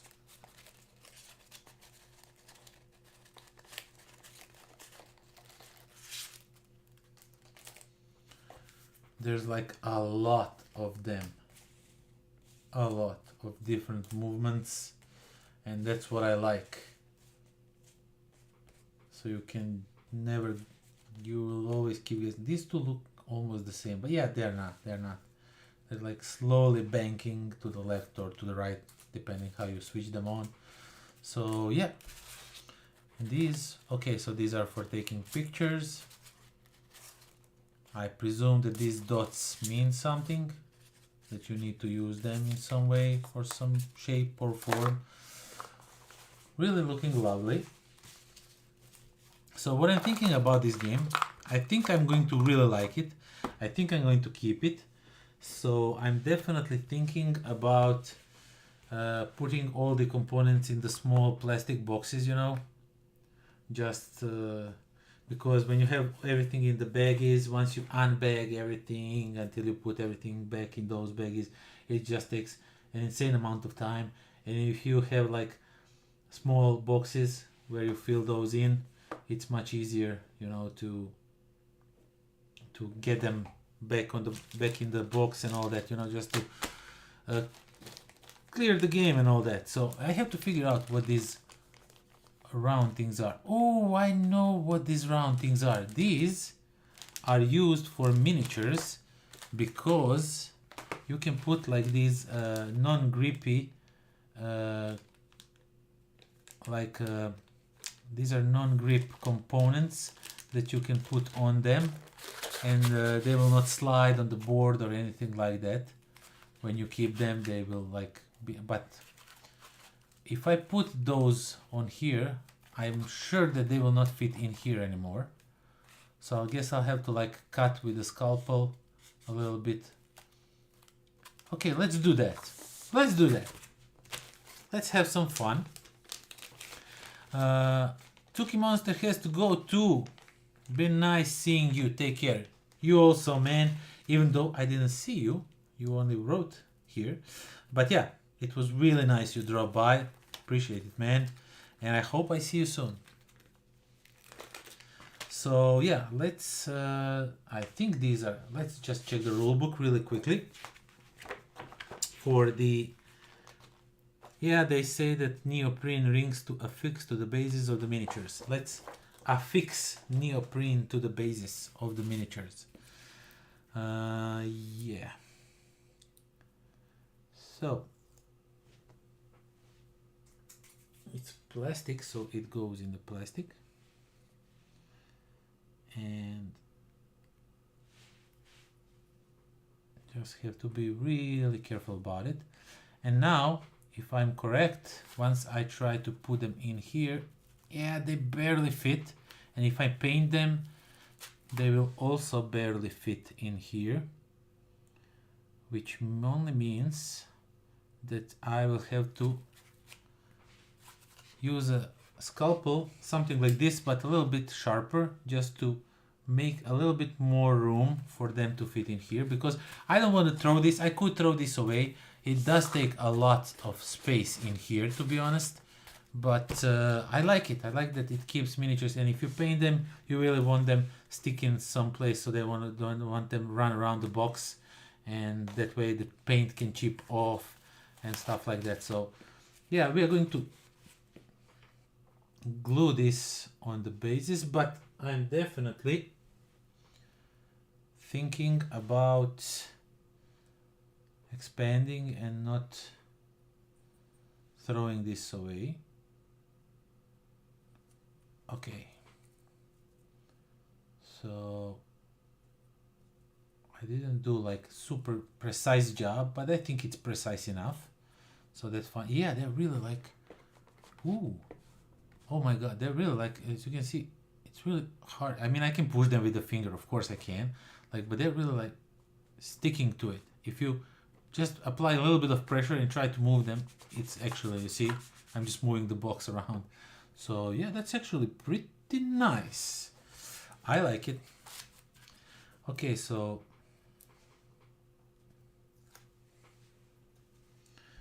there's a great chance I will paint these guys pretty fast.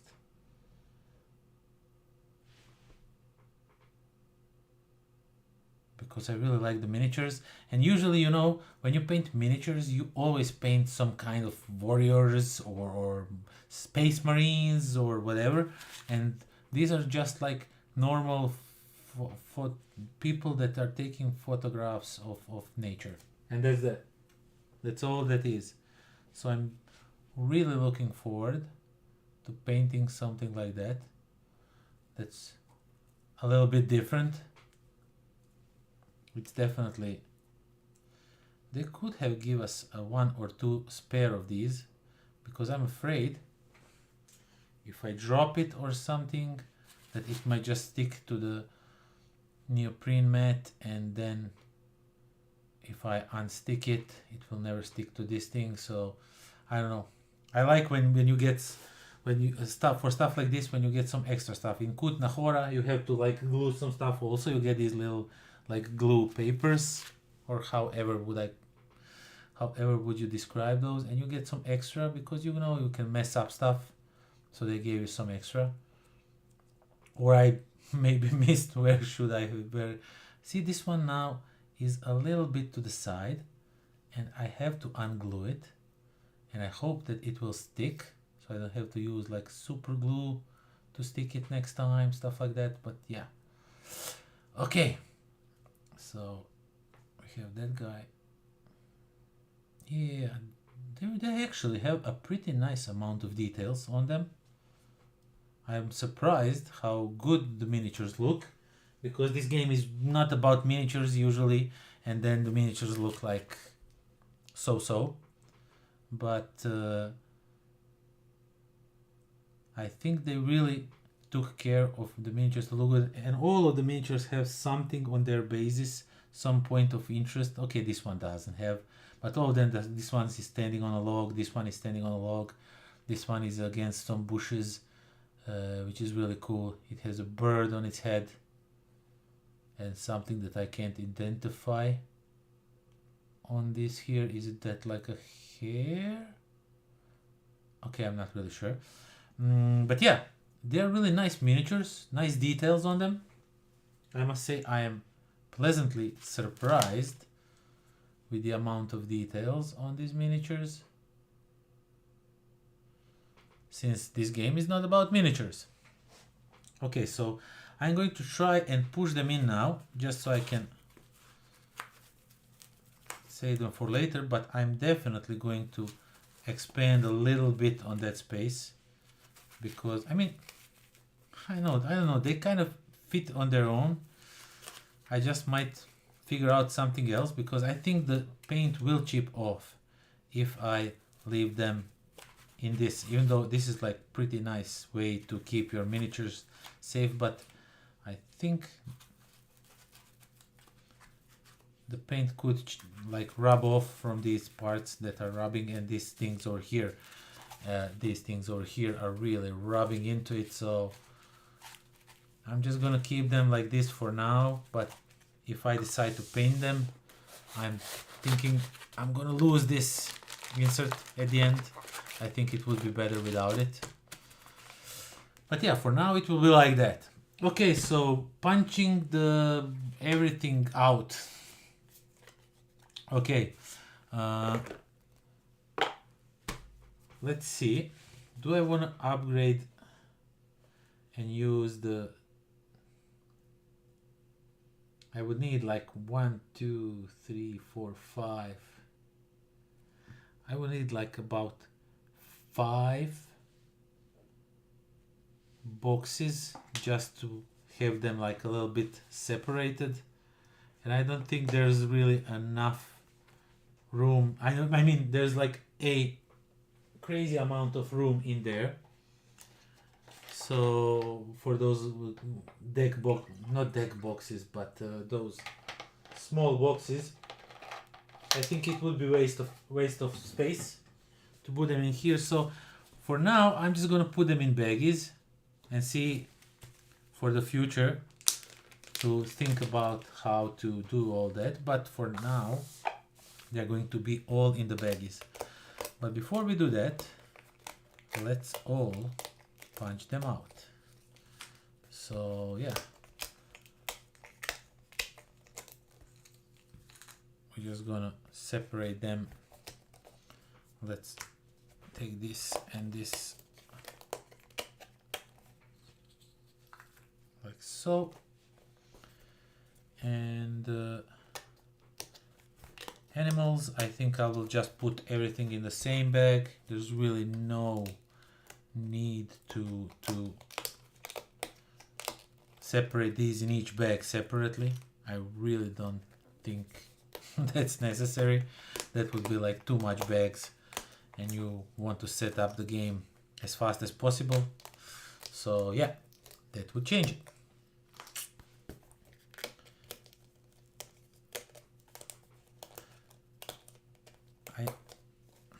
I don't think this game is complicated. I'm just thinking out loud now.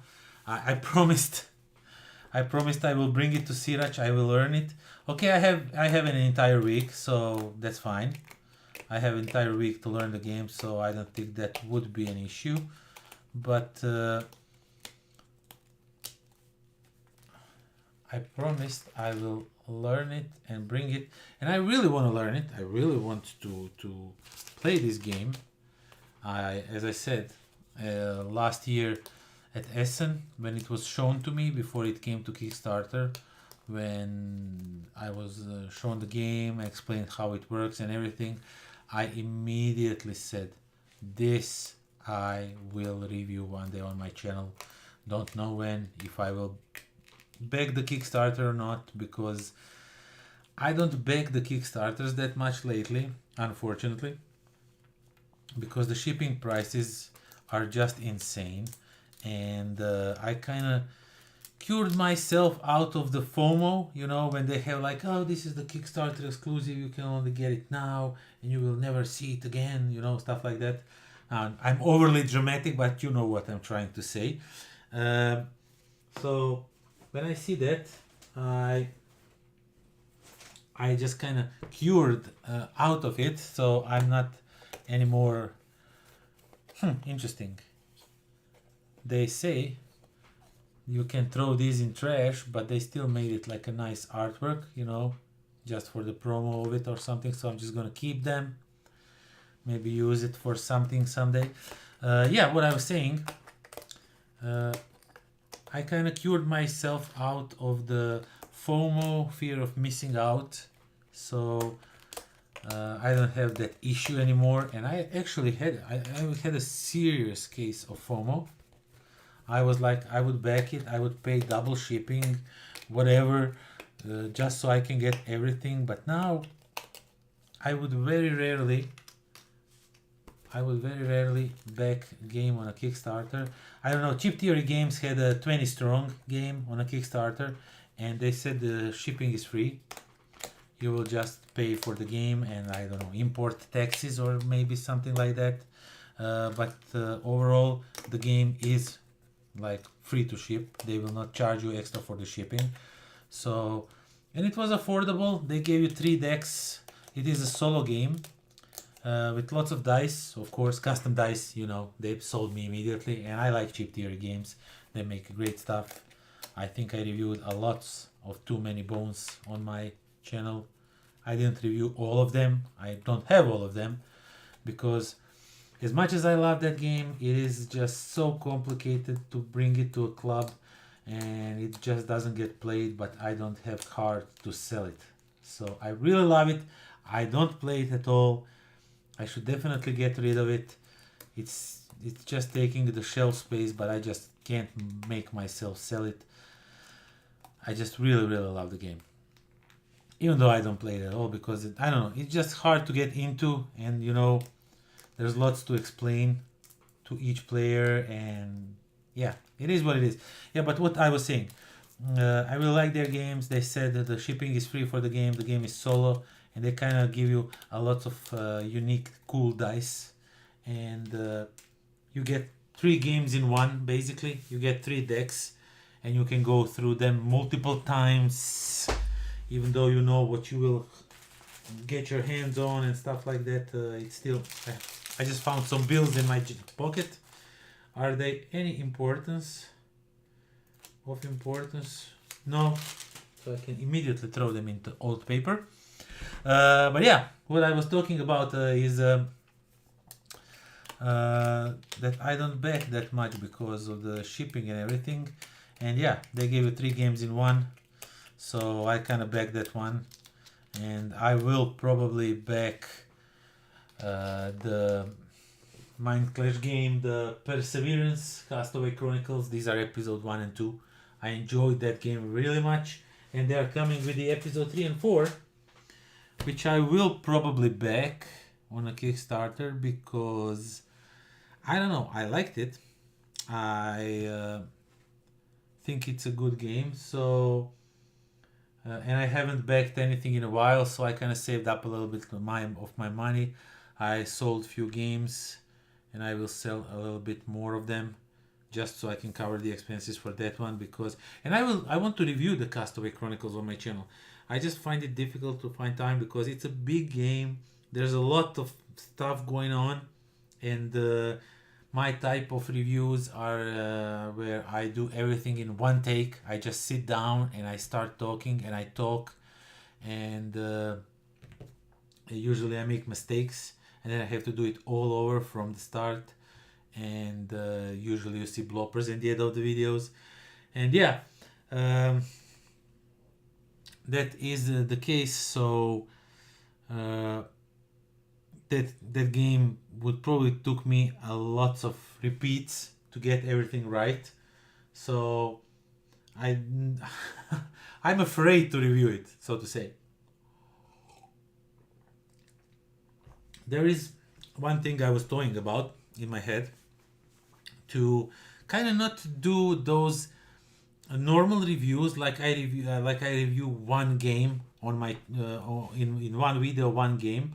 But I was toying like maybe doing like these long form content videos, where I would maybe make a video that's like half an hour, maybe even a full hour if I have enough content for it, where I would just talk about how my week went playing the games, what I played, where I would review a few games in one big video, put the timestamps and everything so you can watch what you want from that video, but make everything in one big video. I know that people like shorter videos on my channel from those analytics of the YouTube and everything. I know that people just watch videos for a few seconds. That's why I changed my videos. I believe I upped the quality while reducing the runtime of the videos significantly. But those videos take way more time to make than the videos I made previously. So I do publish a lot less videos than I was publishing before. Before I was publishing like 2 videos per week. Now I'm publishing 1 video every 5 days or so. And it's almost the same amount, but it's still not. And I now have some gaps where I don't review anything. It's unfortunate, but it is what it is. And yeah, I'm just right now thinking about how to do all of that and make time for everything. So yeah, I was toying with the idea of maybe just one day come here to the studio, sit down, film for like 2-3 hours, say everything I have about games, then stitch everything in one big video. Like it would be like a weekly vlogs or bi-weekly vlogs, something like that. So I can't make like lots of videos, but I can like it's hard for me to explain what I'm thinking about, but I might try it, see how it works, see if people like it, then continue that road, and maybe even have like a few reviews and one gameplay video all in one video. Not sure if that would work, but I definitely want to try it out, experiment a little bit, see what works, because doing same stuff over and over again tends to become a little bit boring. And I noticed that sometimes in my videos I sound uninterested, and I'm not actually. I'm really interested in game, otherwise I would not review it, but it's just same thing that I'm doing again and again, and it kind of feels boring. So yeah, that's the line that I'm thinking right now. And I'm watching it while I'm talking. I'm watching it this. I'm thinking I should probably group all three of these in one box, all of these in one box, then these things in one box, and this thing in one box, and I think that could work really nicely. These two can go over here, so I can kind of keep everything in those small boxes. I mean, these animals you can just pry through it and find which one ever you want. There's like lots of them, so there's really no need to keep them everything all in these baggies. So yeah, we are going to do it like that. So I need 1, 2, 3, 4 boxes to fit everything in here.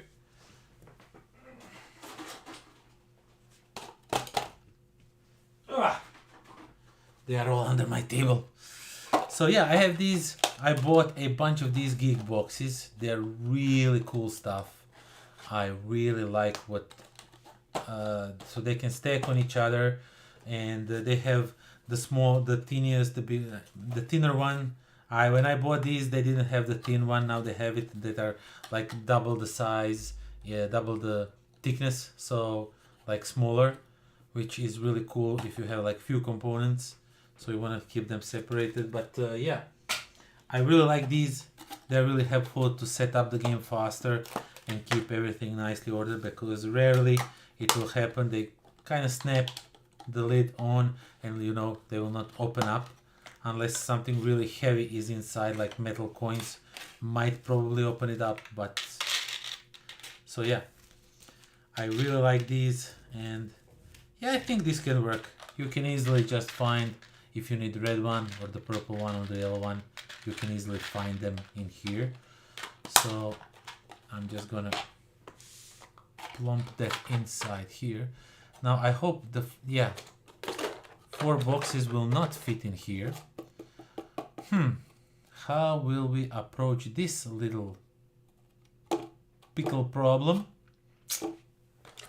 I might even throw insert out, because there's like a lot of space around here that actually does nothing. Even though I like how the components and everything fits in here, but I think that this insert, although it's pretty beautiful, will have to go out, unfortunately, because to me the insert doesn't mean a lot. I really like when my game is organized good, so you know, I can have like nicely organized games, put it on a table way faster. If that means that insert needs to go out, that means that insert needs to go out, and it is what it is. Okay, let's see. These animals might not all fit inside here. I think I overestimated, but I will definitely try and throw them all in. Okay, so yeah. Now we are... they are barely going to fit. So this barely fits inside. Barely. They can move inside, but barely, so I'm happy with that. And yeah, these will definitely fit in here nicely. But now we need to figure out, how am I going to make all this thing... Can one of the box fit inside here? No. So yeah, the idea is to either get rid of the insert. I want to keep this. I like how the miniatures are preserved in this, and I want to keep this, definitely. So, but check out this insert, how nice it looks. It would be really a shame to throw it away. So let's see if we can maybe stack 2 boxes one on another, and then these two like this. That could actually work. And then this one can be like so, and these cards can go here. And the miniatures, where are they? Ooh. For a moment I didn't saw them.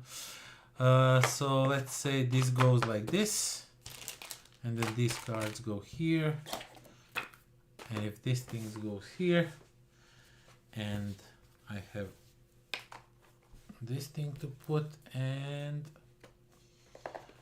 What did we say? How this one? Unfortunately, this one needs to go like this, which means that this box, we need to find some other place for it. Okay, can it fit anyhow, somehow, anyway? Can it go in here like this, maybe? And if I put this thing here, almost. So we are very near to make everything fit, but so this is like just barely too wide. So what I'm thinking right now is I'm going to try and shave off a little bit on each side with the scalpel that I have here. So let's try and cut a little bit from each side. This will not damage the miniatures or integrity of this itself, but it will give me some valuable space.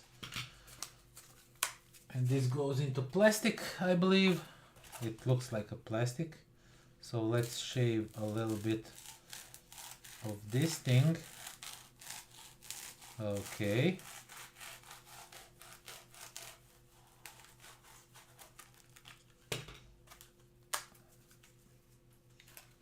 Maybe a little bit, I went a little bit.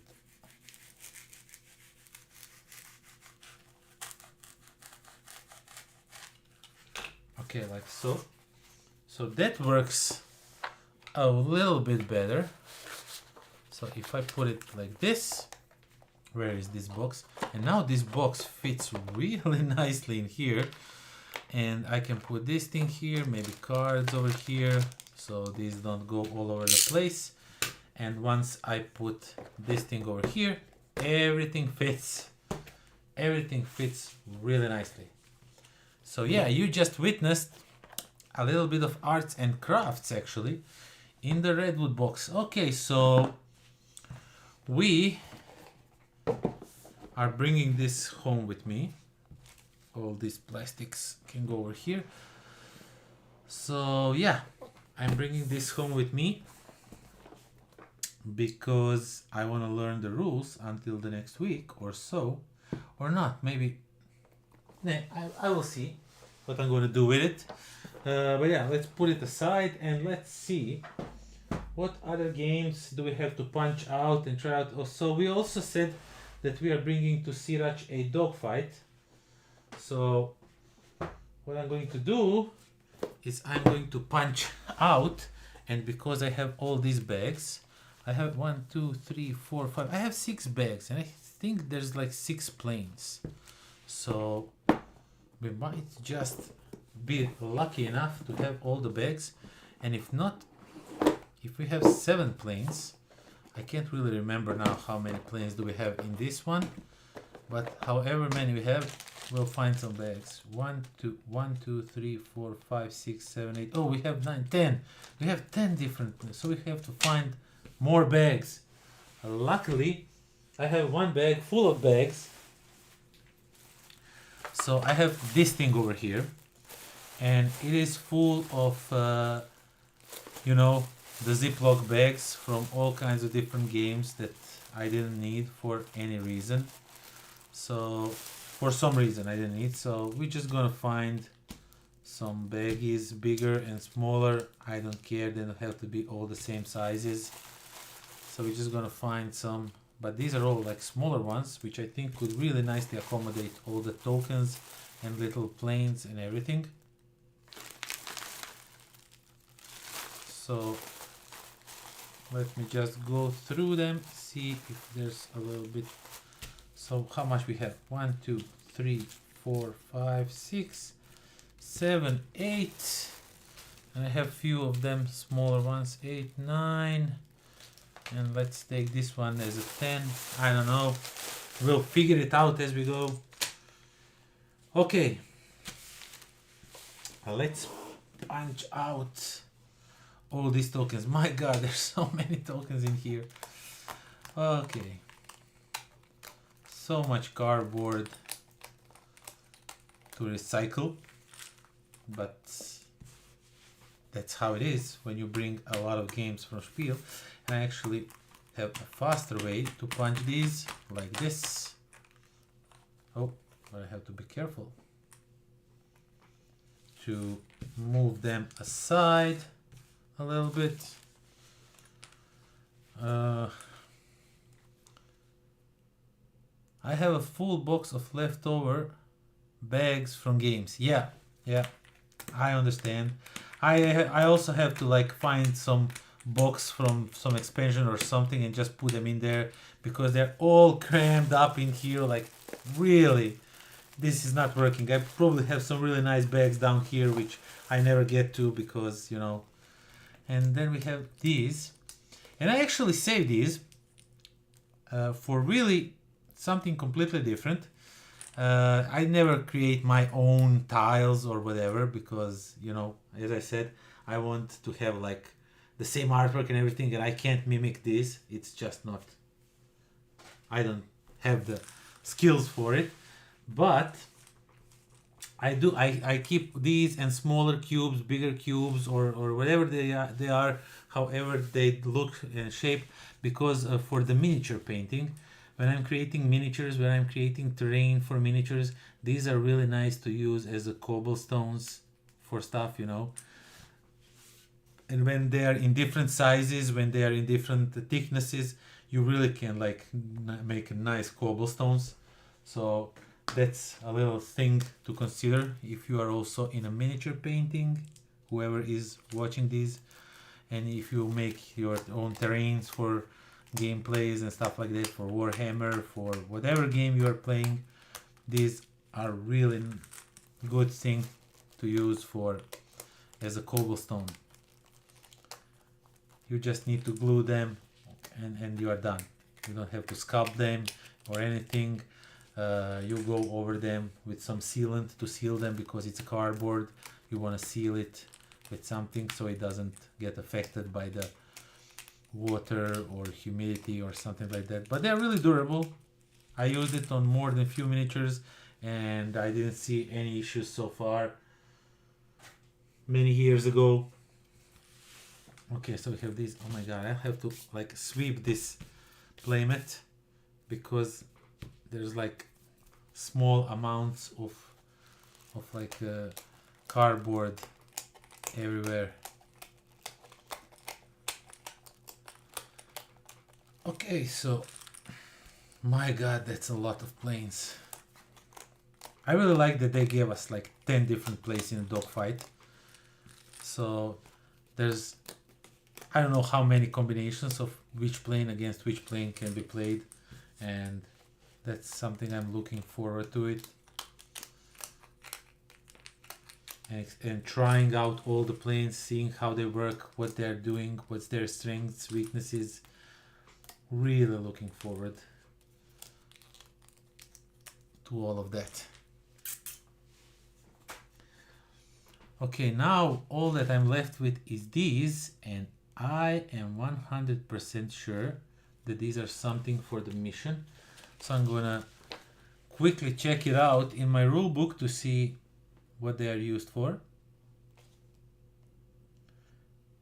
Oh, so that's an escort scenario. So that one goes with the white plane. But there's like a light gray, a slightly darker gray, a black. I'm not sure which plane goes with which. What's happening here right now? I'm really not sure. So it says 9 different color planes, but I counted 10. 1, 2, 3, 4, 5, 6, 7, 8, 9, 10. Okay, so one of these, the one gray one. Oh, so the light gray is for the escort scenario.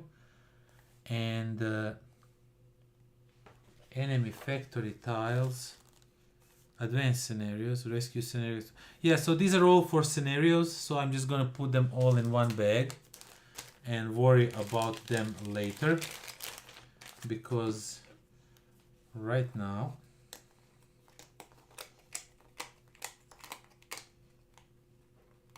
espionage scenario, yeah, these are all for different scenarios, so I'm just gonna keep them all in one bag for now.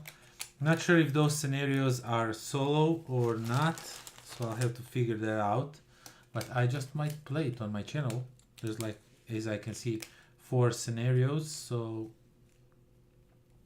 I think I just might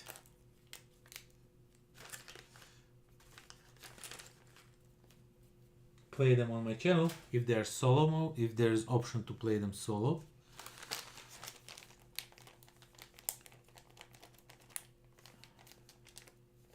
Malfunctioning biplane.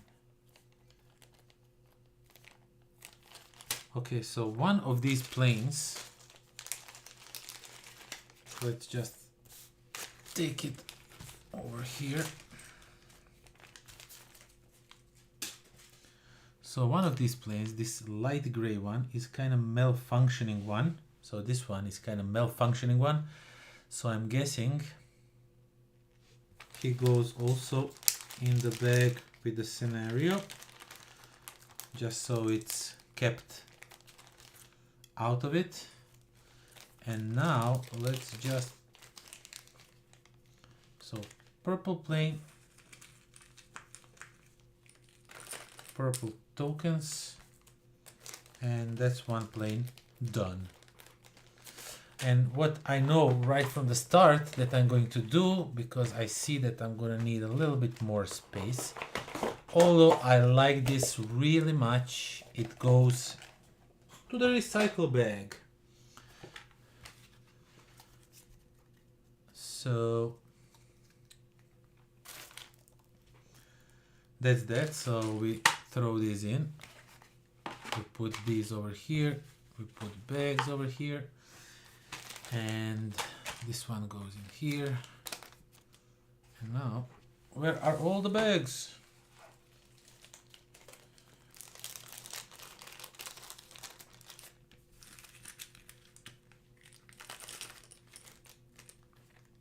And we put the planes in the bags.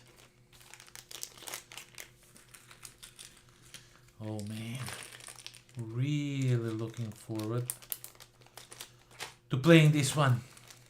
Can't wait. I really can't wait to play Dogfight.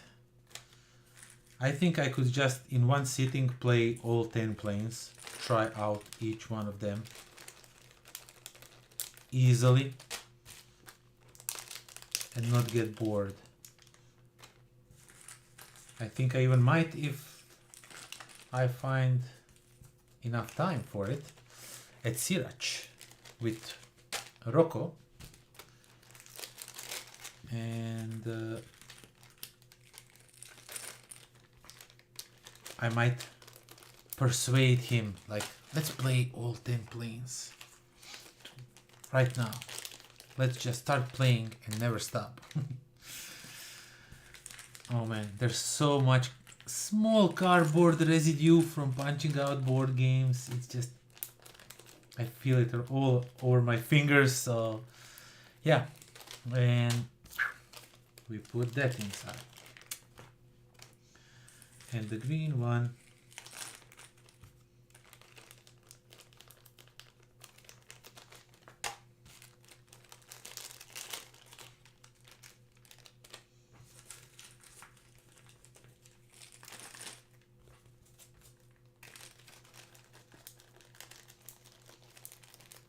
okay, so it's like that, and then this smaller baggie is for these cubes.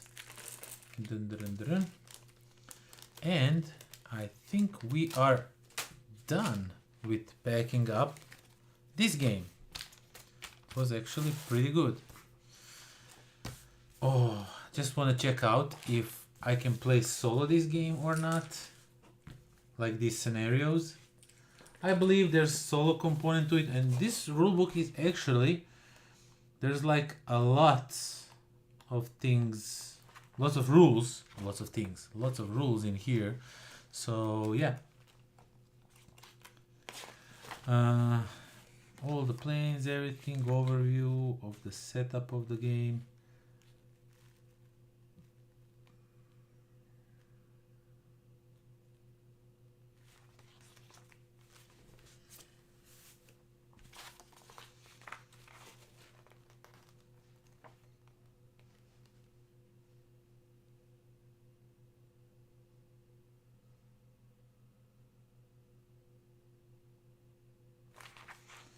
Gameplay, planning, movement, okay.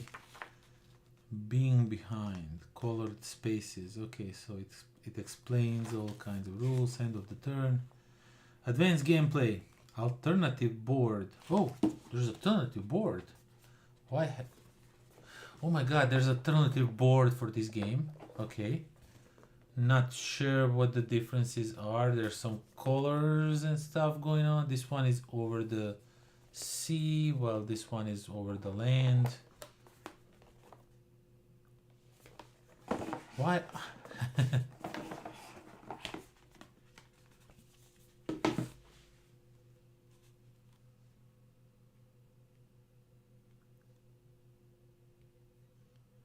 Oh, I definitely like El Dorado. Yeah, actually, I have it here. I just have to pack it up. I got the promo that I was missing. I bought it second hand on Essen. I just have to like... this is actually all the... I'm just having some of these promos I already have. And there's like 1 or 2 sets that I don't have from this one. So I bought like stuff that I have just so I can get some stuff that I don't have. And I know that the expansion is coming. I know that what, the Golden Temple. Oh yeah, that one. I'm just now currently trying to think. I know I have something from it. Let me just quickly check out. Because I don't know the name of the expansions per se, but I do have Heroes and Hexes, I have Dangers and Muisca, I have now all the promos and everything, but that Dragons, Treasures and Mysteries, you are probably talking about that, the third expansion. I know that that's coming pretty soon. It was on a pre-order. I sent them email prior to Essen actually, to see if they would maybe bring it to Spiel, to like pre-purchase a copy, you know, so that it doesn't get sold out, but they didn't bring it. I think it's some rights. They don't have rights to sell it outside of their country. I mean, you can order it, but they can't like bring it to a fair. So I know it's something convoluted, so they didn't have it there. At least that's what they told me. I wanted to stop by their booth. They're really nice to talk to, but I didn't have enough time, so yeah.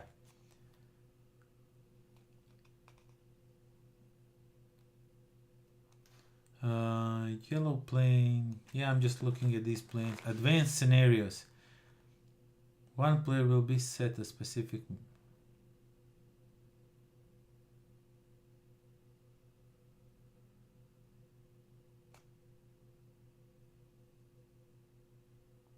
Oh, okay, so missions are played also as a two-player games. So as a two-player game. One is trying to fulfill the mission, the other one is trying to stop him. So that sounds interesting. That sounds something like me and Slaven could film for the channel, probably. So you need to bomb factories or rescue stuff. Yeah, this looks pretty risky. Escort the plane, end of the round. Solo play. I don't know. Some scenarios also can be played solo. So that's really nice to know. So yeah, this could also be played solo. I might just play it solo on the channel or with Slaven. Depends what the time we'll have to do it. Golden Temple is the standalone one. Oh, third expansion is Dragons and all that. Yeah, Dragons one. Golden Temple was the first edition. Golden Temple also a standalone. I mean, I never owned the first edition. I just played the first edition. I really liked the game, and then I just went and bought the second edition because I like the tray artwork more. And while we are at it, let's pack that stuff up. So otherwise this will be... Oh no, you know what I'm going to do right now, next. So when I bought the Terraforming Mars, the dice game, I also got all the sleeves and stuff for it. So we're going to have a sleeve party right now because they have like non-typical size cards for them. And I also got some promo cards for... I didn't even know I got some promo cards. Well, that's interesting. So yeah, first edition Golden Temple was also standalone. I did not know that. Thank you for clarifying that for me. I was 100% sure it was just another expansion. Is it like a standalone expansion or was it a standalone game?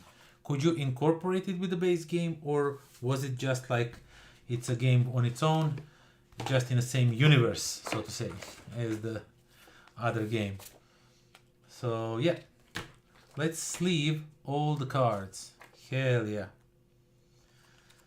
So we're going to have a sleeve party, and we're also going to have a punch board party and punch out all these tokens while we are at it, and just leave some cards. I mean, this doesn't look like this is enough sleeves to sleeve all these cards, because there's like a huge amount of cards here, and these sleeves, so this 200 sleeves, and this looks like there's more than 200 cards. I don't believe they would cheat me out of it, you know, like we say, let me see. I mean, I said I want the whatever amount is enough. Where is the, why is there no like how many components there is in the game? That's really weird. Bonus cards, project decks, 5 projects, 2 corporations. What?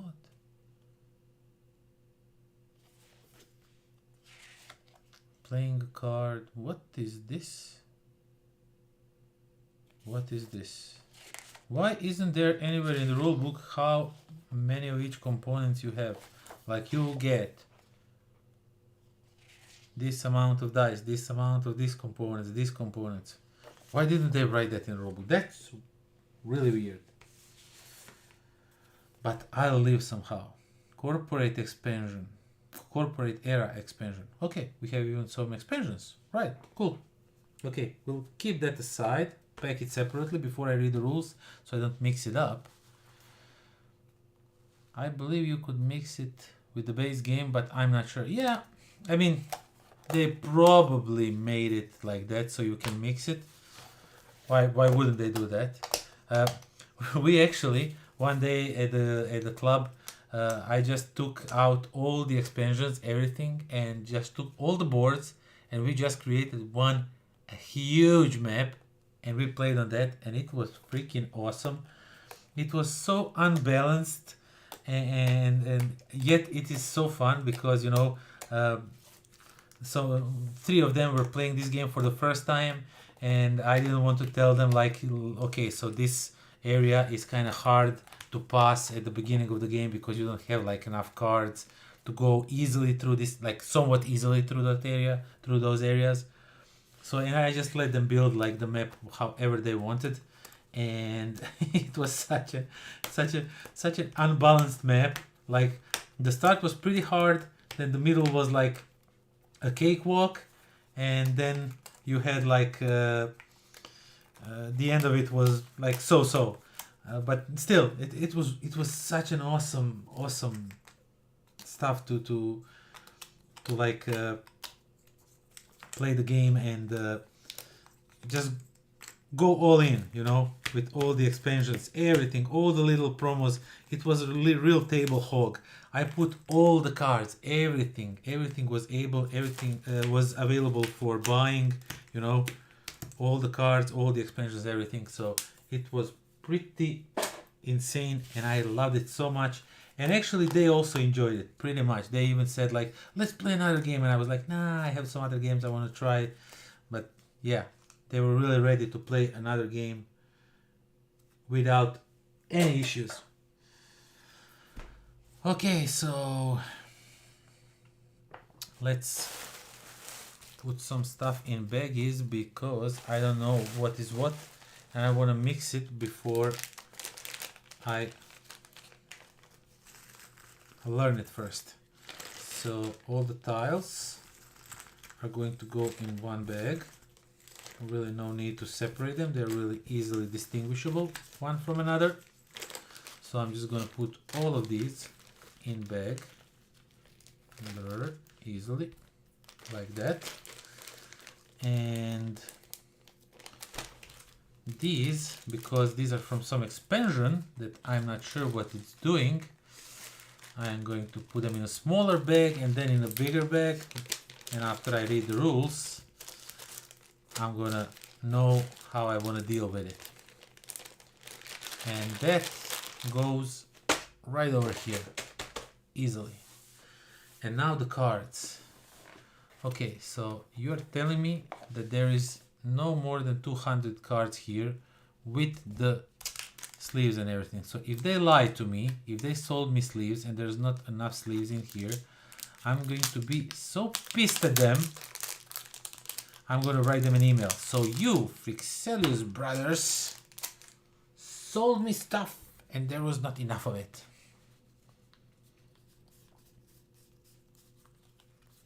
Okay, so let's just divide the cards by their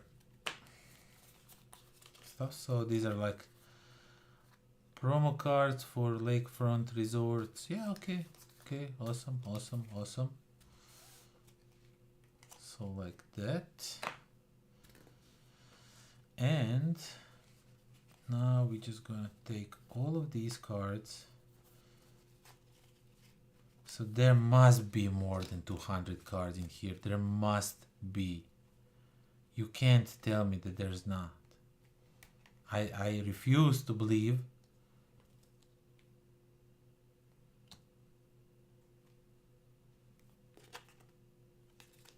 I refuse to believe there's no more than 200 cards in here. Have I just bought sleeves for like to sleeve half the game? I don't even want to start sleeving, you know, if that's the case.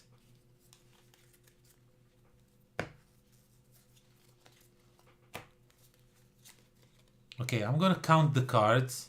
So I know this live stream is now becoming really stupid, but I just don't wanna start sleeving if I don't have enough sleeves, because then I would not play the game until I get the sleeves and I get in touch with them to ask about the sleeves and all that. So let me just quickly count the sleeves, the cards.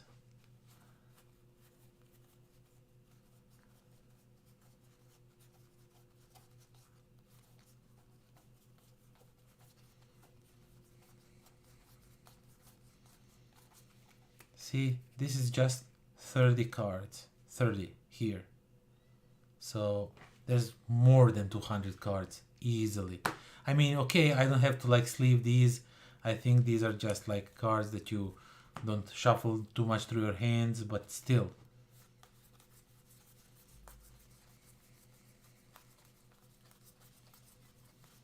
Okay, so this is 50 cards.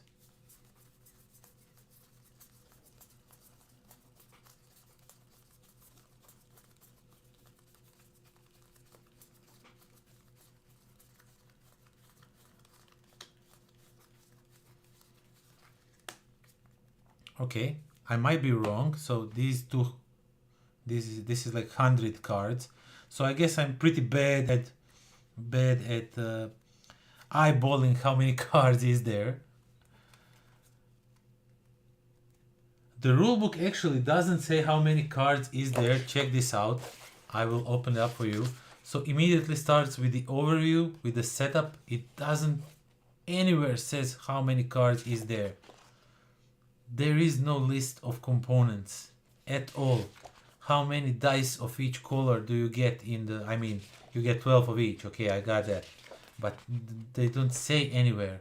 So that's really weird. Nowhere does it say the components, the list of the components. Maybe at the back of the box. Yeah, no, they just show you a little bit how the game looks and all that. So that's pretty weird.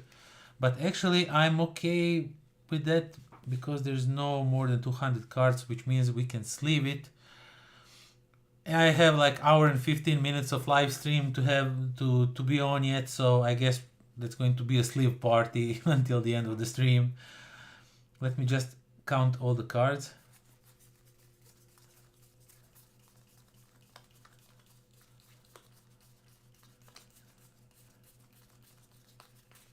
So that's 135 cards here with promos and everything.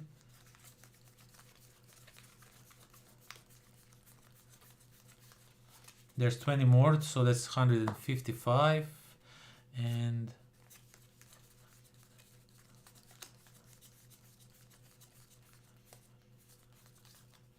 there's 24 here. So yeah, I think we are okay.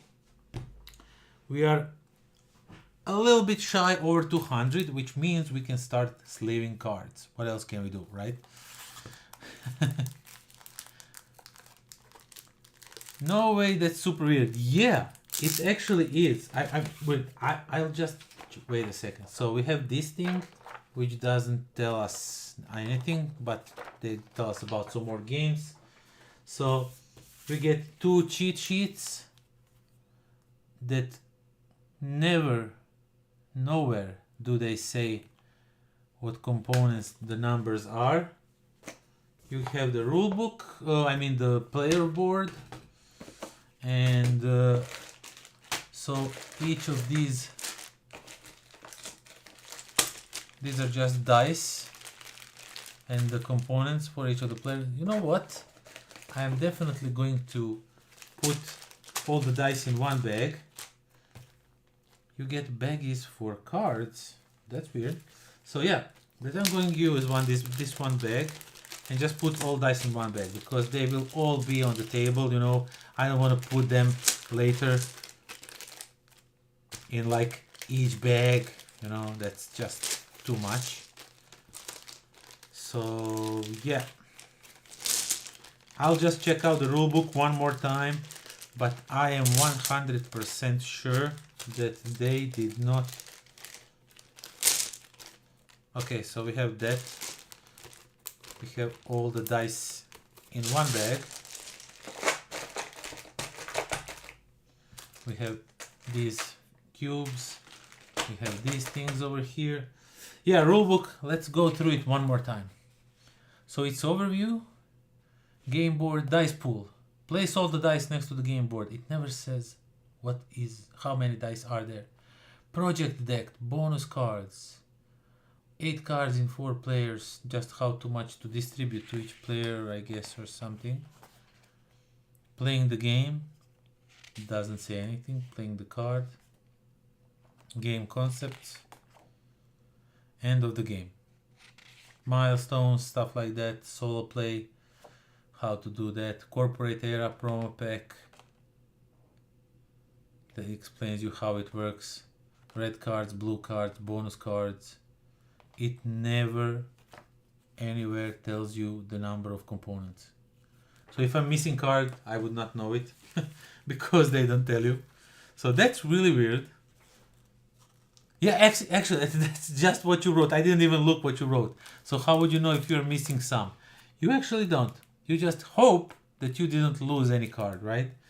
So that's really weird.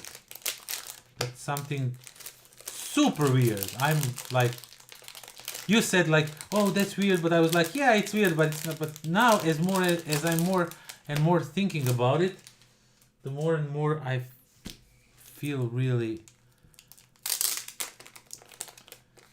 okay. So something new. Every day you learn something new. That's what I'm trying to say. I'm completely messed up. Come on, get out of there. Get out, you sleeves. Okay. Let's throw these away. And let's take these out, I presume. Okay, like this. And let the sleeve bonanza begins. So let's start sleeving cards, and if I figured everything correctly, I think these will be like in excess. We are not going to need these, but let's see how it goes. Let's start sleeving. I'm just gonna put the box like this. So or like this. Yeah, like this, so I can just throw in the cards.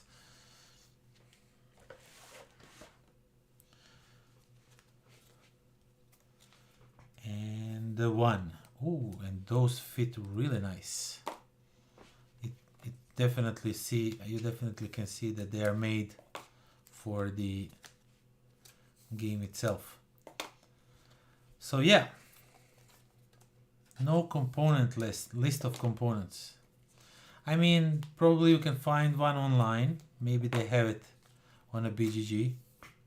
Usually there you can find it, but still, this should be like integral part of the rulebook in my opinion. You definitely want to like have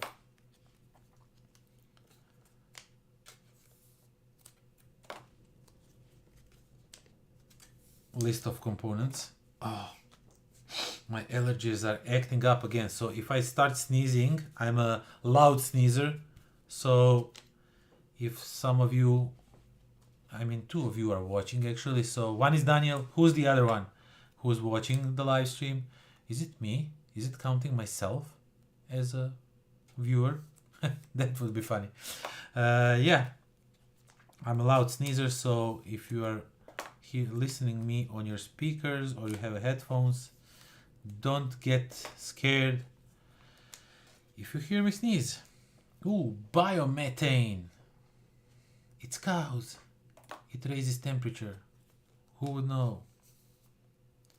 Biomass combustors. I'm afraid when I sleeve all these cards that this insert will become obsolete, because it looks like there's going to be no space for anything else but cards. That there will be no enough, there will be oh my god, English. There's not going to be enough space for all the cards and everything, but we'll have to see when we are done with the sleeving.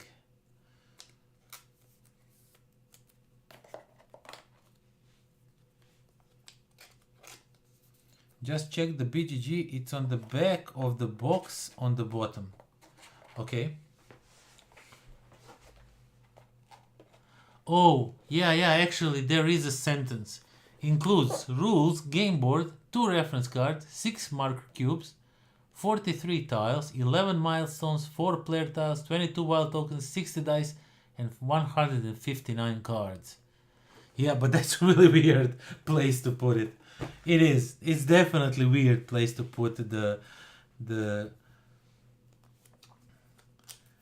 list of components. Definitely something that, I don't know. Was it so hard to put it in the rulebook? Nah, it's weird. It's weird. Okay, it's the first. So yeah, you see a lot of different things for the first time. Yeah, you asked me about Tale to Amaze. It was actually available at Spiel, but I didn't took it, and when I was considering to go and buy it, it actually sold out. So it was not selling like a hotcake. It was not sold out on day one, few hours or you know, after the show opened, but I was like, okay, so it's not like super, people are not super crazy about it. Lots of it backed it on a Kickstarter, even though the Kickstarter was not available for Europe. I got my hands on one copy of the game, but yeah, I got a sweet deal on it, so I didn't want to pass it out. So yeah, I was thinking about going there, buying the game, but when I came to the ELO booth, it was already sold out. So what I did is I'm waiting now for my copy. It will arrive in about a month or so, and yeah, looking forward to playing it. Might even do some gameplay videos on the channel. I have lots of plans. As I'm streaming now, I'm constantly, oh, I will do this, I will do this. I'm just saying, like, but that's how my mind works. I want to do everything, you know, and then I kind of forgot that I have a job that I need to do, you know. I have a family that I need to spend some time with, you know. I can't be here all the time. So yeah, and there's also always, of course, other things that interfere with your free time and all that. So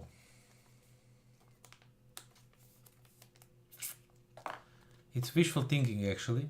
But yeah, one day I will be able to live from this, and one day I'm going to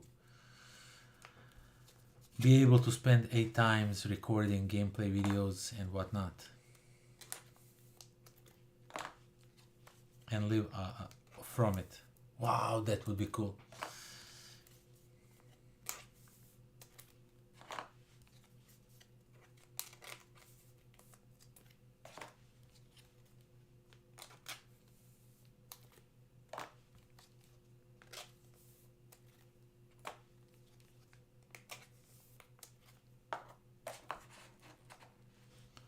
That's the first time I saw that there's no component list in the rulebook. Definitely first time. First time for everything, right? Since I still have it here, you didn't went to sleep. Thank you for making me a company, you know. Since I have you here, and you said you just to me and Tsuki made that Resurgence game. You made us realize how good. Do you have some other game that you think that might have flown under my radar or something? Please do share it with me if you think that there's something. Also, since you also like Vendetta, if you see expansions somewhere that can be bought, do let me know. Maybe we can split on shipping or something, you know, because I would really like to get Big Rig and those bikers. Those look really interesting to play. Give you a little bit of different gameplay, which I'm always up for. You know, when you have something completely different from everybody else, like 5 little bikes running around, just sounds super interesting. Or that one big rig like in Mad Max, you know.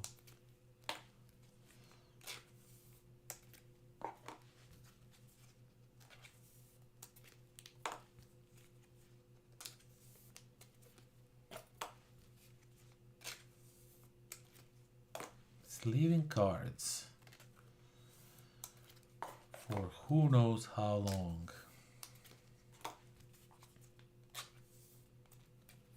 Oh.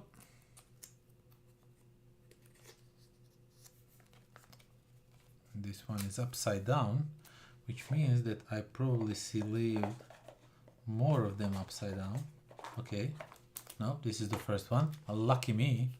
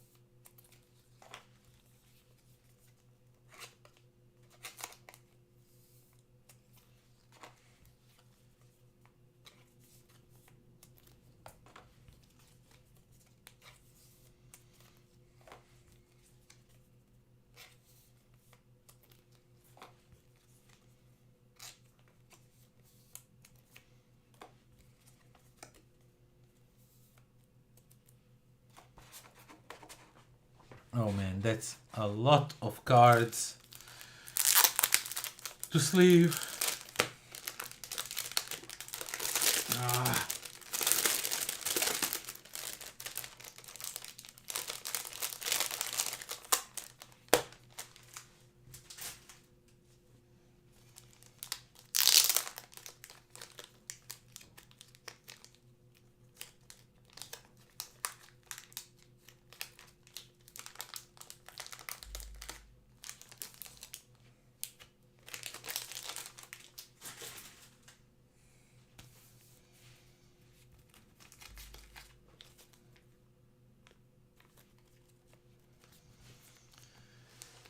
A lot of cards to sleeve.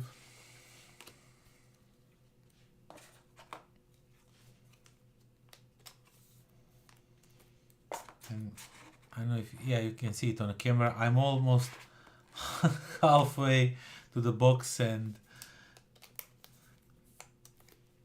there's a lot more to sleeve, so I don't think these dividers will work unless I again cut them out with a knife a little bit in a smaller pieces.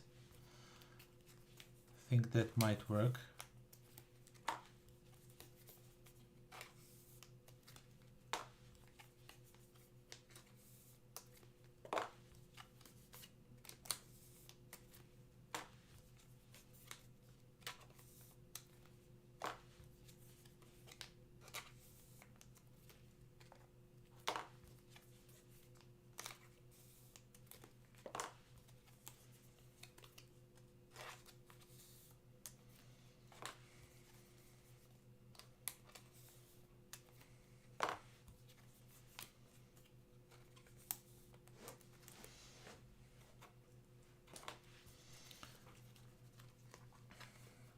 Okay, I just caught another error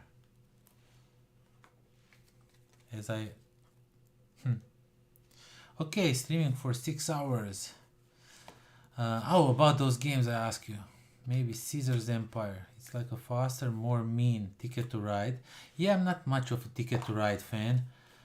I played it a lot and I just don't play Ticket to Rides anymore. No matter what Ticket to Ride shows up, I'm absolutely not interested to even check it out. I don't know, I just kind of got over it. Played it so much so that, I don't know, played a lot the Europe one. I know that every new one that comes brings something new, but at the end it's always like the same game with a little bit of twist, and I just don't have interest in Ticket to Ride for I don't know what reason. Not that I'm hating them, it's just they don't spark the joy. Ride the Rails, kind of like a Ticket to Ride, but with stocks and stuff, but super streamlined. Ride the Rails, I think I even had on my wish list for some time, and then I read like one sentence, somebody said something like, oh, I don't like it because of this, this and this, and then I immediately removed it. Like, oh, I don't like that stuff also, but I'm not sure if that is the game in question. I know some game. I like read something that somebody wrote and I was like, well, then I don't want it if it's like that. So I completely fell under the influence of somebody else and their comment. I know that should not be the case, but yeah, it just happened to be so. Yukon Airways maybe. Pick up and deliver with dice. Oh! See, now we are talking. Now we are talking. You say pick up and deliver. I like pick up and deliver. You say dice. I love dice. So now I need to check out Yukon Airways. Yukon Airways. It sounds familiar. It's like something I already heard about. Yukon Airways. Oh, it's from 2019. So it's out for some time now. Yeah, I saw it. I mean, I saw the box art. Looks really, really familiar. Let me just check out a few images. Ooh. Oh, looks really nice. So you are delivering those dice, I presume? Those are like cargoes that you need to deliver. At least it looks like that from looking at pictures. Looks interesting. Not sure if it's going on my wish list. I'm thinking about it, but looks interesting.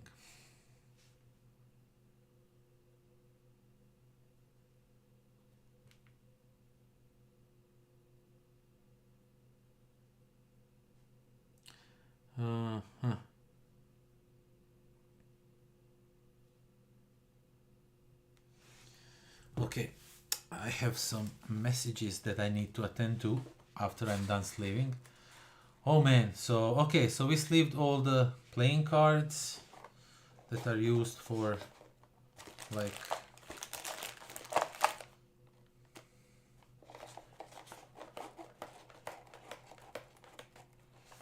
so if I now put this over here, I'm not sure that everything else will fit in here, but let's try it out. So these cards, these are some bonus cards that are used for I don't know what,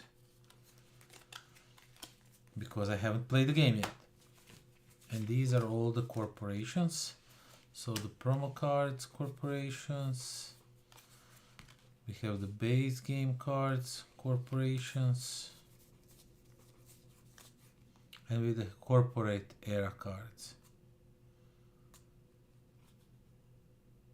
So they have some different iconography. Not sure for what they are used for. I guess I should probably keep these. Like, you know, promo cards for promo cards. Base game cards for... Okay, I'll just keep these. Not sure if they're used for anything or not. So I'll have to figure that out.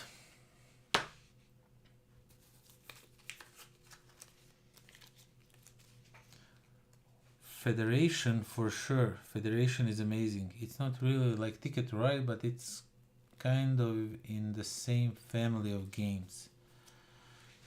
Federations. Let's check the federation, but before that I need to check just some messages.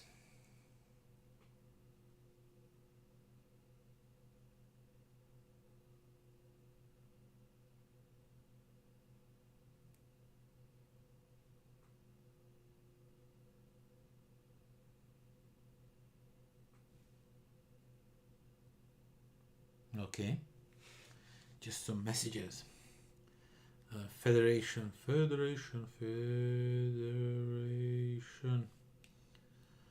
Why does it sound familiar? Is it Federation from 2020? Oh yeah, I saw that one. It is from Explorate, right? Let me just quickly see who is the publisher. Eagle Griffin Games, Crowd Games, Explorate.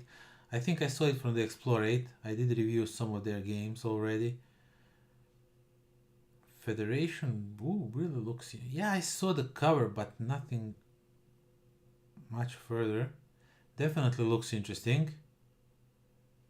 Really colorful components. Oh, I like how it looks. I'll leave it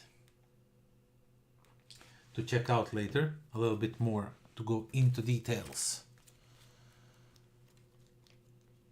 Want something small box with a lot of gameplay? Then I recommend you a newly released Lata. I can't read it. Lata. What is that, man? Where do we find all this? There's so many games coming out. It's such hard. Who is the publisher of Lata? Pythagoras. I know about them. Oh, some fishes, some food, something. So it's like a fish market, or yeah. Oh, the artwork on the box is like a can of fish, so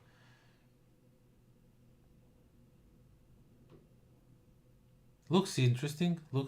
I'll definitely check it out a little bit more later.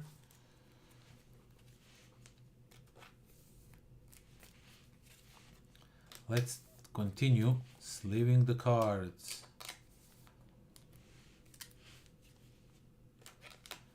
I don't think that I need that promo cards and stuff, but I'm just gonna keep them as a reference.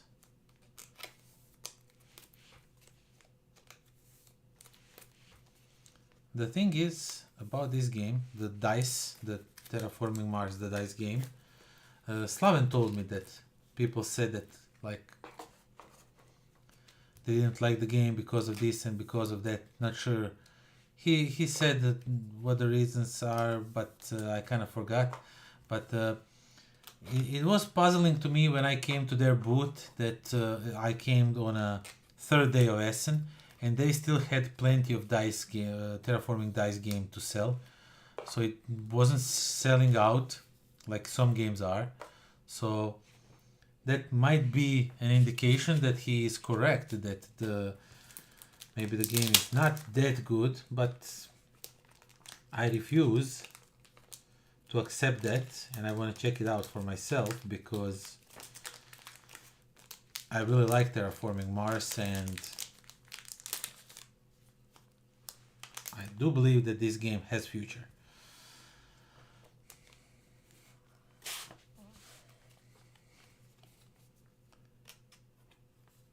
Too many games. Yeah, definitely. Too many games is coming out. I just can't keep up with everything. Cafe I like more, but Lata is also great. Cafe. Cafe, isn't the cafe the one with the dice? And no, that's I'm probably mixing two games with the pretty similar names in them. So yeah, so if I push this really hard like this, there is enough room here for these promo card stuff, so I'm just gonna move these out. We really don't need to sleeve these. I'm just gonna leave them as a reference cards, you know, so I know from that what comes from which, from what expansion. And goes like in like this and like this, and we are almost done with the sleeving, and then we have like 40-50 minutes of streaming and we are done. Or I could call it off a little bit earlier. Both Pythagora games in the same line. Cafe sounds familiar. I will check it out as soon as I sleeve the games. I will check it out. It sounds familiar. It sounds like something I heard about. Celtea artwork by Miko. I expected a bit more heavy game. Disappointed, but it's an okay game with a rondel. Ooh, I like rondel games. That's why I like the Crusaders They Will Be Done. It's a really nice rondel game. Really nice use of a rondel in a game.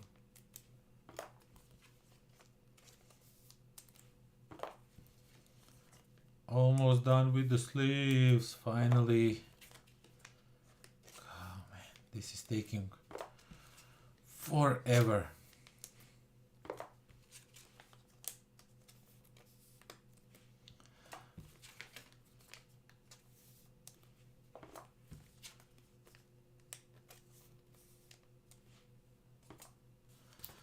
And we have even some sleeves left, which is really cool. Since I was 100% sure that there's no enough sleeves, that they sold me the game with and there's no enough sleeves to sleeve everything. So yeah, I guess I owe them an apology.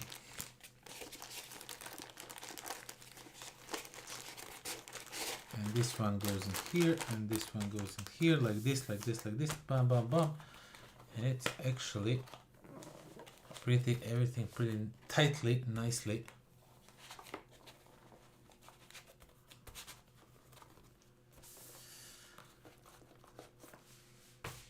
Let's just put everything back in the box, close the lid, and the Terraforming Mars is sleeved. Okay.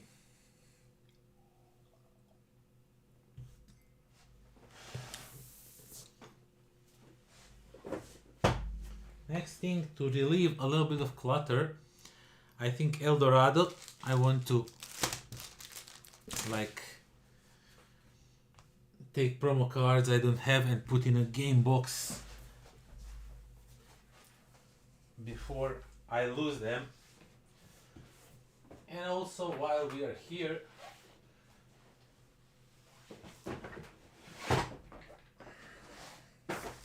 whoa, I have Underwater Cities, some promos that I need to stick in also before I use them.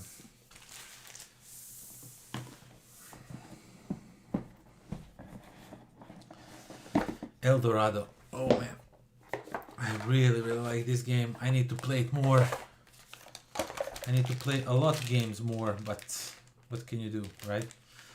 Okay, so I should probably know where I keep the promo cards and where I keep the player cards. I think everything is in this one bag. That is definitely not going to be enough right now. So I need a bigger bag for the cards. Oh, if you like Crusaders and Trajan. Yeah, I like the Trajan. I played it once, but it was a really cool game. Ostia, no original mechanics in the game, but mixed Trajan, Sight, and probably something else, but it's a good game. Hard to get, Japanese publishers believe, but I have a copy. Of course you have a copy if it's Japanese game publisher, because you always get those games. You are my Japanese guy, sort of. You always bring some strange games that I never heard of. Okay, let's see.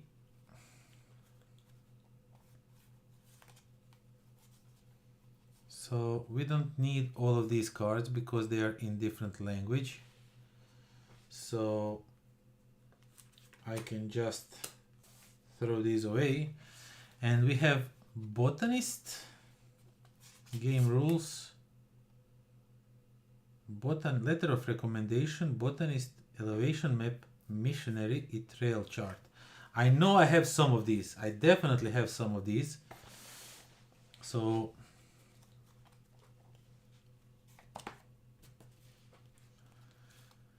missionary, telegram, elevation map. So I have missionary,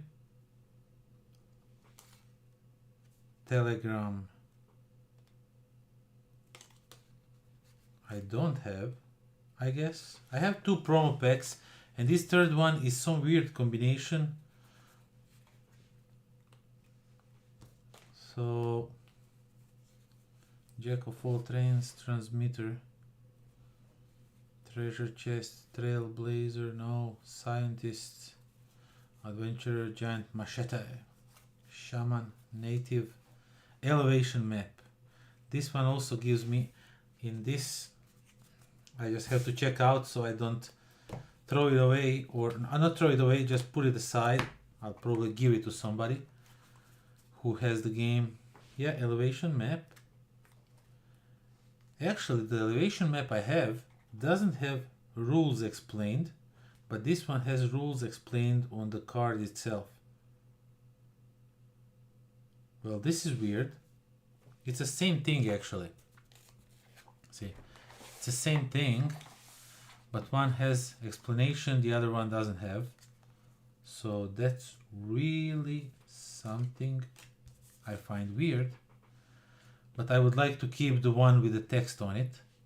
So this one I'll just give to somebody. Missionaire. Let's find Missionaire. I know I have Missionaire. I saw that Elga. No, this is Millionaire. Missionary also has a text on it, but this one doesn't have a text on it. So that's like not good. Why would anyone? I mean, it's way better when you have a little text on it that tells you what the card does. Move your pieces up to 2 spaces onto an adjacent yellow village space. I mean, it's obviously clear what it does, but it's way easier to have them with a text reader on it.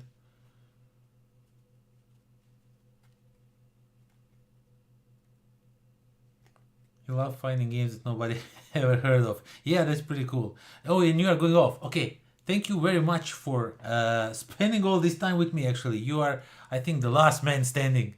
So, yeah, thank you for the anniversary. Talk to you soon, my friend. Have a great night. I'm just gonna dabble a little bit more in this, and then I'll also be off. I think I just might end up things earlier. So, yeah. Thank you for being here. Good night. Okay, so missionary. I'll just put missionary also. Trail chart. Let's continue, see if I have trail chart. Do I have a trail chart? Compass, geologist, travel log, telegram,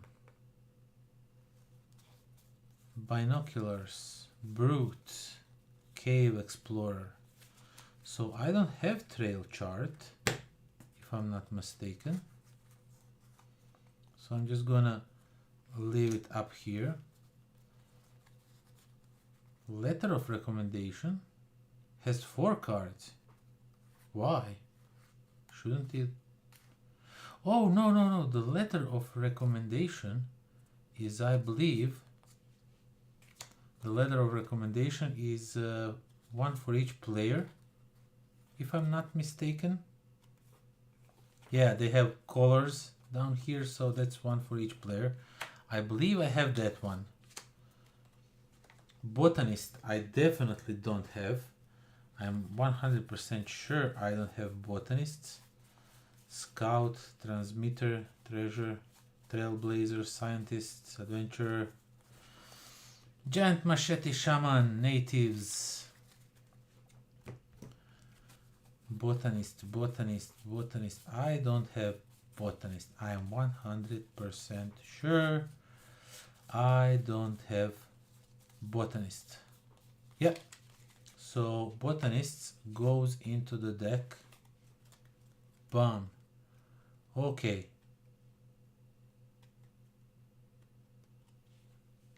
so we have a problem right now.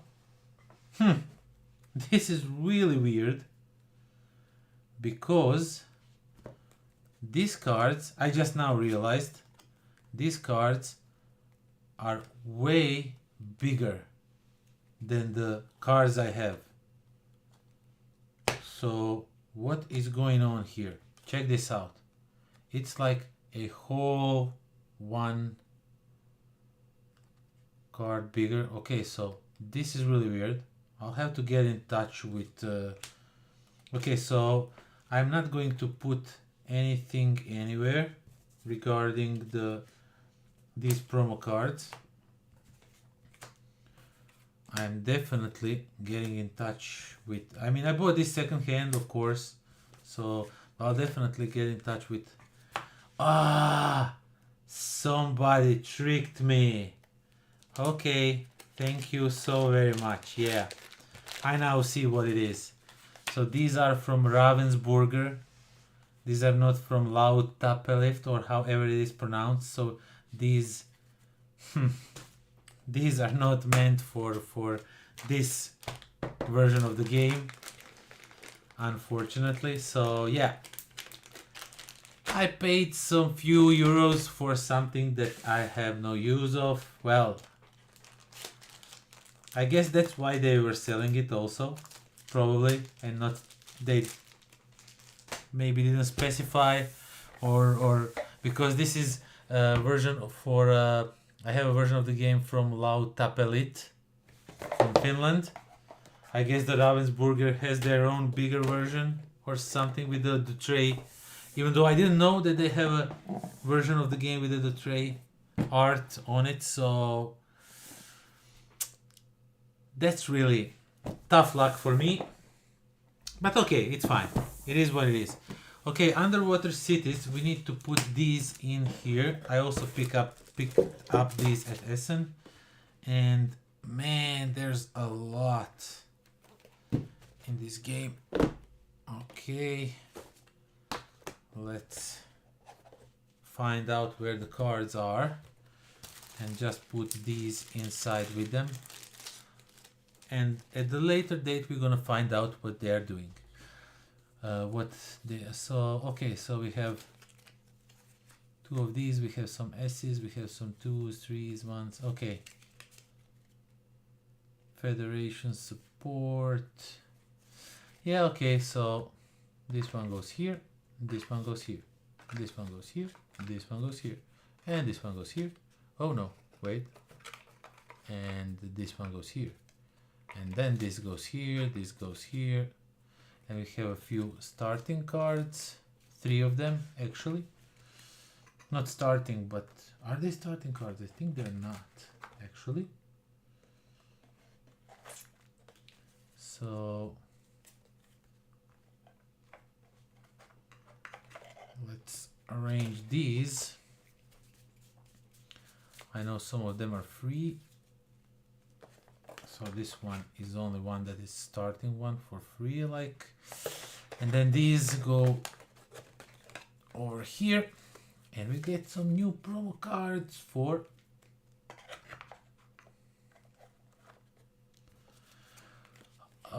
the Underwater Cities, a game I haven't played in a while. I should definitely play it again. I really haven't played this one for a while.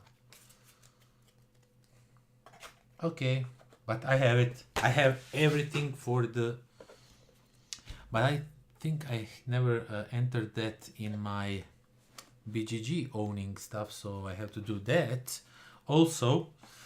And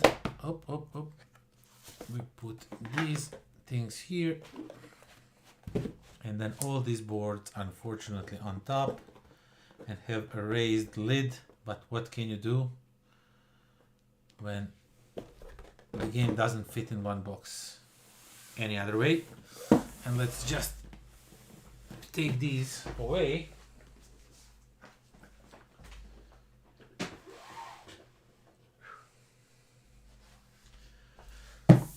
El Dorado with the wrong cards.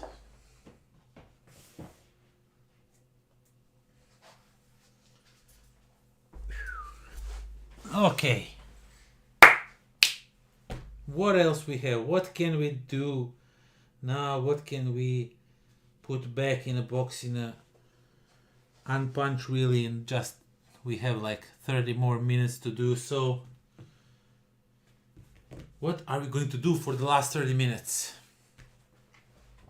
I just might end the stream or not. I can show you something.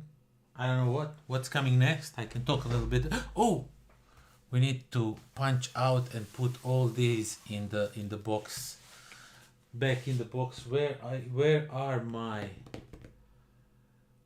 my box of Guild of Merchant Explorers? I have no clue where they are because everything is a mess around me, as I said, and I have no clue where I put it. It's probably somewhere on the shelf, but where? I don't see it anywhere.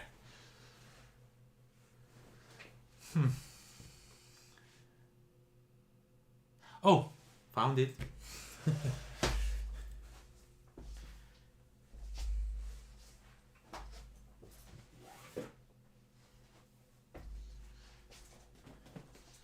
Guild of Merchant Explorers is such a wonderful game that it's beyond me. Hello from South Africa. Somebody right. I was just thinking how I will quit the stream, and now you come from out of nowhere. Hello, South Africa. You are unfortunately almost at the end of the stream. We have like half an hour left or so. I'm just finishing up, putting things back in the box, you know. And right now I'm realizing there's like a huge stupid insert for this game, so I'm just gonna throw it away. So this is really like just taking up the space in the box. Although it's really nice cardboard. I might save it for something.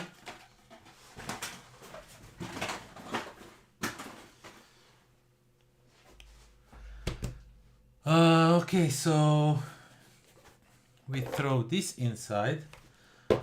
We can throw all these maps and then all these cards and tokens and whatnot. But I think some of these we are going to need to pack all of these inside. Yeah. So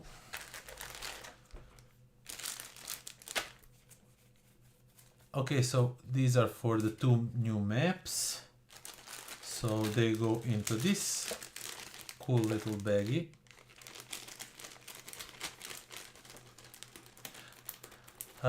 What's happening in South Africa? How's life there? I think I never had an opportunity to talk to anybody from South Africa, so this is kind of a unique thing for me. Okay, so we're gonna need these.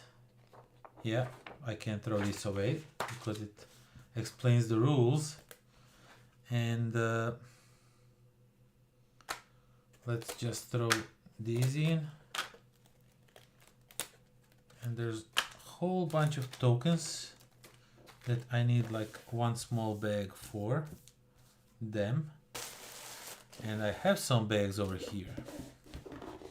Come on. Where? Okay, like this. Okay, let's punch out some tokens.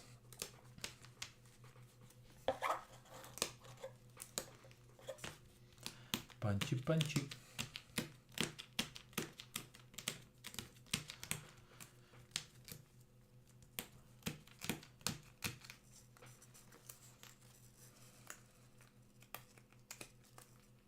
Oh man.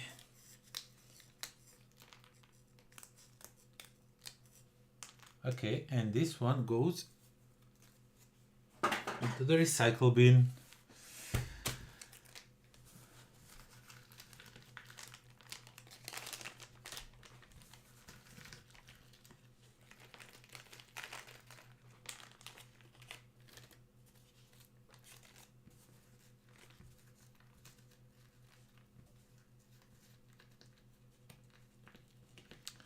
So you just, okay, so I'm not sure if you were here, maybe listening to us, but actually a friend of mine that just went to sleep, the one that you see all the chats because he was the only one left, he just discovered this game for me, Resurgence. He said it's a bag builder he really enjoys, and I really never heard about that game until tonight. And when I went to check it out, it actually, because I like the theme, the post-apocalyptic theme and everything, so I went to check it out, and it looks like pretty fun game, so it went on my wish list automatically without thinking. So I'm really looking forward to try it out sometime, somewhere, someday. So it is like a new discovery for me right now. So Resurgence. But you say there's lots of AP. I hope that it's not like prone to like analysis paralysis all that much. I know that some games can be really, I sometimes like completely shut down when I play some games, you know, and it's not like I'm analysis paralysis player, but sometimes I think people really hate playing some games with me. It's usually games where it's usually when sometimes, you know, you have all your plans turned, all your turns planned out, and you know everything how you want to play it, you know everything how you want to do it, and then somebody does something that completely messes up your plan, and then you're like, okay, now I have to figure everything out from the start. So it's usually those types of games, but if you can't mess up with my turn too much while I'm waiting, I usually think about everything in advance, you know, so I don't stall too much on my turns.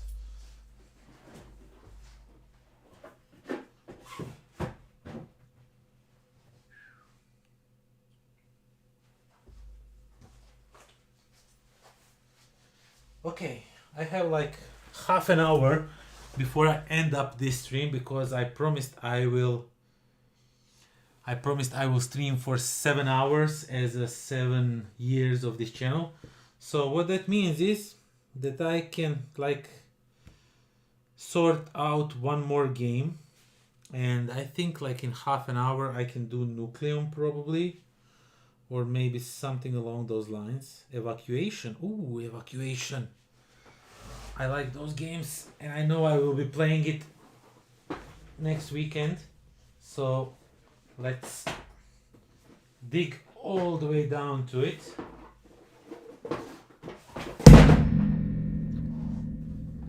I hope that wasn't too loud, but some games just slided over and hit the microphone. Oh man, because I am this game's like all over the place right now, so it's crazy. Okay, evacuation. Let's punch the game out, see if there's... Okay, let's sort the game out and call it a day. Let's do it like that. Okay, so everything is in baggies. Do I have to sort anything actually? Everything is already in its own bags. Oh, okay, there are some punch boards. Yeah, of course. Of course there's some punch boards. Jeez. Why I thought that there was none is beyond me. There are some punch boards here. Okay, let's punch out the evacuation. Let's sort it out. Let's see how it works. Now, let me just check if these components are by player or how they are distributed. What are these resources? So, yeah, those are just common resources for each of the players. And you just... Okay, so these are player components. So these could be sorted out by each bag.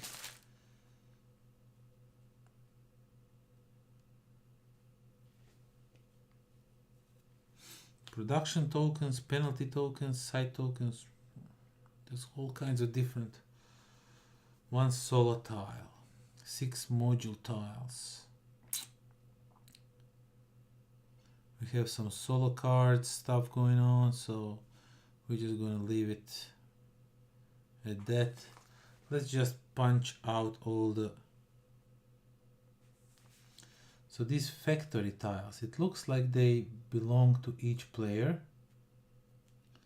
So as I like for each player to have its own bag, that's what I'm about to do. So we're going to sort out all of these in the baggies for each player. It's just how I like it.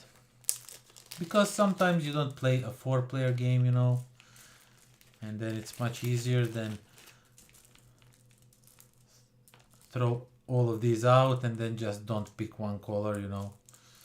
So let's sort it out. Let's punch out all the components for each player.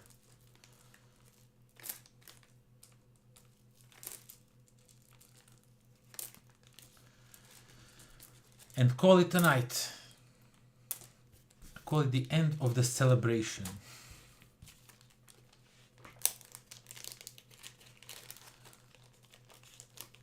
You were all new, so you didn't play optimally. Your plans can indeed be thwarted. The game has a lot of bonus changing, which if you don't get right, you're unlikely to win.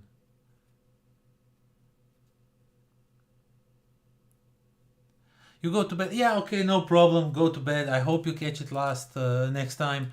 I don't stream a lot, but there's always, of course, idea. I wanna like stream a little bit more.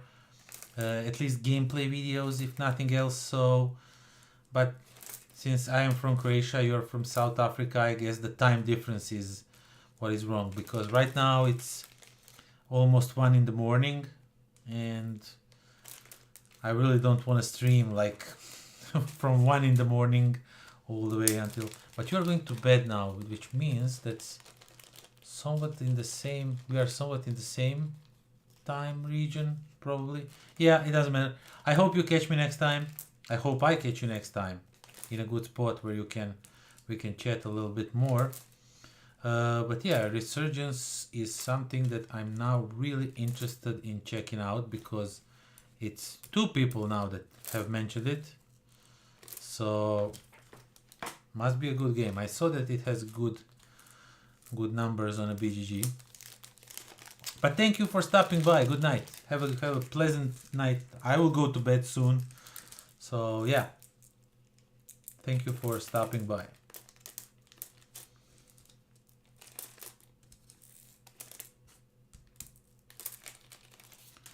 Okay, let's see now. Each of these colors are connected to one of the players, if I understand the rule book correctly.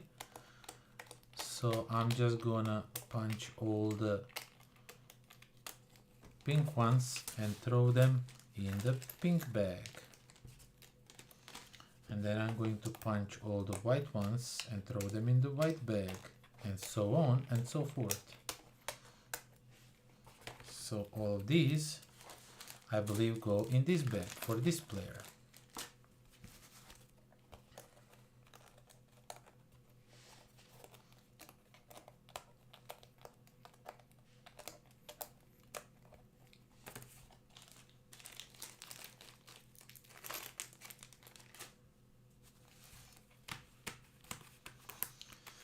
And the blue ones go in the blue bag. In the blue bag. In the blue bag.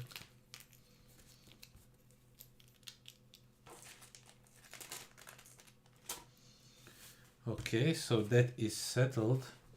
Now we have some blue, pink, white, yellow. What is going on here? I'm not really sure what's happening.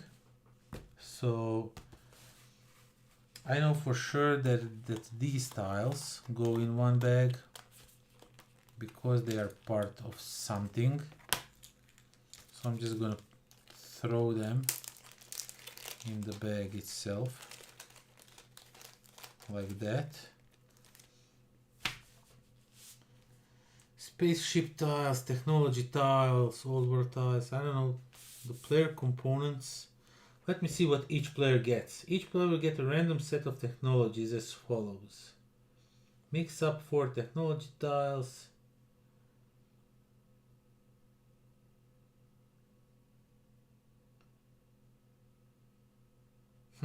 It nowhere does it say. But as I can see, each of the player gets these tokens. At least 2 of them. The orange and the green one. Not sure where these gray ones goes. I don't see it anywhere on the player board. So I'm just gonna leave those in a bag as is. I'm just gonna throw them in as they are. And site tiles and penalty. So okay, these are like site tiles. So they are not connected to any player. Definitely not connected to any player. So they can go in one bag together. That's what I'm trying to figure out. Are they player connected or something like that? So they are not.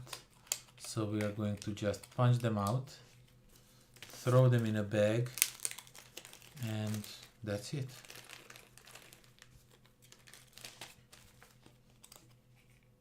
Oh wait, these are penalty tiles. These are different. So these go in a separate bag.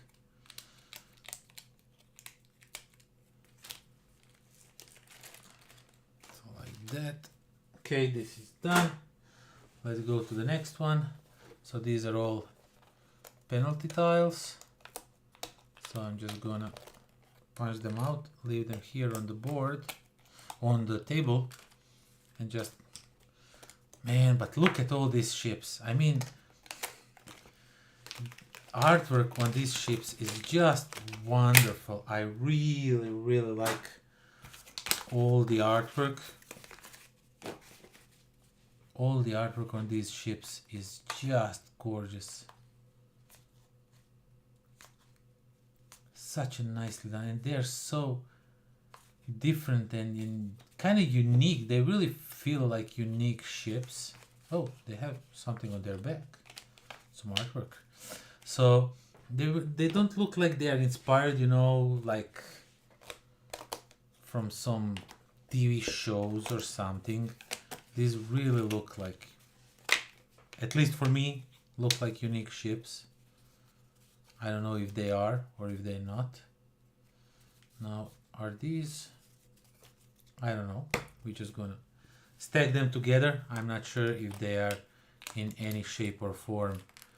Do they need to be like differently? So these are some technologies, I think. Okay, and then this goes away. Oh, these are the player boards that we can easily just, okay, let's take this outside for a second. Let's just throw in this in here and punch out all these tokens out.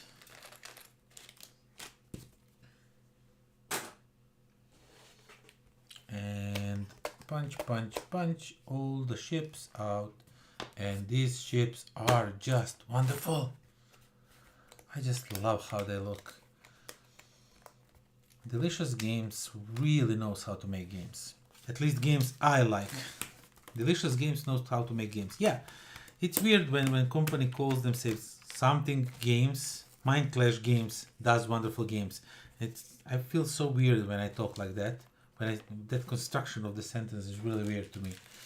But yeah. So we have that.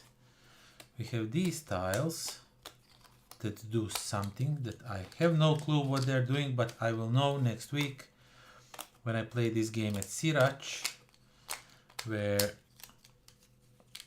these are some really cool people that are organizing the events there, so I'm really looking forward to going there. More player boards, of course, player boards, and more of these tokens. So these are real. I'm punching these like left and right. So it's like 10 more minutes. So if I end up a little bit early, maybe a minute or two early, please don't be mad at me. But because I'm really near to finish all of these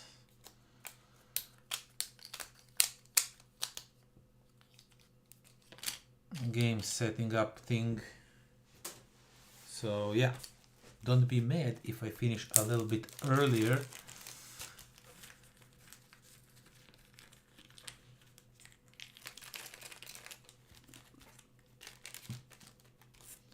So these are all the components.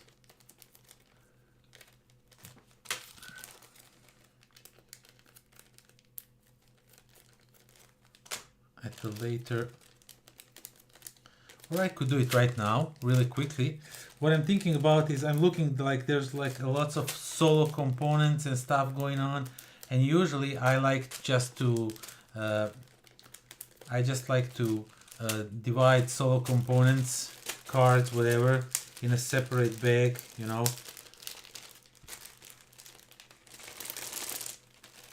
These can all go in the same bag easily, and even in a smaller one, because this one is just too big, you know, to keep it with all of that. So we're just gonna throw it all in a smaller bag, and I will use this big one to put all the ships inside, so they don't run around the box like left and right. So just to keep the box more tidy, so to say. And boy, there's a lot of ships. I really do hope that they have all kinds of cool different possibilities, and that you don't get to drive just one of them, but more. So all of these tiles I'll just throw in here.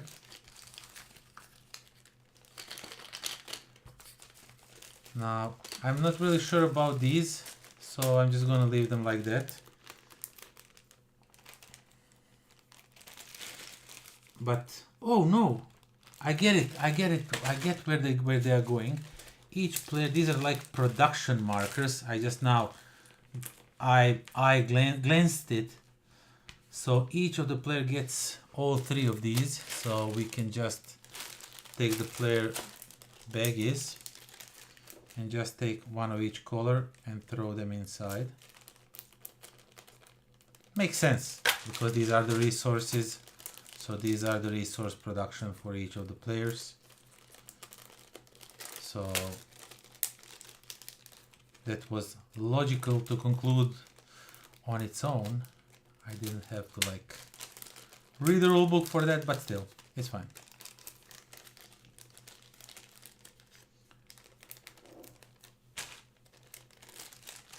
Okay, so that is sold.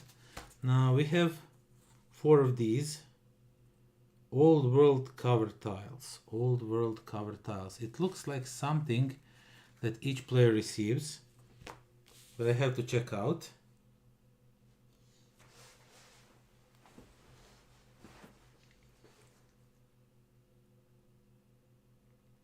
Old world cover tiles. It's never... Oh, it's old world side. So it looks like it covers this part over here that looks... It doesn't look like it goes there, so I'm just gonna leave them like that. I'm gonna just throw them in this bag with these things because I don't know where to put them, so I'll just presume. And this token, this is like a turn token or something, I'm just gonna throw it in this bag. It's 1 year counter, to be more precise. And let's see, we have some cards, and some of them are solo cards. So let's try and find them out. So not these. These are all the same. These are not solo cards, of course. So yeah, these can stay in this bag. These can stay in this bag. This is fine.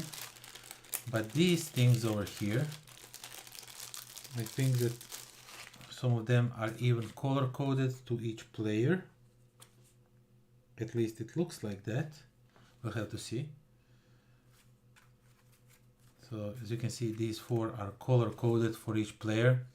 So I believe each player received these cards at some point somewhere.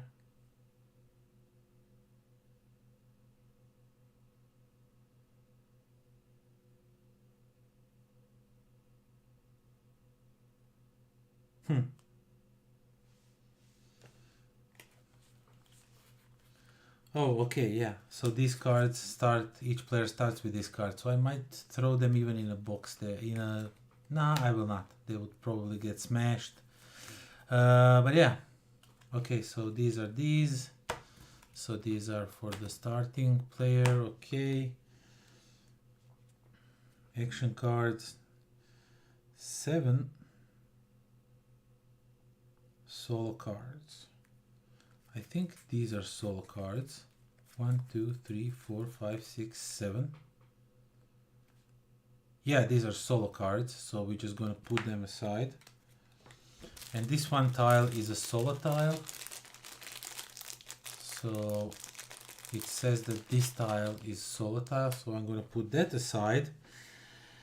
And there's some modules, some score sheets. Yeah, I think that is that. Only thing I'm going to change is because there's more room in the... It just makes more sense to me. It doesn't have to make more sense to you, but all these things I will just throw in here. Don't ask.